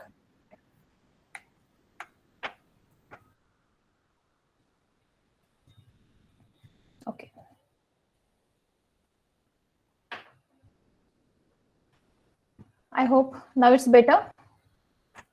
Yes, ma'am. Yes, it's better now. Yeah. So coming to supply chain management and its importance is manufacturing and services.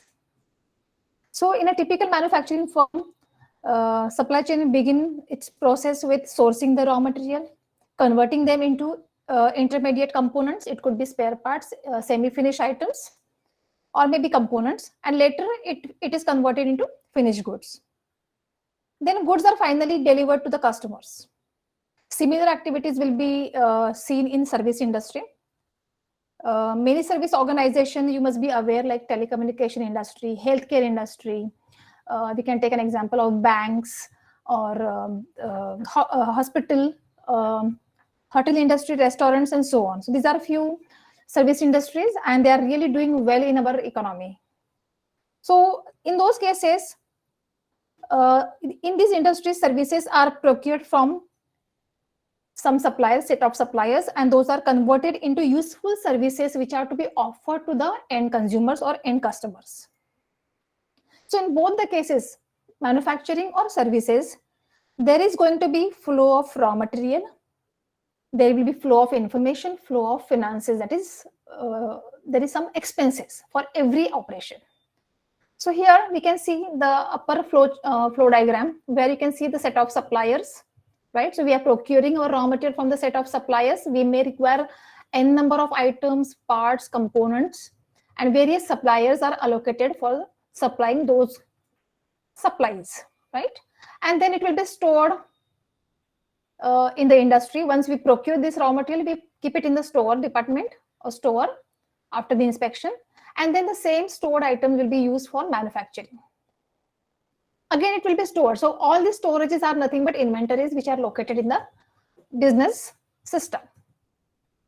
So after manufacturing, we store the finished goods, and then it will flow towards the distributor. So that is called as transportation. So we are transporting our finished goods to the distributors, which is one of the important channel in our supply chain at the outbound. So from distributor, it will go to retailer or wholesaler, and then to retailer, and then to the end consumer. So this entire value chain or supply chain is playing very important role for transporting goods and services from this end to the extreme other end. When we take an example of services, take an example of service industry, of course, they also have set of suppliers necessarily, not in all the services. If we take an example of consultancy or IT services typically, or maybe we can say counseling sessions, which are pure service industries. So there you may not see suppliers, but of course there is a conversion of subset of inputs into the outputs, right? So those services will be produced or maybe transported or transformed into the usable service which is required by the customers, correct? So customers are getting benefited and getting the services rendered at the same point of time, right? In case of goods, goods are manufactured here somewhere, those are stored, and then it will take some time to reach at the customers, because there is a distribution channel in between where distributors, wholesalers or retailers or their chain is located. But in case of services, the moment service is produced, it is same time it is rendered to the customer. Take an example of say healthcare industry, or maybe a doctor. You are visiting a doctor in a clinic. So doctor is providing you the services, maybe treatment or maybe surgery or consultation. At the same moment, customer is also benefiting from that service immediately, then and there, right? So these services cannot be stored. It will be immediately rendered to the customers in no time. So that is the difference between manufacturing and service environment in terms of supply chain. Now coming to the supply chain, and let's see the flow of, that is cash flow and flow of goods and services. Typically, when we think about any supply chain, we see all these various agents and stakeholders playing important role. Suppliers, then there is a producer, then the logistic. You may have third-party logistics, then there will be customers, and there will be reverse logistic. All right. So looking at this red color arrow is showing you the goods and services are flowing from suppliers from this end to till the customers and to reverse logistics. So can you see this flow of this arrow with the red color? So it is going all the way from supplier to production, production to logistic, customers, and then reverse logistic. But when we see the cash flow, it will be in the opposite direction. Once you sold the good, that time your money or maybe cash is going to be flowing from this end to customers, then it will go to logistics and distributors and then producer and then to suppliers. At the same time, can someone tell me how will be the flow of information? How supply chain works? Anyone of you? How would the flow of information will be seen over here in the same direction, clockwise or anti-clockwise? In the direction of goods or in the direction of cash flow?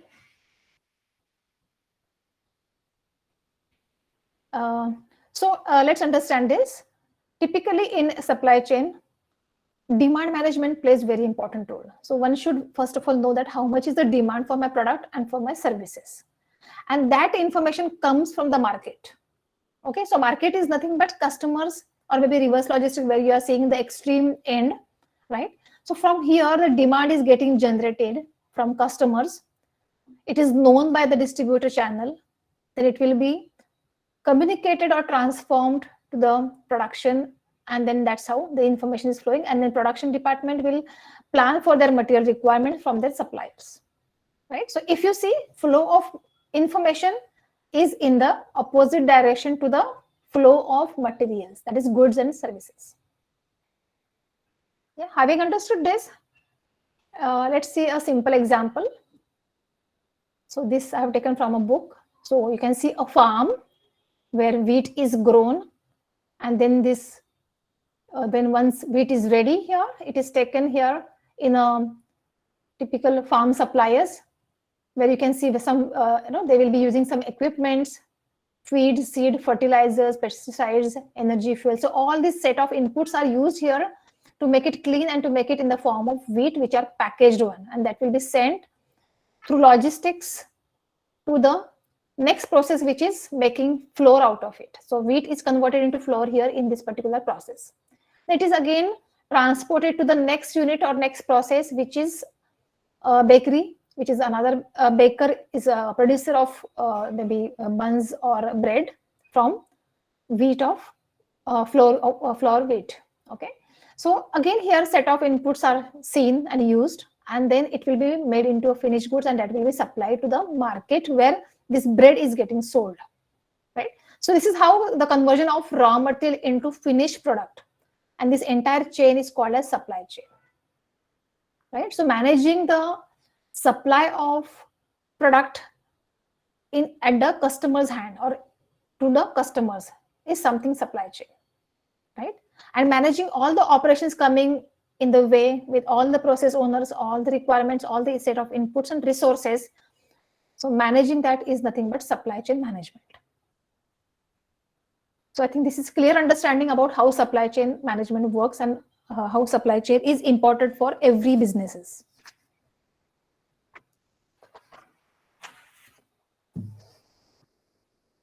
So supply chains are equally relevant to service organization, and we have taken some example also, like what example we are seeing is from typical manufacturing example of bread, but similar example can be understood when we talk about service industry.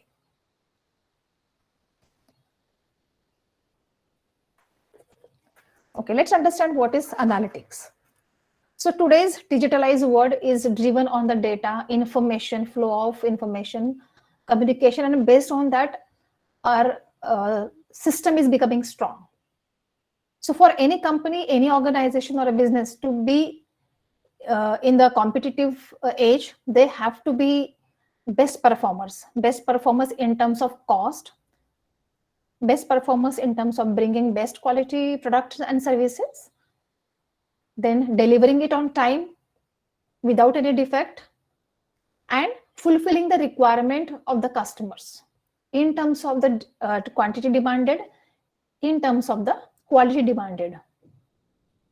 So the companies and businesses, those are fulfilling and satisfying their customers, will be definitely there in the competition. So in this competitive world, it is very, very important that you are excelling in all these parameters called as cost, delivery, and quality. These are three basic important requirements based on which you can be competitive. So let's see how this analytics will be playing an important role in building the organization and excelling them towards the best performances. So analytics are present in all the domain, all the areas of operations management and in supply chain management. So analytics plays very important role in managing the inventory levels, managing the demand, understanding the forecast, that is predicting the future requirement from the customers, and based on that producing the product and making it available on shelf whenever it is needed and it is in the required quantity. That is something which is important. If you miss the bus on this, then definitely you will have to pay some extra cost called as inventory carrying cost or shortage cost if your items are not available on the shelf. So not only in inventory or demand management, but analytics plays a very important role in managing the production system, flawless operations, identifying the quality, identifying the defects, and also delivering the goods and services to the customer in no time or in the required time period.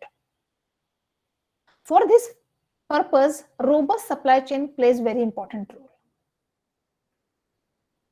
So to make our material, to make our products and services available to the customer at required point of time, it's very, very important. And their supply chain plays important role.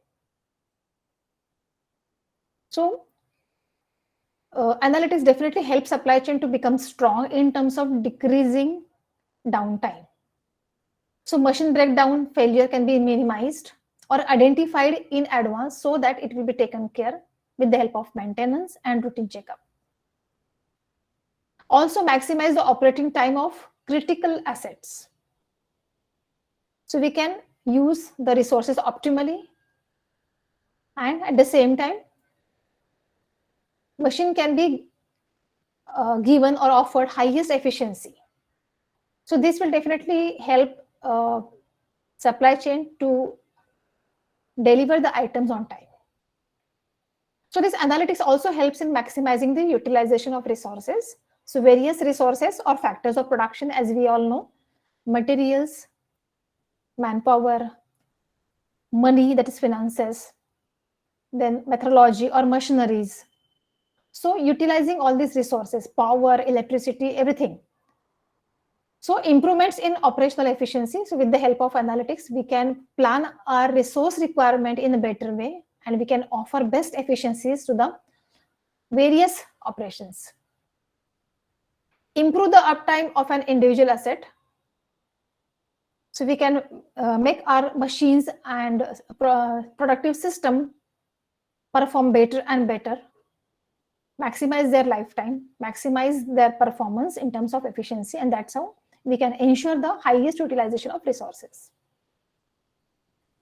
Optimizing the network complexity.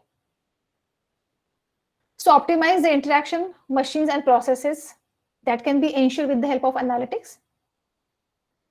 It encompasses every step from purchasing to production to sales. So all the processes which are coming in the entire value chain will be done in a better manner with the help of analytics. Then it also helps manufacturer in what to buy, what to make, and how they should make it to yield the most profit.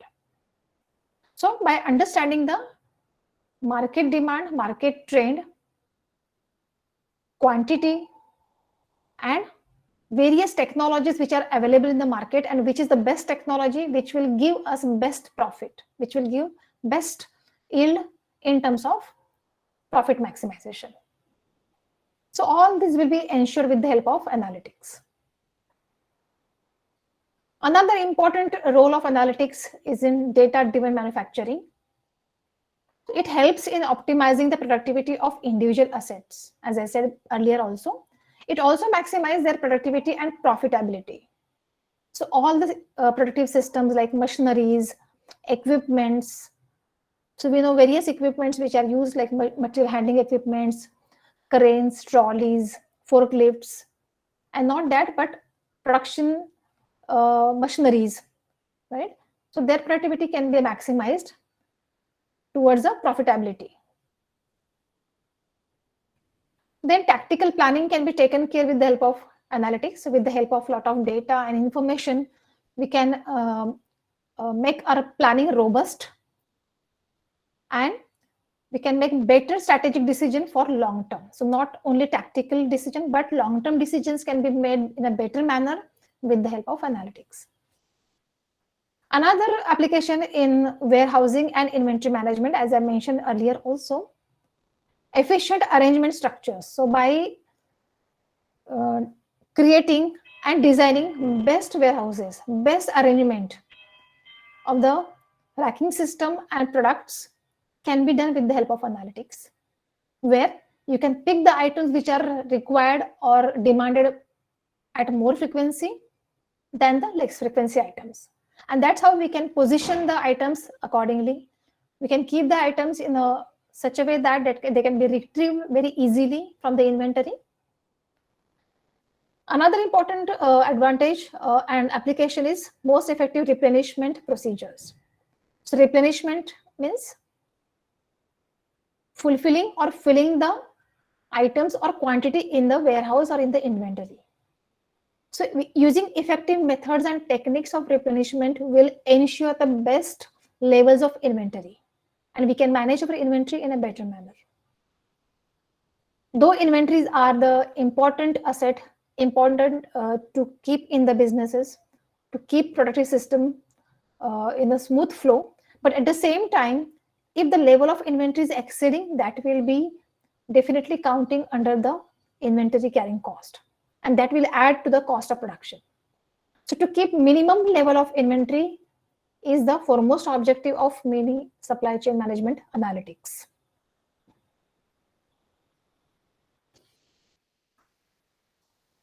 Okay, so let's first of all understand the meaning of clustering in supply chain management. For that, I will first of all take you to the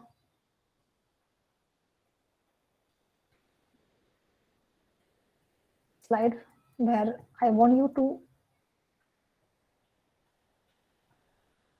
Okay. So this clustering is basically identification of groups of products or attributes and combining them in one cluster. So the identification of groups of records such that similarities within the group can be seen and identified. And this algorithm basically they're helpful to construct clusters of records such that between the clusters variation is large compared to the within the cluster variation. So within a cluster you will find similar items are picked up or stored or clubbed.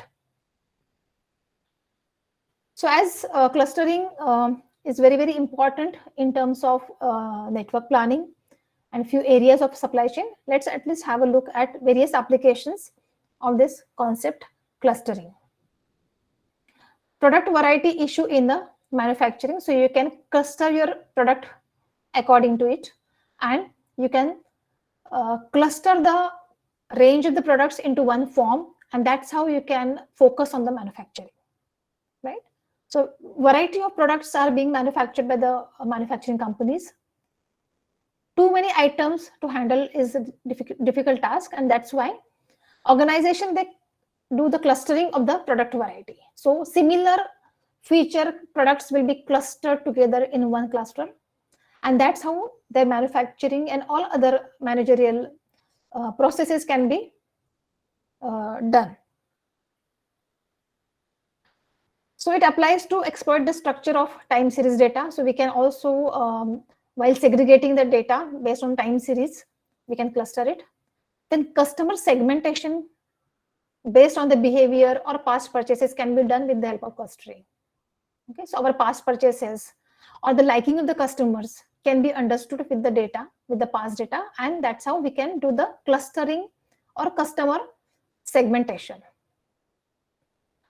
Also, classification of plants and animals given their features. So by understanding the attributes and traits, we can classify the plants and animals.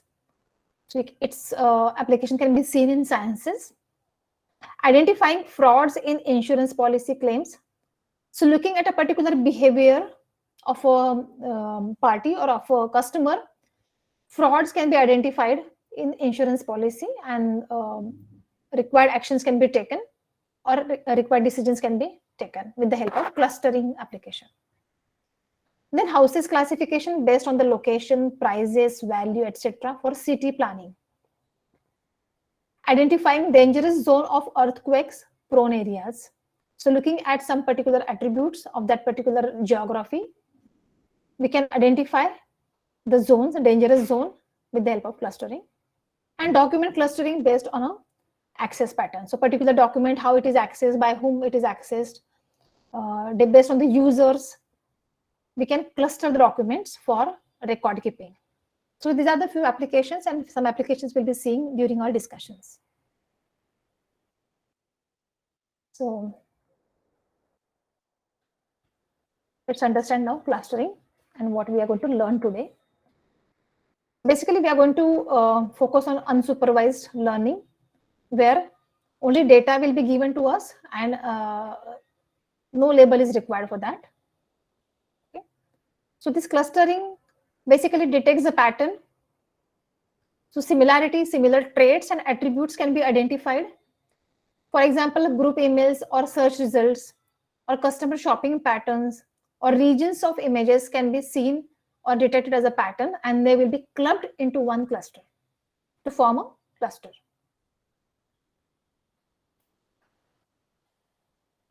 So let's have a look at some basic idea about the clustering. So these are a few points which you can see, different dots here shown by blue color. Okay, and they have a tendency to, we can locate them together in one cluster. So since it is 2D, that is on a plane where X and Y axis are there. So all these dots or circles can be made into various clusters. So when we are given number of circles over here, blue colored circles, we can make clusters out of them. This is one formation of cluster. This is another one, right? Here you can see one more cluster which is formed by looking at some similarity within the circles. They must be having some attributes. They must be having some location based on its y-axis location. So accordingly, they are clustered together. Similarly, another cluster is made out of remaining circles. Okay. So when we are talking about 2D or a plane where two axes are given to you, that is X and Y axis, then we can find out the distance between two circles or 2 points called as Euclidean distance. So Euclidean distance basically is a, we can say absolute distance, right? So maybe under the square root, the absolute value of X, that is difference between the X, and minus difference between the Y parameters or Y coordinates.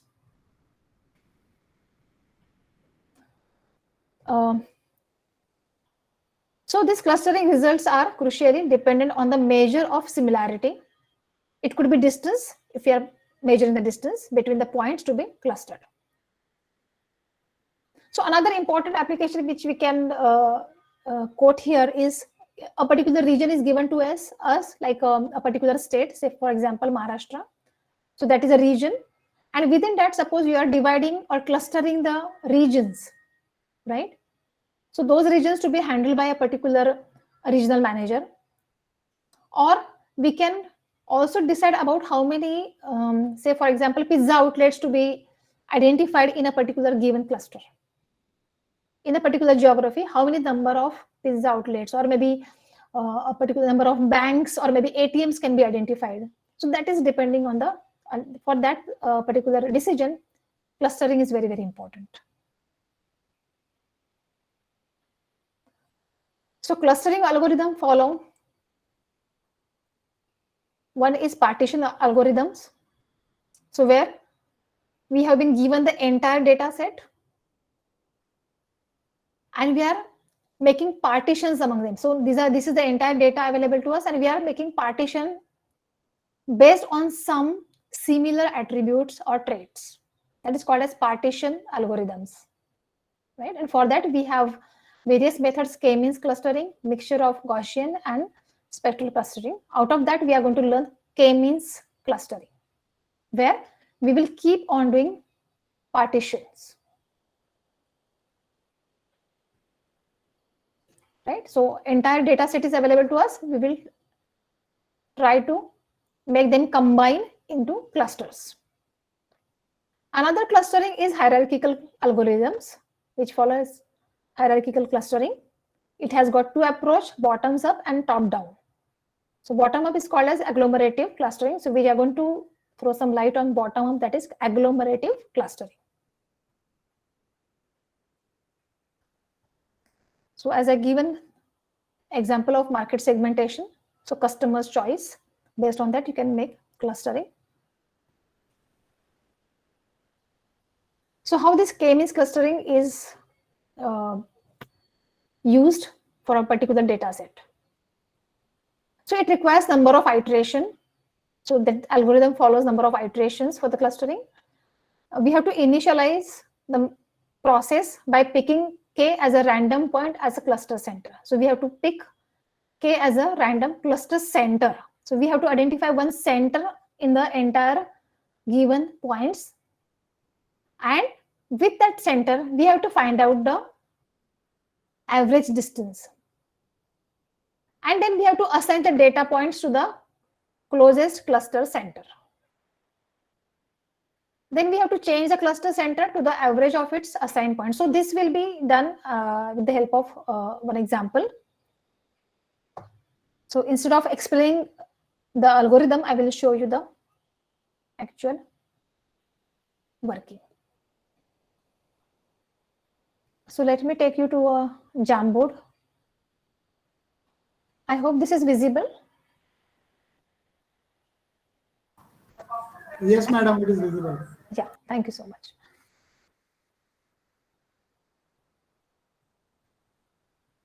So these are all data points on a 2D plane. That is, it is a plane having two axes, x and y. And these are the different data sets. We can see some 6 points. So according to us, if we want to make clusters out of these 6 points, okay. So in this, first of all, I will have to identify how many clusters I can make initially. So we can start with 2 clusters because it is right now it is entire one data set. We will have to divide this into 2 clusters. So visually, if you see, I may think we can combine these 3 points into one cluster, and we can make another cluster out of this remaining 3 points, right? Then after making clusters, we have to find out the centroid for these new clusters. Okay. So to find out the centroid, we have to use Euclidean centroid method, since it's a plane having x and y components. So we will be finding out the average distance between the center. Suppose your centroid is located somewhere here. This is the centroid of this entire circle. Okay, so we have to check the distance between this centroid and all these points which are with respect to this particular centroid, right? At the same time, we will be also finding out the centroid for another cluster here, if it is here. Okay, now here we have to also check the distance between the points with the another centroid. So 1, 2, and these 3 points, the 3 dots will be again checked with the distances from the another centroid which is located for another cluster. And point number 4, 5, and 6 will be also measured with respect to first centroid. if you find the distance between point under cluster 1 and the centroid 2 is minimum, then that point will belong to the C2 centroid, and vice versa.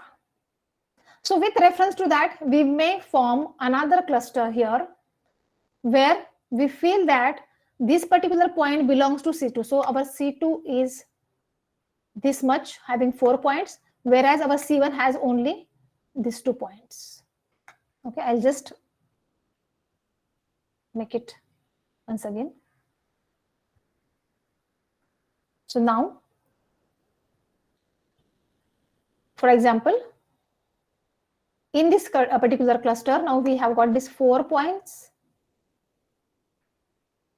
because distance between this particular point and C2 centroid was less, so it belongs to C2 cluster, and this is our C1 cluster here. Okay, so for this C1 cluster, again we will be finding out centroid somewhere here, and for C2 cluster we'll be finding out centroid, which is somewhere here. And then we will measure the distances between centroid and its respective points, also the distance between centroid 1 and the distance between the centroid 1 and the various points which are given under centroid 2, and vice versa, right? And this procedure is followed till the time we get some number of centroids and we get the same number of points remaining in the same cluster for couple of iterations. All right. So this procedure will be iterative method, and we have to identify whether all the same points are remaining in the same cluster for 2 subsequent iterations. Then we will stop the procedure.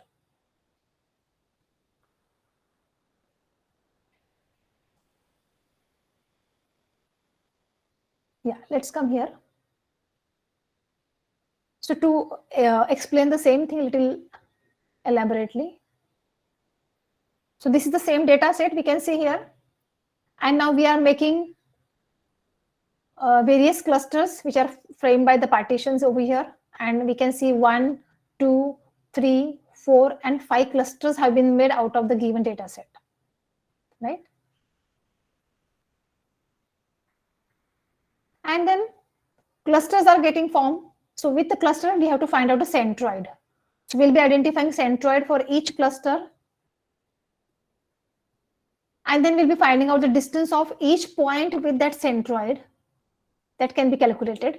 And the position of centroid may shift from its original position to the new position, right? And this is how we get the, we can say, tallying towards the end of the iterations.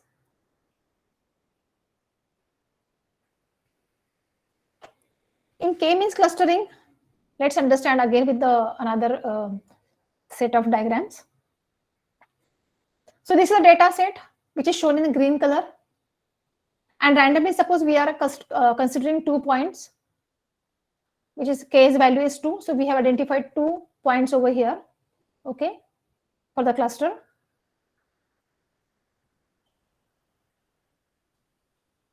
Right, we can see a blue cross and red cross, which are the 2 points. So what we do with respect to this first blue cross, we'll be finding out distances of all the points, all the data sets, right? So you can see all the data sets shown in blue color are having inclination or distance, minimum distance towards the blue color cross or the point or centroid. At the same time, these all points are inclined towards the second centroid, which is shown by a red color cross. So we are assigning the data points to the closest cluster center. So all these data points which are closer to this blue cluster center will be assigned to it, and these will be assigned to this one. So once it is assigned, then we will consider this as one cluster, and within this cluster, within this data point, all shown by blue color, we will be identifying the new centroid within them. So with all these points, we will be finding out its centroid, which is now shifted here. At the same time, from red color points, which is cluster 2, we'll be identifying another centroid, which is shown here. Right? So a cluster is changing its centroid from this position to this new position. Then we'll be finding out average distance of all the points towards its centroid should be minimum, right? So with that, what will happen with the centroid? It will be very evident or very apparent that the points which are closer to this blue color cross will be having minimum distance or minimum average distance. Similarly, for red color centroid cross, which is newly located here, so all these points which are shown by red color now will be shifting or inclined towards this particular cluster, and they will be assigned to the cluster number 2. Right? So we will repeat this procedure till the time we get the same result again. So maybe after repeating the procedure, we get the same structure, same result again, and that shows out of these given data sets, these are the 2 clusters which we can form. One is this blue color points and another one is red color points. So basically here it works with the centroid, and centroid can be found out by finding out the average distance. Distance can be sometime unilinear distance, or sometime Euclidean distance, which is having x and y axis both. So I guess it is clear now from this diagram. Yes, ma'am. Yeah, thank you so much. So guaranteed to converge in a finite number of iterations. So definitely we get in finite number of iterations, we get the converge, that is final result. And this is the algorithm which is given us for the various iterations. So we can see a very small example here. So look at this picture, which is original picture. And what is the meaning of k is equal to 2? Can someone explain me the meaning of this, why k is equal to 2 here? Look at this original picture, and it is shown into a different picture with the help of segmentation, and k is equal to 2.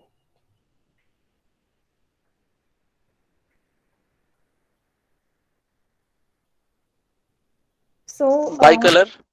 Correct, bicolor, that is 2 color combination. So k is equal to 2 means we are transforming the original picture in another picture having only 2 color combinations, right? So here we are basically dividing all the points based on 2 colors, which are shown here, blue and brown color, and that's how every point of that image will be assigned either to blue point or brown point, and that's how they have created a bicolor picture from the original one. Okay, original may have huge number of clusters in it, right? Huge number of color schemes, color combinations. That's why it is having huge number of clusters. But we are now seeing only 2 clusters. So all these images or maybe points of the images are converted to only 2 points, 2 clusters. Similarly, another figure, you can see it here. Now, look at k is equal to 3. If you introduce another cluster to it, so we are introducing 3 different color combinations. Here we are using more, that is k is equal to 10 colors into this particular picture, which is very, very close to the original picture. So definitely your original picture may have more than 10k. Correct?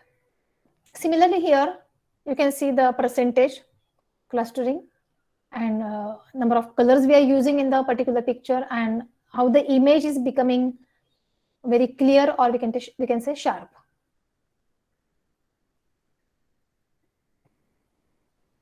Okay. And then there is a hierarchical clustering. So we'll try to understand first of all what is hierarchical clustering, and then we will go ahead with the examples.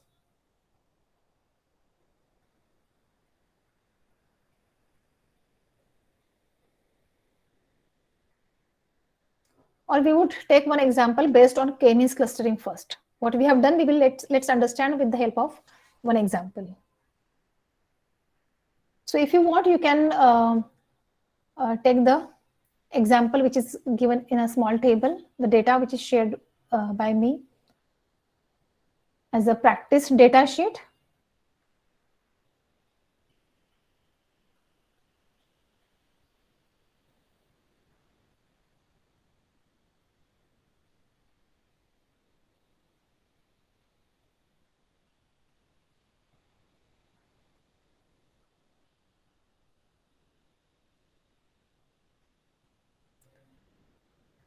Yeah, you have one Excel sheet named practice data sheet clustering. So if you want to work with me on Excel to understand the clustering, you can open this data sheet here.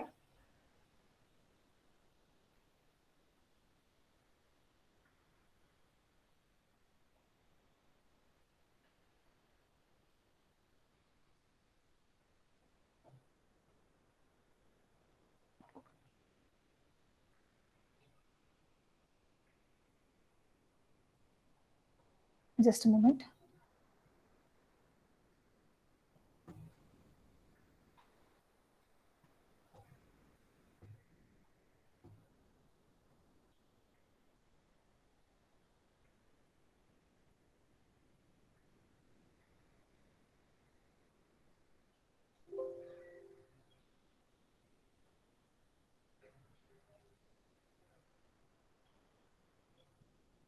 Yeah, we can open the given data sheet.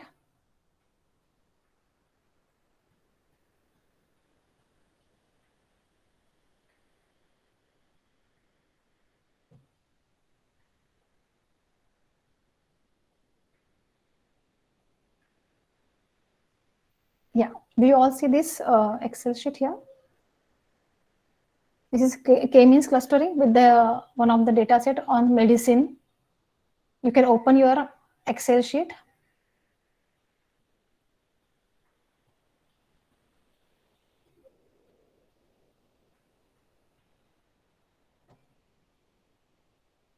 You can come to medicine k-means exercise number 1, where 4 different medicines are given with the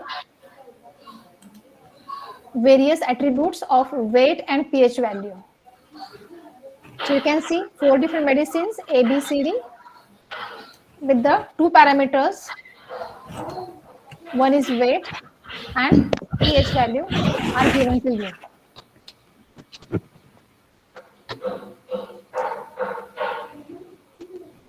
Yeah, anybody's having any doubt? There is some disturbance in the background. No, ma'am. Sure. So, are you ready with your Excel sheet here? Yes. Okay.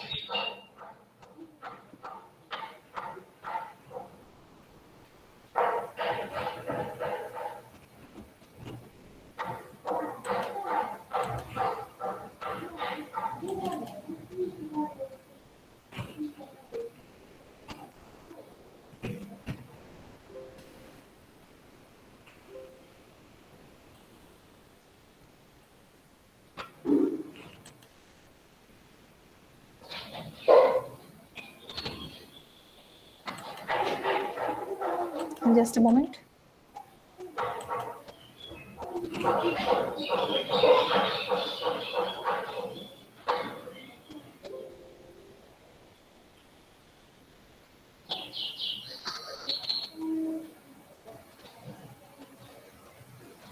Give me a moment.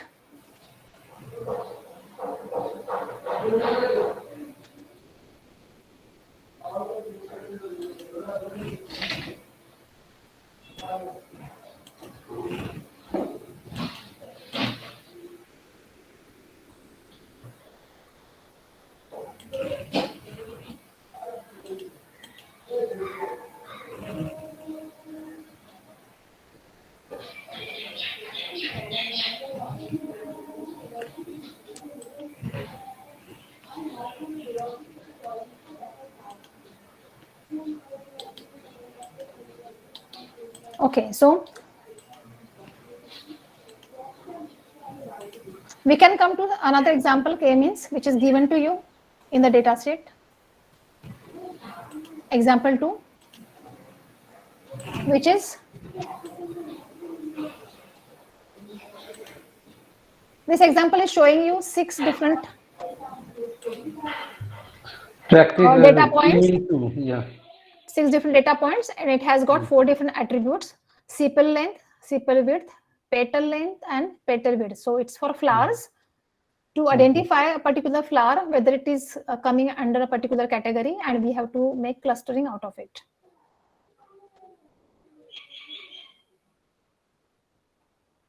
Okay.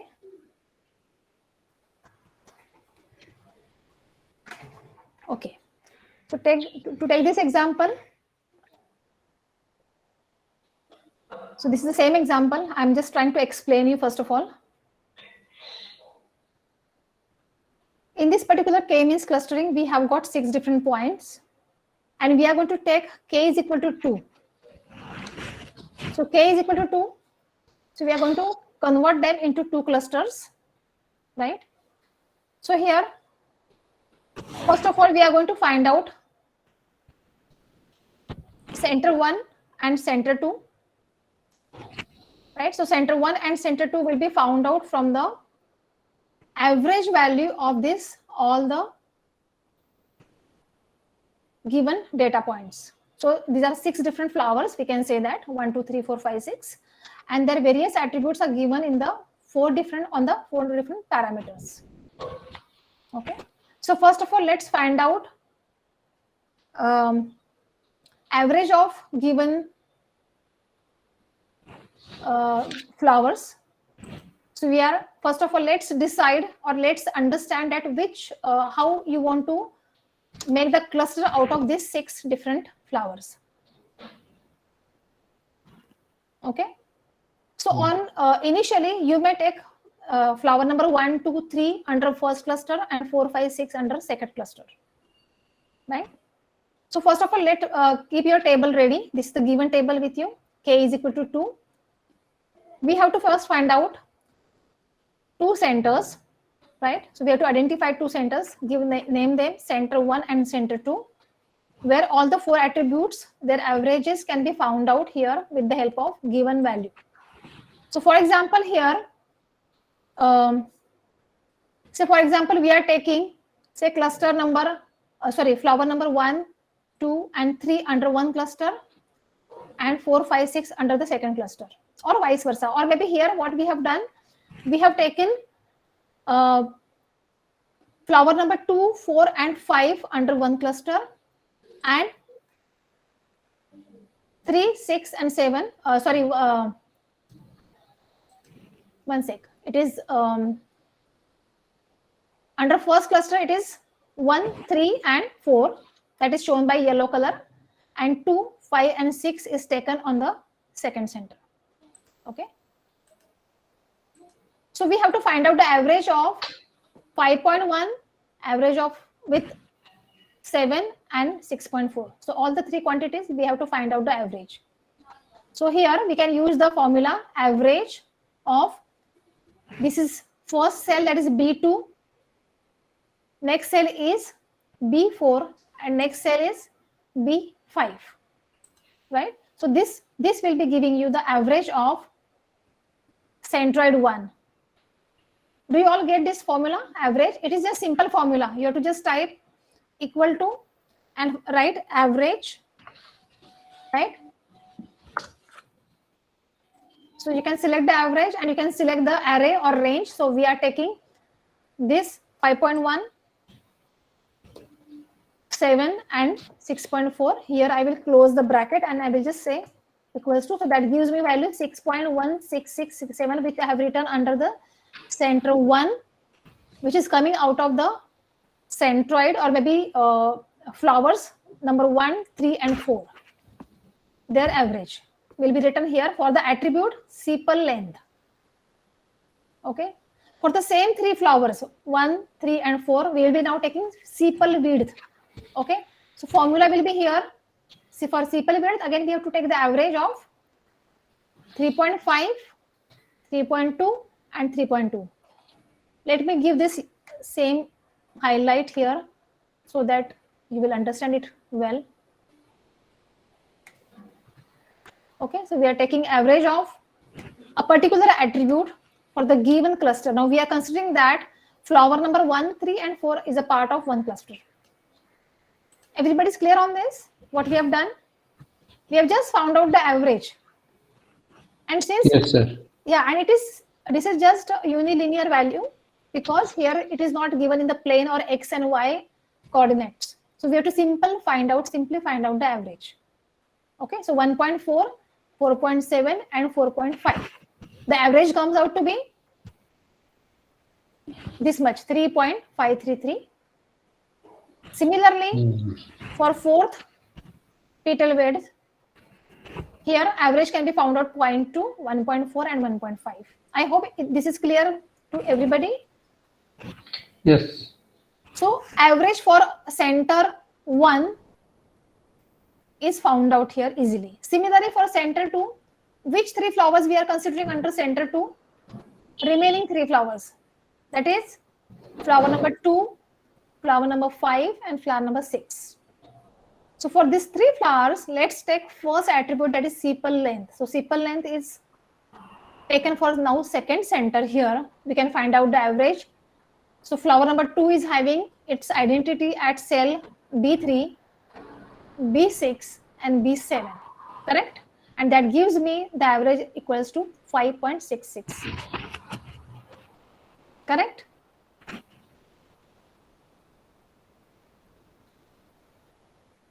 Is it clear, everybody, how we found out all these values? Yes, Yeah, sir. very good, very good. So what we do after this, suppose, let me remove this.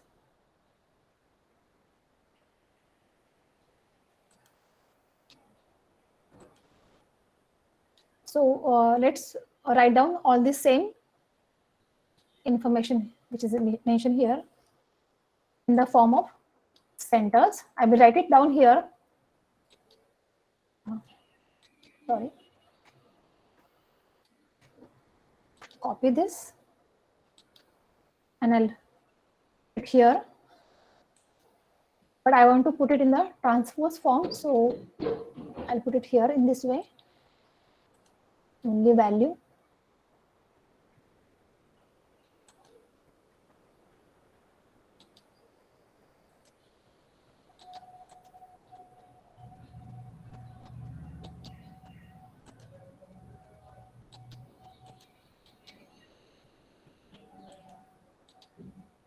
Okay, or I will just write it down. 6.16, x is 3.3, 3.5, and 1.03. For center 2, we will be taking these values. We'll write it down, 5.6. This value we have already calculated here. I'm just writing it down in the vertical form so that it will be easy for us to evaluate and take it further. Okay. 4.1 and 1.53. I've taken a rounding off here. So I think it's clear what we have done here. We have identified 2 centers, right? Now what we are going to do,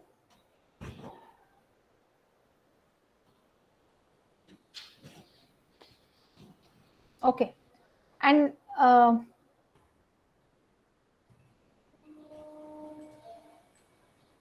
under this center, then now we have to identify which all flowers now closer to center 1 and which flowers are closer to center 2. Okay, so looking at all these values, now coming to all these 6 flowers, 1, 2, 3, 4, 5, 6.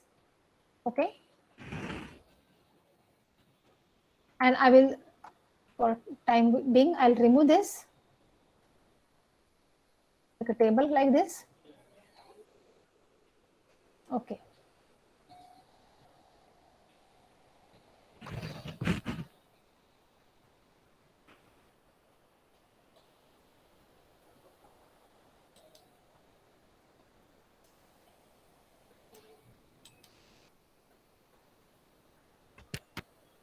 So coming here now,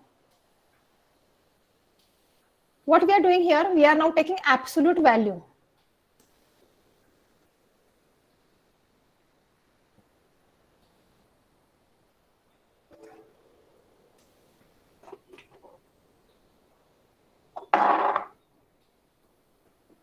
Okay. Now once we form the two centers with their centroid with their averages, what we are going to do now, we are going to allocate this, we are going to find out the absolute value of all these flowers based on their various data points. Okay, so what is being done over here? This is the center, right? And this is the position of the sepal length of flower number 1, correct? So what I have to do here now, we have to find out the distance or difference between the distance, that is 6.16 and 5.1, right? And its absolute value, correct? Then I have to take the second attribute, that is sepal width of center 1 and sepal width of flower 1, because flower 1 belongs to it. So I will take that. Then, so for that we are going to use the formula which is absolute value, right? Which is for absolute value between B2, that is this particular cell, and B10. Then C2, C10, D2, D10, and E2, E10. So it is a difference between their positions or the value of attributes, and its absolute value is considered and it is added together. And that addition gives us this particular figure.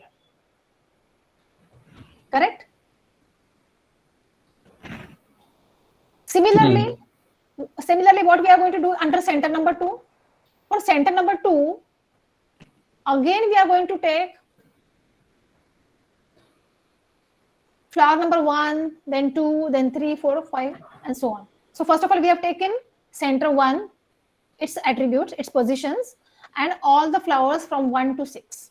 Though we had considered that flower number 1, 3, and 4 are the part of center 1, but still we found out the distance or the values of the attributes, that is absolute value of all the attributes from center 1 to various all the flowers, and which gave us these values.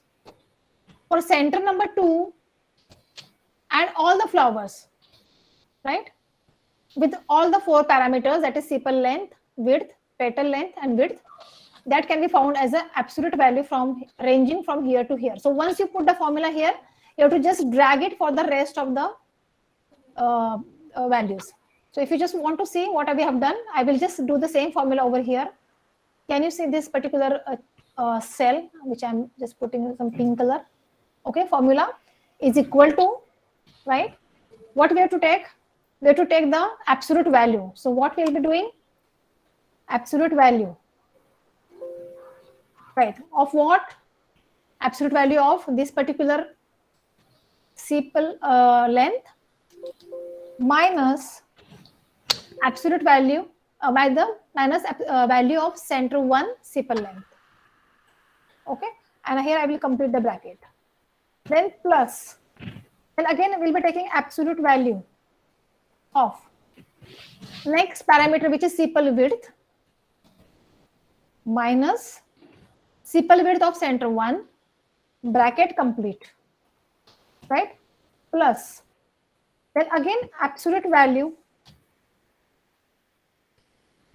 between third parameter, that is third attribute, which is petal length, minus petal length of center 1.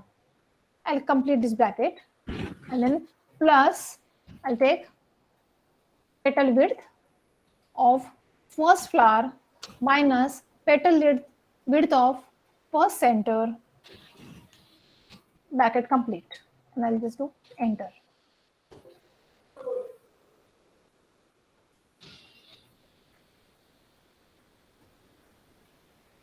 Okay, so I think, sorry, here we have done one mistake. I have not put absolute value over here. Absolute value E2, E10, and we will complete the bracket. calculation equals to, correct? So you got the same number, 4.23 here. Yeah, you can see this. Just now we have done this calculation of finding out this particular value, that is 4.233. Correct? You got it now how we have done this value? So it is only for first flower, its various attributes with the center one. Okay.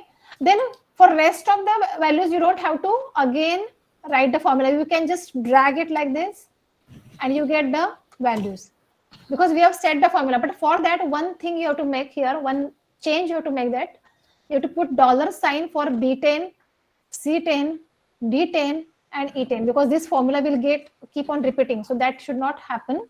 So to restrict this particular two centers to remain constant, we will place $sign for all these four positions.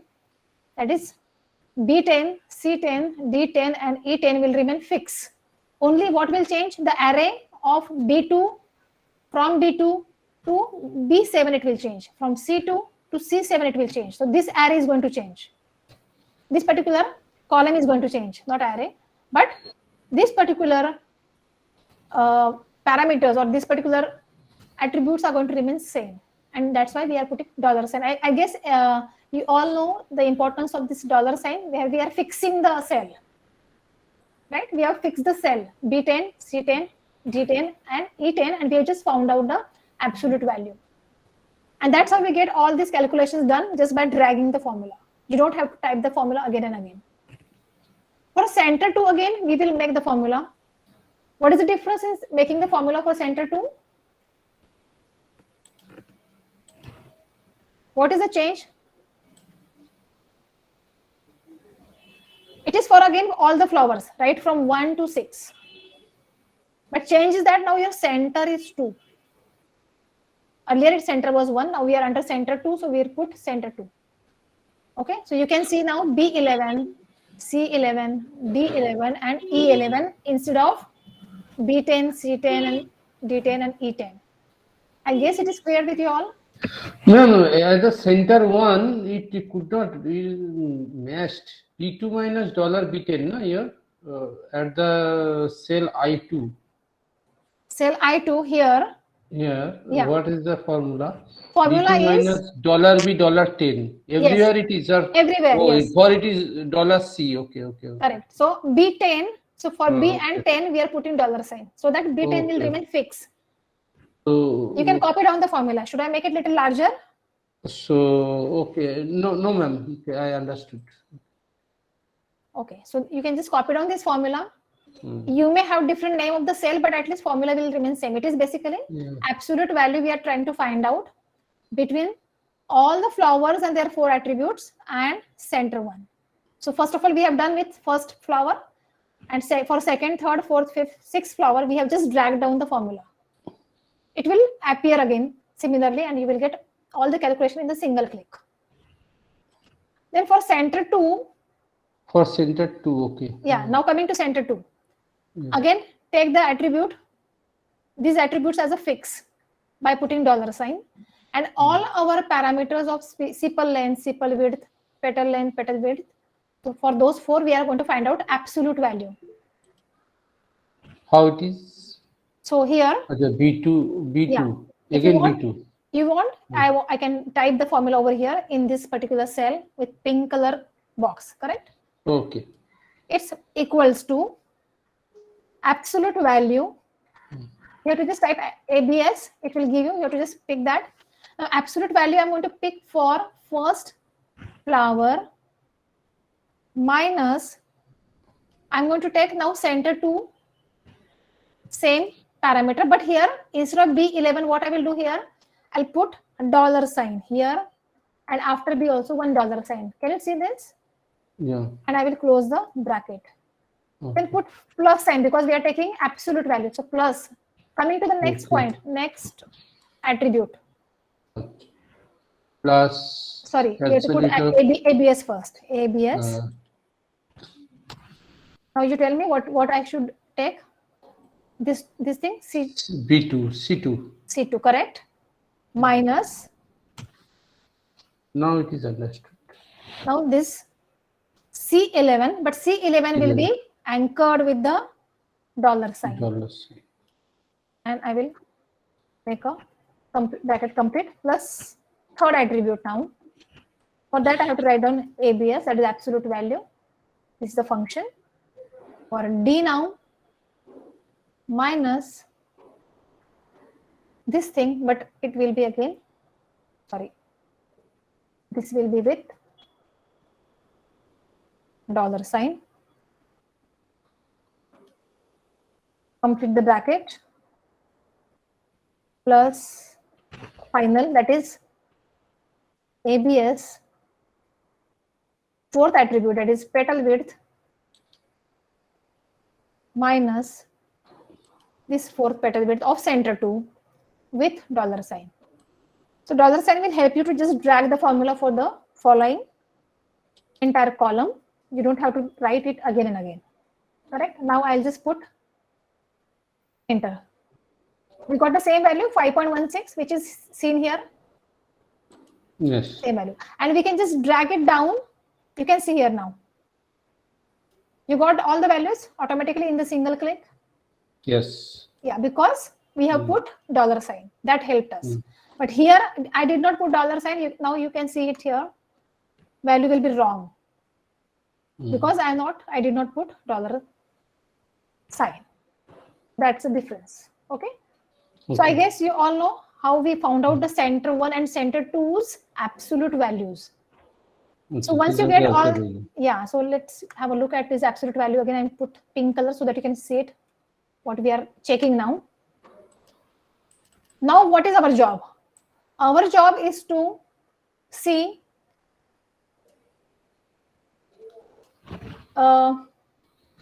this is our first flower's distance, right? So for center 1, it is distance, or maybe its attributes are at 4.23 level, and for center 2, it is at 5.16 level. So whichever is minimum, so minimum is at center 1, correct? So this flower number 1 belongs to cluster 1. Coming to the next attribute, next flower and its attributes, 5.53 and 5.86. Which is minimum? Center 1 is minimum. Yeah? 1 is minimum, so I will put it 1 here. Coming to third,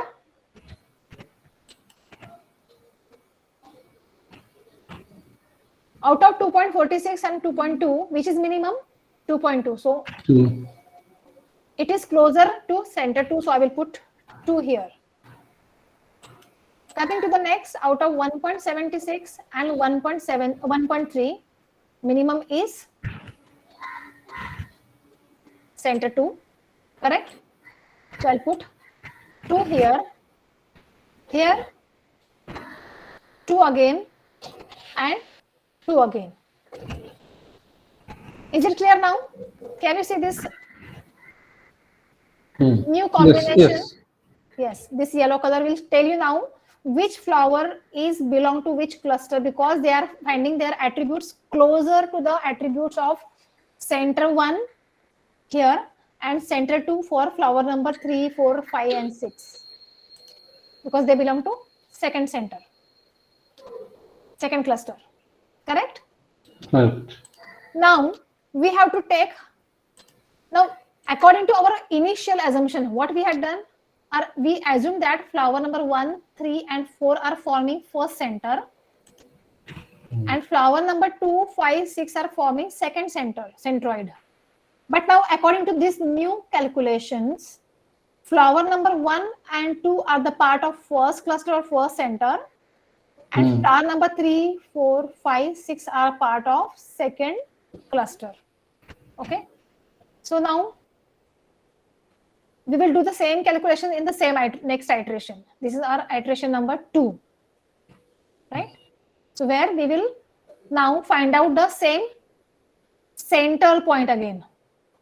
Center point between these two, that is flower number 1 and 2 only. So flower number 1 and 2, we'll find out the average value.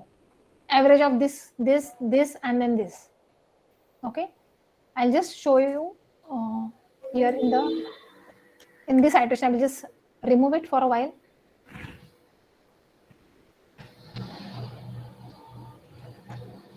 Or we can, I can just add another sheet here so that we can copy our calculations away from here.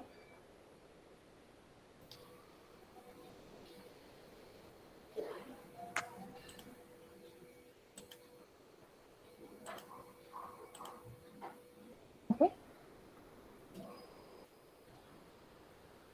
So now we'll remove this cluster centers. Sorry, because I cannot remove, but I can add more. Okay, so now new centers. I will just write down C1 and C2 for our understanding. C2. Okay, these two new centers. I'm putting some another color. Okay. Now center 1 is formed, as you all know, center 1 is formed by only flower number 1 and 2. So flower number 1 and 2, let's find out average. Okay, so I'll put it here. Okay, equals to average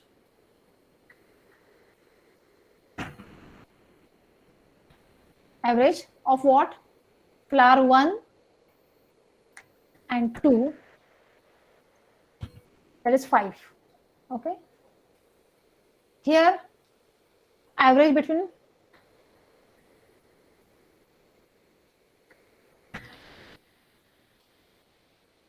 equals to average this and this, correct? So I'll find out average between first and second flowers. Here average will be 1.4 only. Here average will be 0.2, same, so 0.2, 0.2, correct? Let's find out average of remaining flowers, that is average of remaining, that is these 4 flowers. Complete the bracket. You got it now? What we are doing? Yes. Again, average.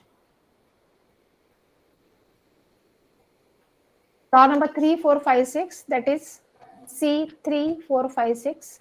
Bracket complete. We'll find out the average here. Just drag and it will come. Sorry? Just dragging it will give the same result. Just keep 3.1. Put the cursor on 3.1. Yeah. And at the bottom, and just drag. Yeah, correct. So we can drag it horizontally. Yeah, we can get the same thing. Since it is between the quantities and these two quantities are varying, so no need to put $sign over here, right? So we got two average values of 2 centers again. Okay. Then what is the next procedure? What we followed over here? Same thing we have to do, right? What we will do? We have got 2 new centroids, right? So we will find out the distance or maybe attributes of all the 6 flowers with first center, right? And that will be absolute value again. So that we will do here again. I'll remove this now. Here this is our second iteration. So same formula here we'll be following, finding out. What is it now? What we are finding out? Absolute value? Absolute value. Absolute value, correct.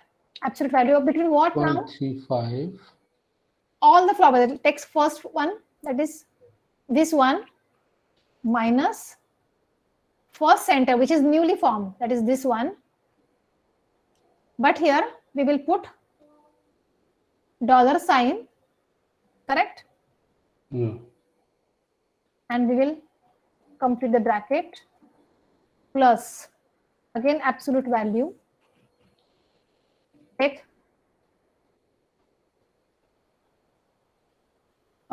what we have to do, second attribute, that is sepal width minus. But it would come automatically actually. How? Actually, if you are copying the on sheet, so if you have put the values here, the center 1 and center 2, that would have come automatically. Yeah, correct. Or maybe we can copy down the formula which is given upside, and we can just change the cell position. That can be also done. That can be done. Yeah. So coming to third, I got it. just for understanding, I'm doing it little elaborately. Okay. So third attribute minus third attribute of the new center, and here we are going to put $sign. Okay. And last attribute with absolute value, that is fourth attribute, this one, minus these fourth attributes of a new center C1 with $sign, and here it completes.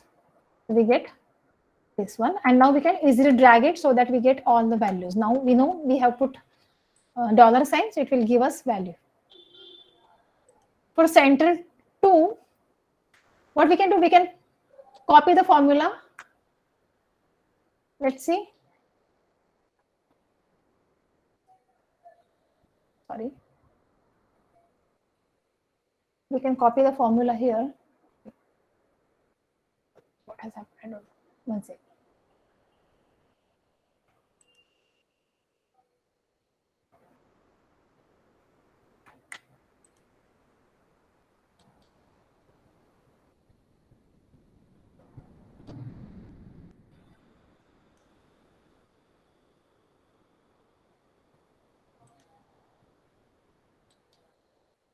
Yeah, we copied the formula. Only what change we have to do. This is it's second center. We have to take B14, C14, D14, and E14 instead of 13 over here, right? So I'll just make that change. 14, 14, D14, and E14. I guess you understand this, what we have done. Yes. Right, and then here your formula finishes. You just put enter, and again we can drag it down, and arbitrarily you can just check any formula in between. It's correct. Okay, so we got new. We can say absolute value of all the flowers with respect to the new centers. This is second iteration. This was first iteration when we found out first center. This is second iteration when we got second set of centers. Now what we have to do after finding it out here, what is our job? To allocate the flowers to the various clusters, correct? Yes. Now tell me here, first flower will align to which center? Center 1 or center 2? Center 1. Correct. Next? Center 1. This one will also? 1. Correct. So it will also go to 1. Then all 2. Yeah. 2. One second, it is not getting typed.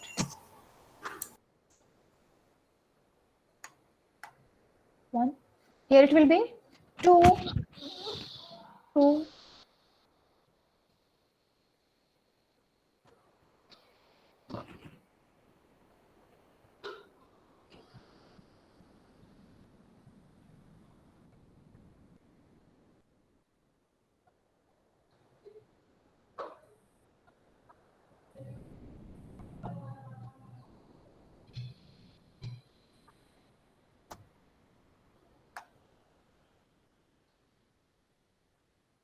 Just a moment, there's some problem over here. I'll write it down on this particular column here. 1,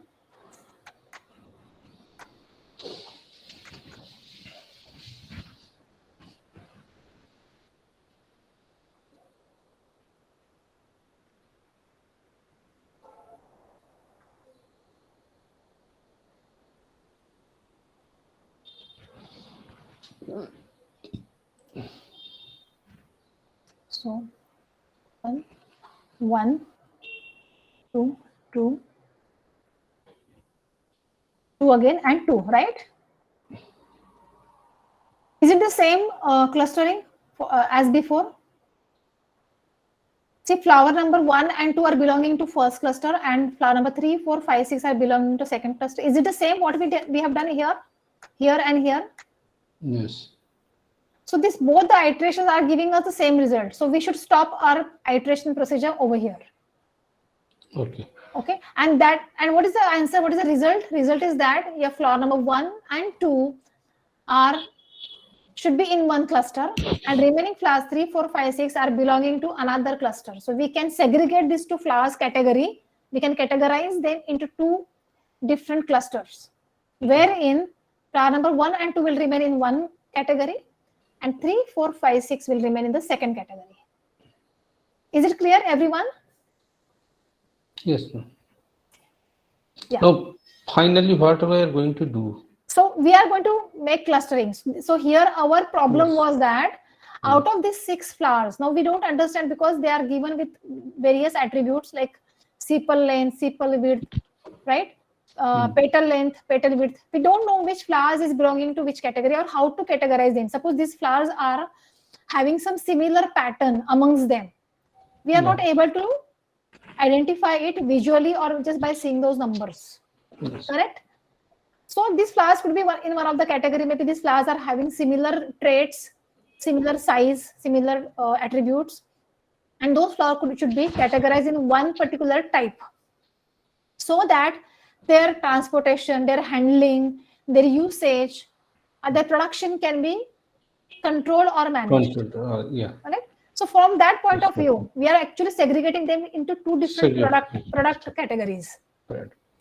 So this clustering will help us in doing so. So since we are using manual Excel techniques right now, but for this, we also have Excel stat software wherein you have direct commands and you can do k-means clustering calculation in one tab. Okay, but for that we require that Excel stat software. Similarly, we also have machine learning languages like Python or R programming. So in Python, definitely we have set of libraries through which we can just give the commands, and this kind of clustering can be done in no time. Here what we have done, it is just to understand the logic, what we have done. So with the help of Excel, so since this data set was very small, just 6 flowers, imagine the big data set which is handled by the companies and businesses, 1,000 number of rows and huge columns. So that data can be also converted into clusters in minimum time. Thank you. Okay, so I guess you are now you're done with this particular concept. We can switch to hierarchical clustering quickly. Yeah. So here we had just considered one attribute since it was a single unilinear distance, but sometimes distance could be multilinear, or we call it as a Euclidean distance when it's x and y axis. So there it is not only average. We can't take average of two different attributes. There it should be square root distance, right? Under the square root, x minus x bar plus x y minus y bar bracket square, and this entire thing will be under the square root. That's how we find out the absolute distance for the cases where two axes are given, or distance, we are dealing with distances, particular geographic area or region, right, or location of a particular outlet, right, and so on. So let's come to our next discussion, which we were supposed to start, hierarchical clustering. So this I will explain you quickly because it is very similar to the kind of clustering we have done with k-means. We are going to use cluster distance measurement, and agglomerative algorithm will be used here, which has got two aspects, top down or bottoms up.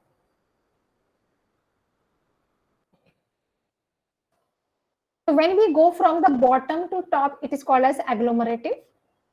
And divisive means we come from the top to bottom, means when we consider them as an entire whole thing and then we are breaking them into two pieces or two parts, that is partition.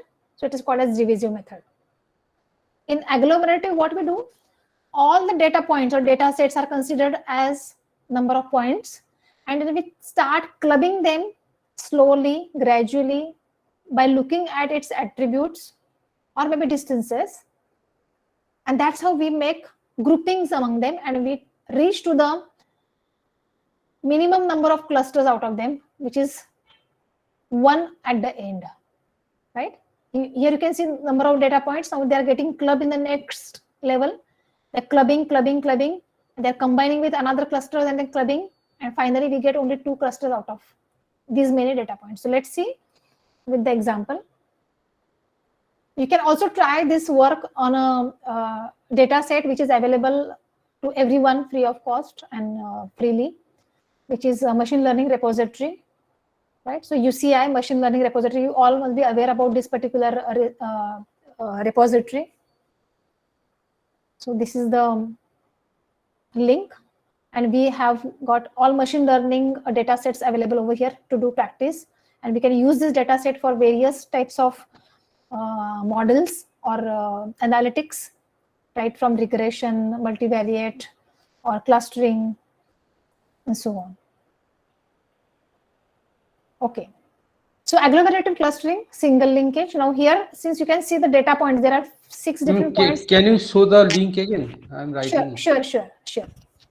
If you want, I will just attach this link. Very sorry, I'll attach this link to the chat box for your easy reference.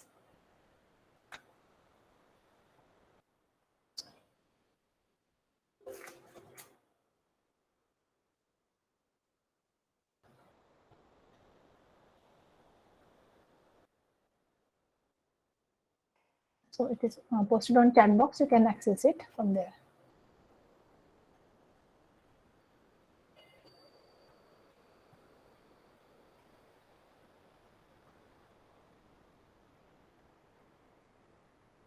Okay. Yeah, I hope you have noted it down. Okay.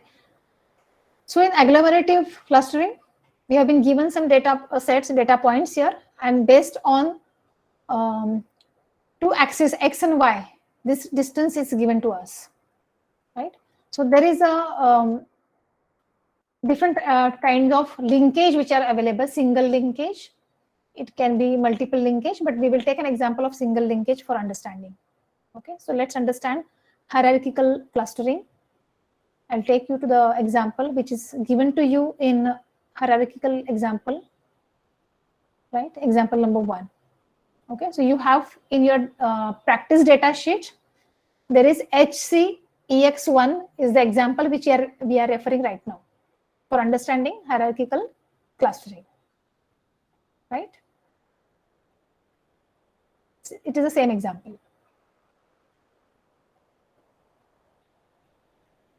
Okay, so this example has got the data points. If you just try to plot the same data points here with the help of we can say histogram, right? It will look like this. Dots will be seen like this.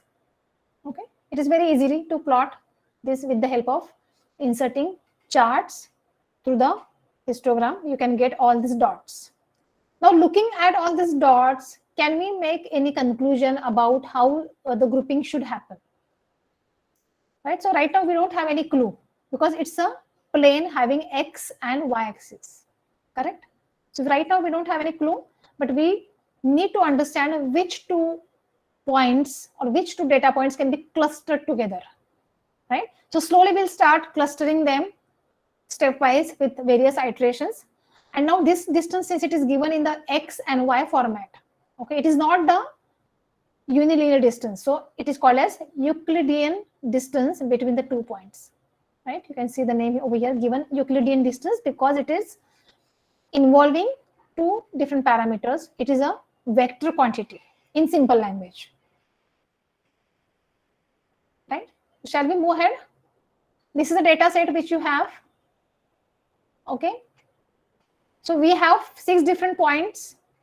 We will take again 6 different points here in the horizontal way, right? Now let's understand. In the beginning, right, we are going to find out Euclidean distance between 2 points, right? So suppose this is point number 1 point number 2, point number 3, 4, 5, 6, and so on. Okay. So to find out the distance between point number 1 and point number 2, it is not a direct straight distance. It is the directional distance, which is called as vector and which involves x and y axis coordinates, right? So we can take x point and y points, right? And we can find out that distance accordingly. But now tell me the distance between the same point P1 and P1 will be how much? Suppose this is P1, distance between P1 and P1 will be 0, correct? So you can easily observe here that this particular cell, which is formed by P1 and P1, it is showing you 0, correct? I hope you are understanding this. This particular matrix is going to show you the distance, Euclidean distance between 2 points. So all the diagonals are nothing but a distance between P2 and P2. Next diagonal is between P3 and P3, and very evidently it is going to be 0. So you can see 0, 0, 0 in the all diagonal values, correct? And same value will be reflected here downward. So we are going to consider only one triangle. Same thing will be mirror imaged over here. Okay. So now what is this particular cell?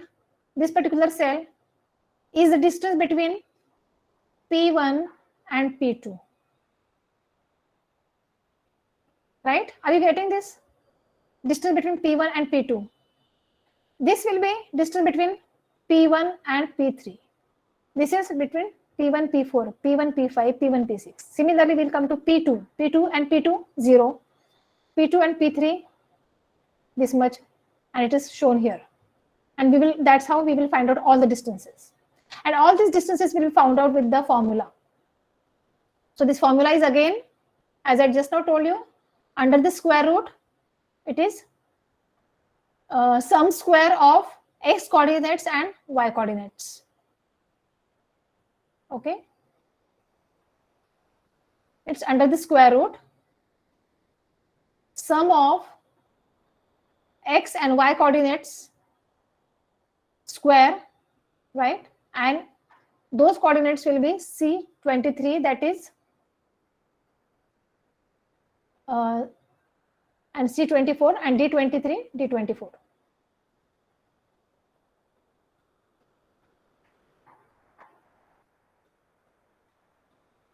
So let's say where is C23? Yeah. So what we have done here, first of all these points which you are seeing here are now put it on the horizontal way. Okay. And distance between. Is it like square root of x minus x, x1 square plus y minus y1 correct. square, Correct. right? Yes, absolutely correct. Okay.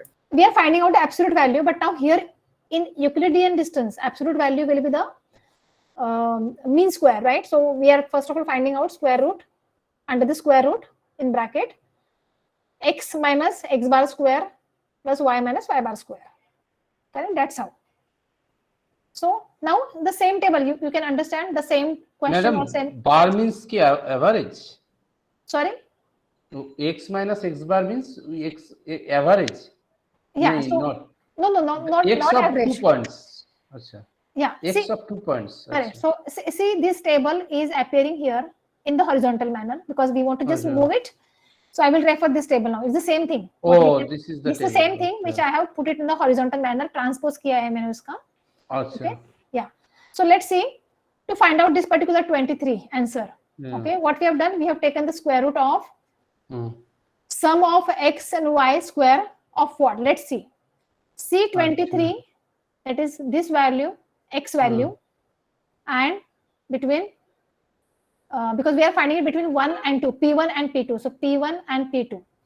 So C23 and D23. This is D23 because P1's x value, P2's x value. Okay.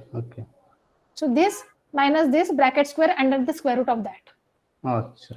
Similarly for y, we have done same thing. Correct?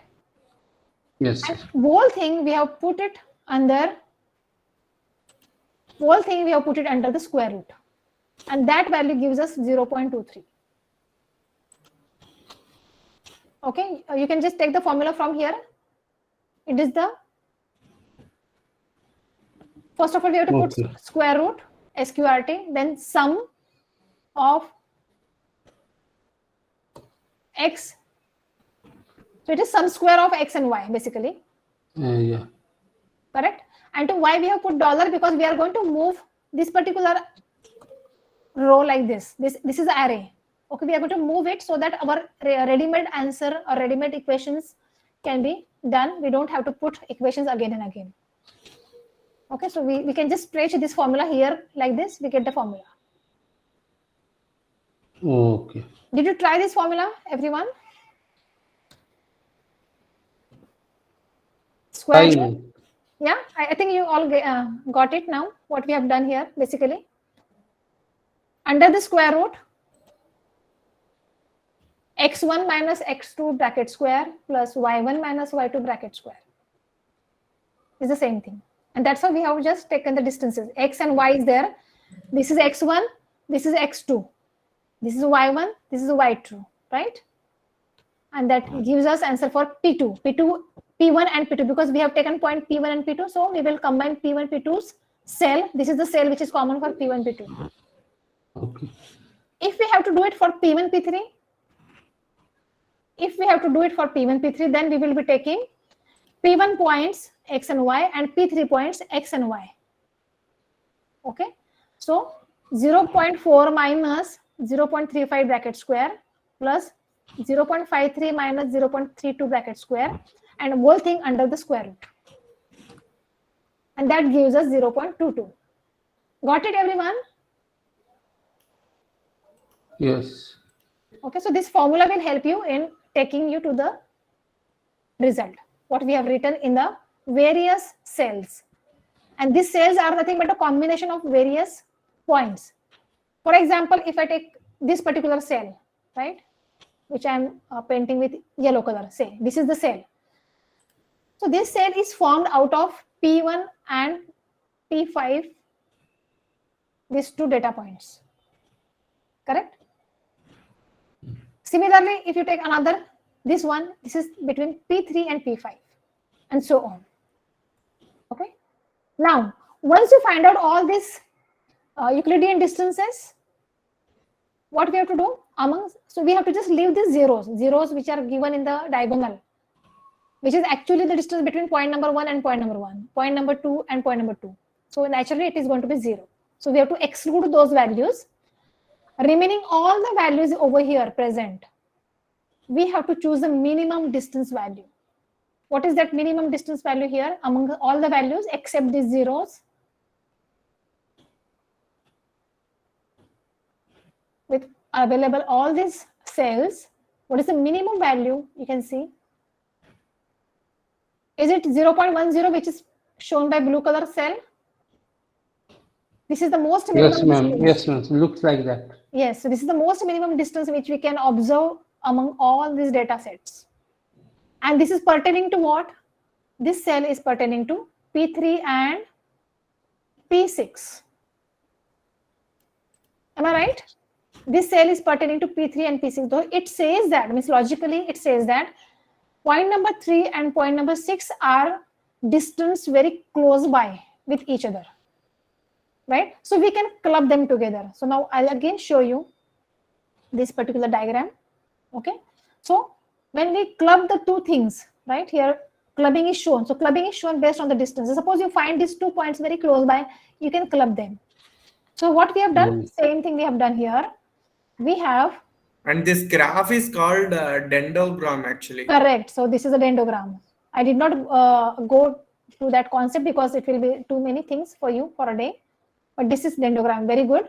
And this dendrogram can be framed or formed gradually amongst all the data points. And ultimately you get only one cluster.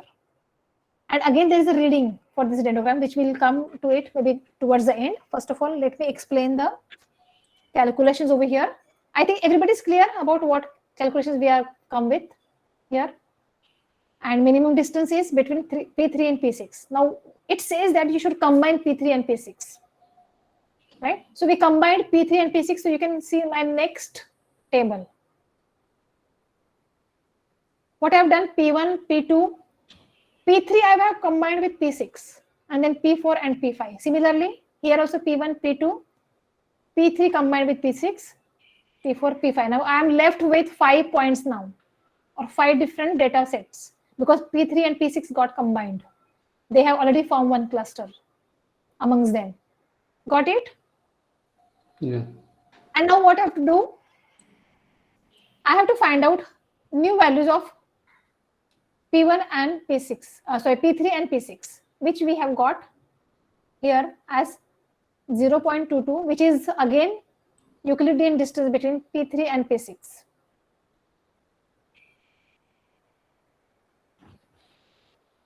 Okay, so the distance was 10, but now since we are combining this both the points P3 and P6, what we can do? We can find out the what we say distance between P3 and P6 in this way. How it is to be found out?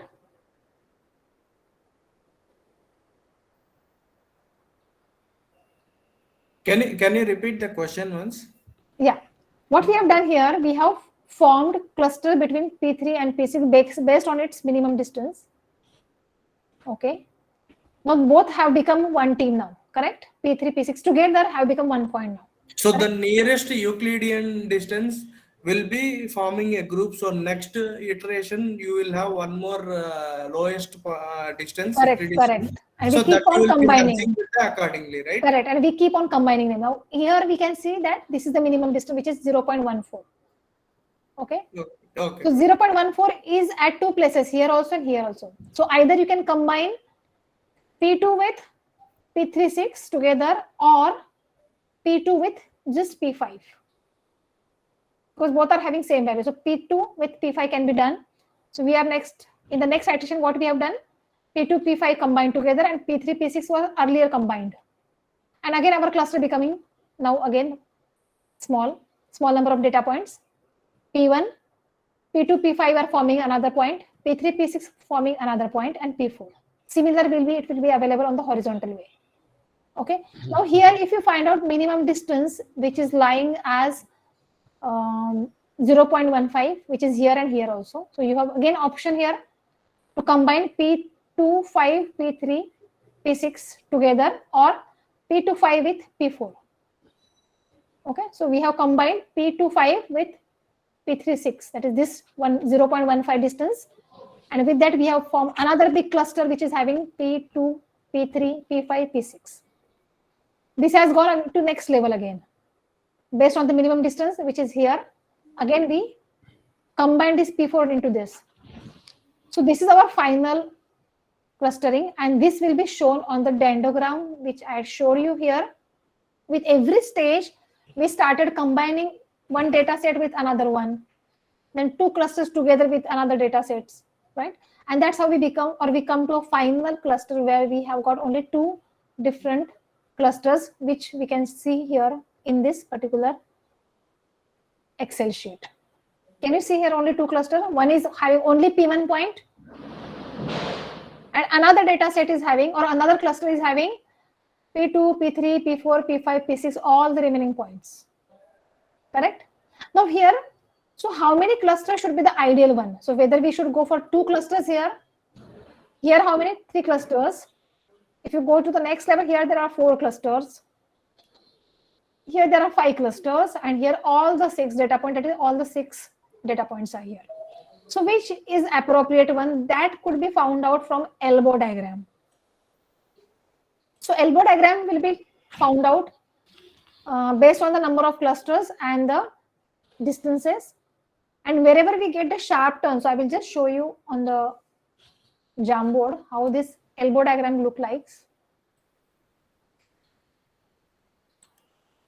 So typical elbow diagram will be seen like this, where you have number of clusters. Okay. Clusters, and this is distances. Okay. So you may get some data points like this, number of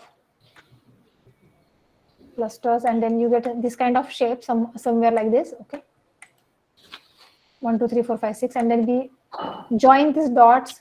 Okay, and we find an elbow shaped curve. Okay, where you find a sharp elbow curve, correct?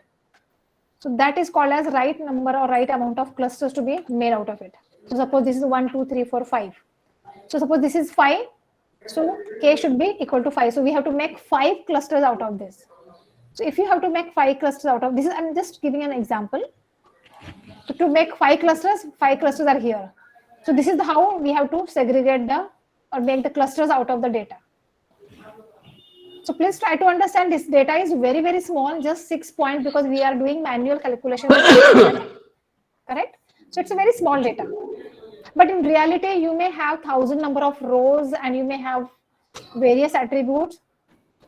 Only 2 attributes are given here based on X and Y, but you may have more attributes, or you can have single attributes also. Data points could be very large number, right? So in that case, it is not feasible to identify what is the right number of clusters I should form out of this data. Suppose there is 1,000 number of customers which you want to segment, but how many segmentation or segments you have to form, that is not sure. So you have to plot elbow diagram out of it.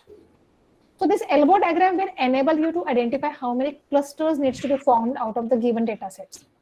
So maybe 10 segments or 20 or 50 or 70, right? So we can find out the right number, but it will be definitely not manually, because this calculation will become cumbersome with manual calculations. So we have all the recent softwares available, programming is available, through which we can do all this tedious calculation or complex calculation in a very easy way. Sir, can you mute yourself? There is a lot of noise in the background.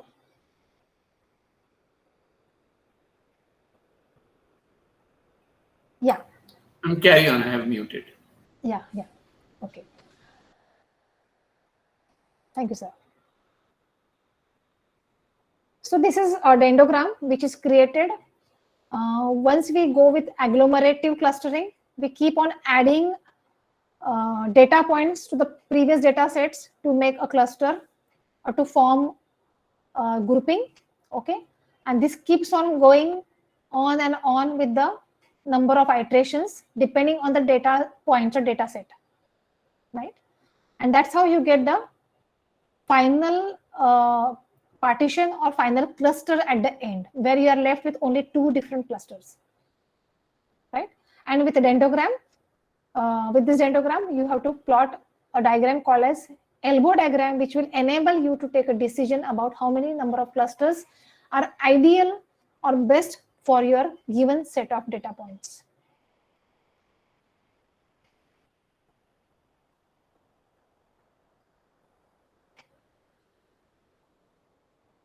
So this was the example which I demonstrated some time back.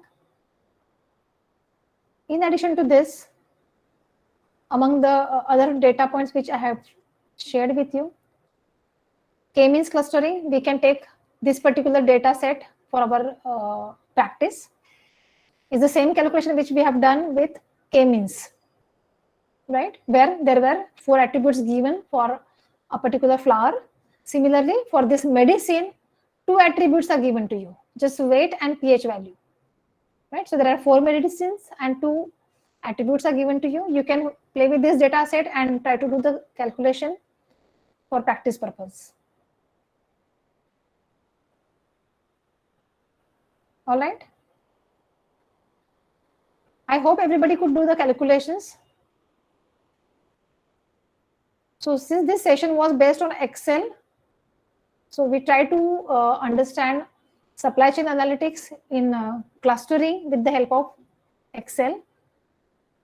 For doing the similar calculation, we can use some advanced techniques, as I told you. Python is a best option. Then same can be done with Excel statistics software, which have to be purchased. Stat. Excel stat. Yeah, so that software we need to purchase. I think, ma'am, add-ons are available. You can easily add it in your Excel. But is it at free of cost, sir? It is for 14 days trial is available. Yeah, 14 days trial I saw some time back. So we can try that also. So where we have got, it is available as in add-in like Excel solver only. And we can use various methods, various techniques which are given there like k-means, then hierarchical clustering. So all the statistical methods are mentioned there and we can use them for doing this analytics in a very, a few steps only. Yes. So I guess we have completed the intended contents today. Anything from participant side they want to know or they want to understand? We like the mathematical part basically. So that is more interesting for us. Okay. Thank you so much. So I have also shared one research paper based on this type of clustering. If you are interested, then definitely you can check that research paper which I had shared in material with you all. And that will help you to understand the application side of this clustering, how it is applicable in industries. So just to explain you in brief, just a moment.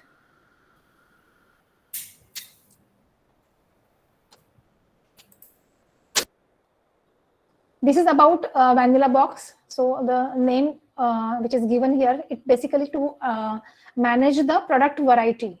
So a manufacturing company may be manufacturing n number of subparts or you can say spare parts in its business as a part of products. So how vanilla box can be created out of the various products range. So which is shown in this particular given scenario in this particular research paper. Can you just paste the title alone in the chat box? Sure. Title alone. Yeah, even this paper is shared with you all. The PDF of this paper, which is International Journal of Production Research. It is already there. It is given to you. I have shared material with you, that zip file. If you unzip it, you will find this paper as well. Still, I'm sharing the name for your reference ready right away. It is managing the product variety through configuration of pre-assembled vanilla boxes using hierarchical clustering. So it's a very good application which you can, if you have interest, you can read this research paper, and if you have no interest in writing research paper in this area by using hierarchical clustering or maybe k-means clustering, definitely it will help you. Much interested in writing papers, so just looking. Very good to know that. So definitely you can do something. Do a lot of practice on the data set, which I have shared one link with you all. In UCI, you have a lot of data sets available in various domains, right? From business management to sciences and so on. You can pick the one which interests you most, and then you can do a lot of practice and then definitely think of writing research paper on it. Maybe Professor Sri, you can connect Dr. Prema also, because she's from that domain, operation domain. I just wanted to correct one thing, Dr. Pranjal. I am not from academics. I am from industry basically. Oh, so I think that is again a wonderful thing. That's probably wonderful to know. Yeah, if you can connect together and can do some research together. Yes. Actually, in another 2-3 months, I'll be moving to analytics practice unit.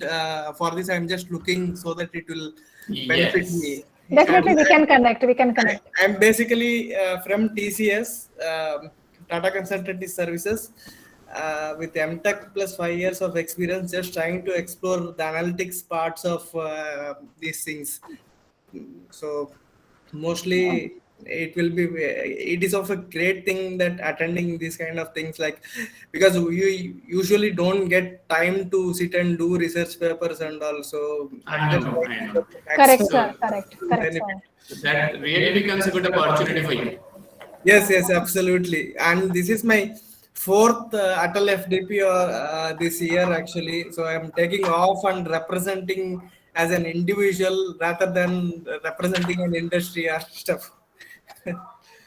Very good to know that, sir, that industry people, they still have interest in analytics and they want to understand the techniques and basics of it. So let's connect.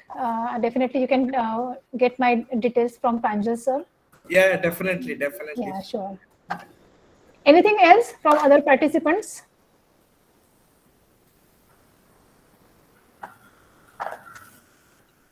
It was really great experience what you have actually shared with us, and basically I am from marketing, but still I can get some of the details as far as the things what you've actually shown today, and it will be really beneficial for me in my academic deliberations to the students in my thing. I am Dr. Subroto Ray from Department of Management, University of North Bengal. Thank you, ma'am. Okay, very good to know that, sir, Professor Subrata, and definitely glad to know that you really like this topic and definitely want to do something further. Excuse me, ma'am. There is a question from Kalpana. There is a question from yes, yes, sir, I can see that. Yeah. That, ma'am, when to use clustering and what is MDS, ma'am? Can you speak from your side? Can you elaborate? Ma'am, as I told you about the various applications, particularly in product variety or maybe market segmentation, so its application is not limited to operations or supply chain. Definitely, its operations are extended to marketing, sales, or locating the right facility or facility location, identifying the right geography and cluster for your product, we can say initializations. So these are a few applications. So definitely clustering can be used in the various industries. As I told you, one of the example in the given research paper, where product variety can be reduced down by using vanilla box, where we can segregate items from their attributes and their traits. Similar items are clustered or grouped together and are given separate monitoring and controlling techniques to manage its production and its further supply chain operations. So we had discussed about this multiple. I mean, there can be two ways to address this. MDS basically is multidimensional scaling, and when we had talked in marketing analytics, we had discussed about this technique. So if you talk in terms of your computer language, or if you want to answer it simply, if you look at clustering, you club your respondents, you club your observations. So you have got distinct clusters. You can do through hierarchical clustering or k-means clustering. Each has got its own merits and demerits and utilization. If you club your variables, that is the column, then it becomes your factor analysis. Okay. Now, what is MDS is basically where you are trying to club the objects together. Correct. So if I have got 5 brands and I want to 5 brands, 6 brands, or say I have got 10 brands. So I want to find out what is the positioning. So to do that, I will club these different brands or objects in a, the software will do the clubbing based on the similarity. And once we get that similarity, we can name the axis what we had discussed in our multidimensional marketing class. So this itself is a technique. Okay.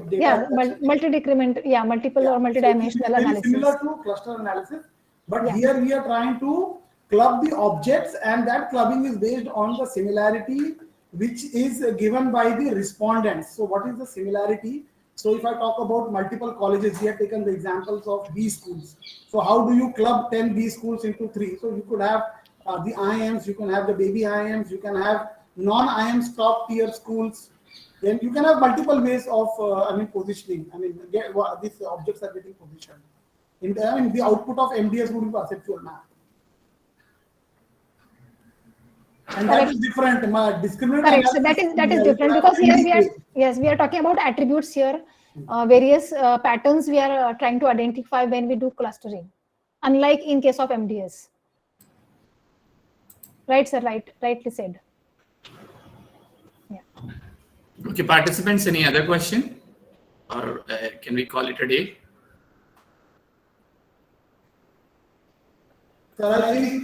Yes, I guess there is no question. And thank you very much. First of all, thank you very much, all the participants, and Professor Bijay Sharma, Professor Pranjal Mule. Thanks for giving me an opportunity to interact with such a nice audience, and they were really wonderful and very inquisitive during the session. I really enjoyed it. Thank you so much. Thank you. Thanks a lot. Thank you, madam. Thank you very much. Thank you, sir. So, professors, we are ending today's session over here. Tomorrow, 9:30, we are meeting again with some new guests and new topics. Till then, good night and have a nice evening. Thank you.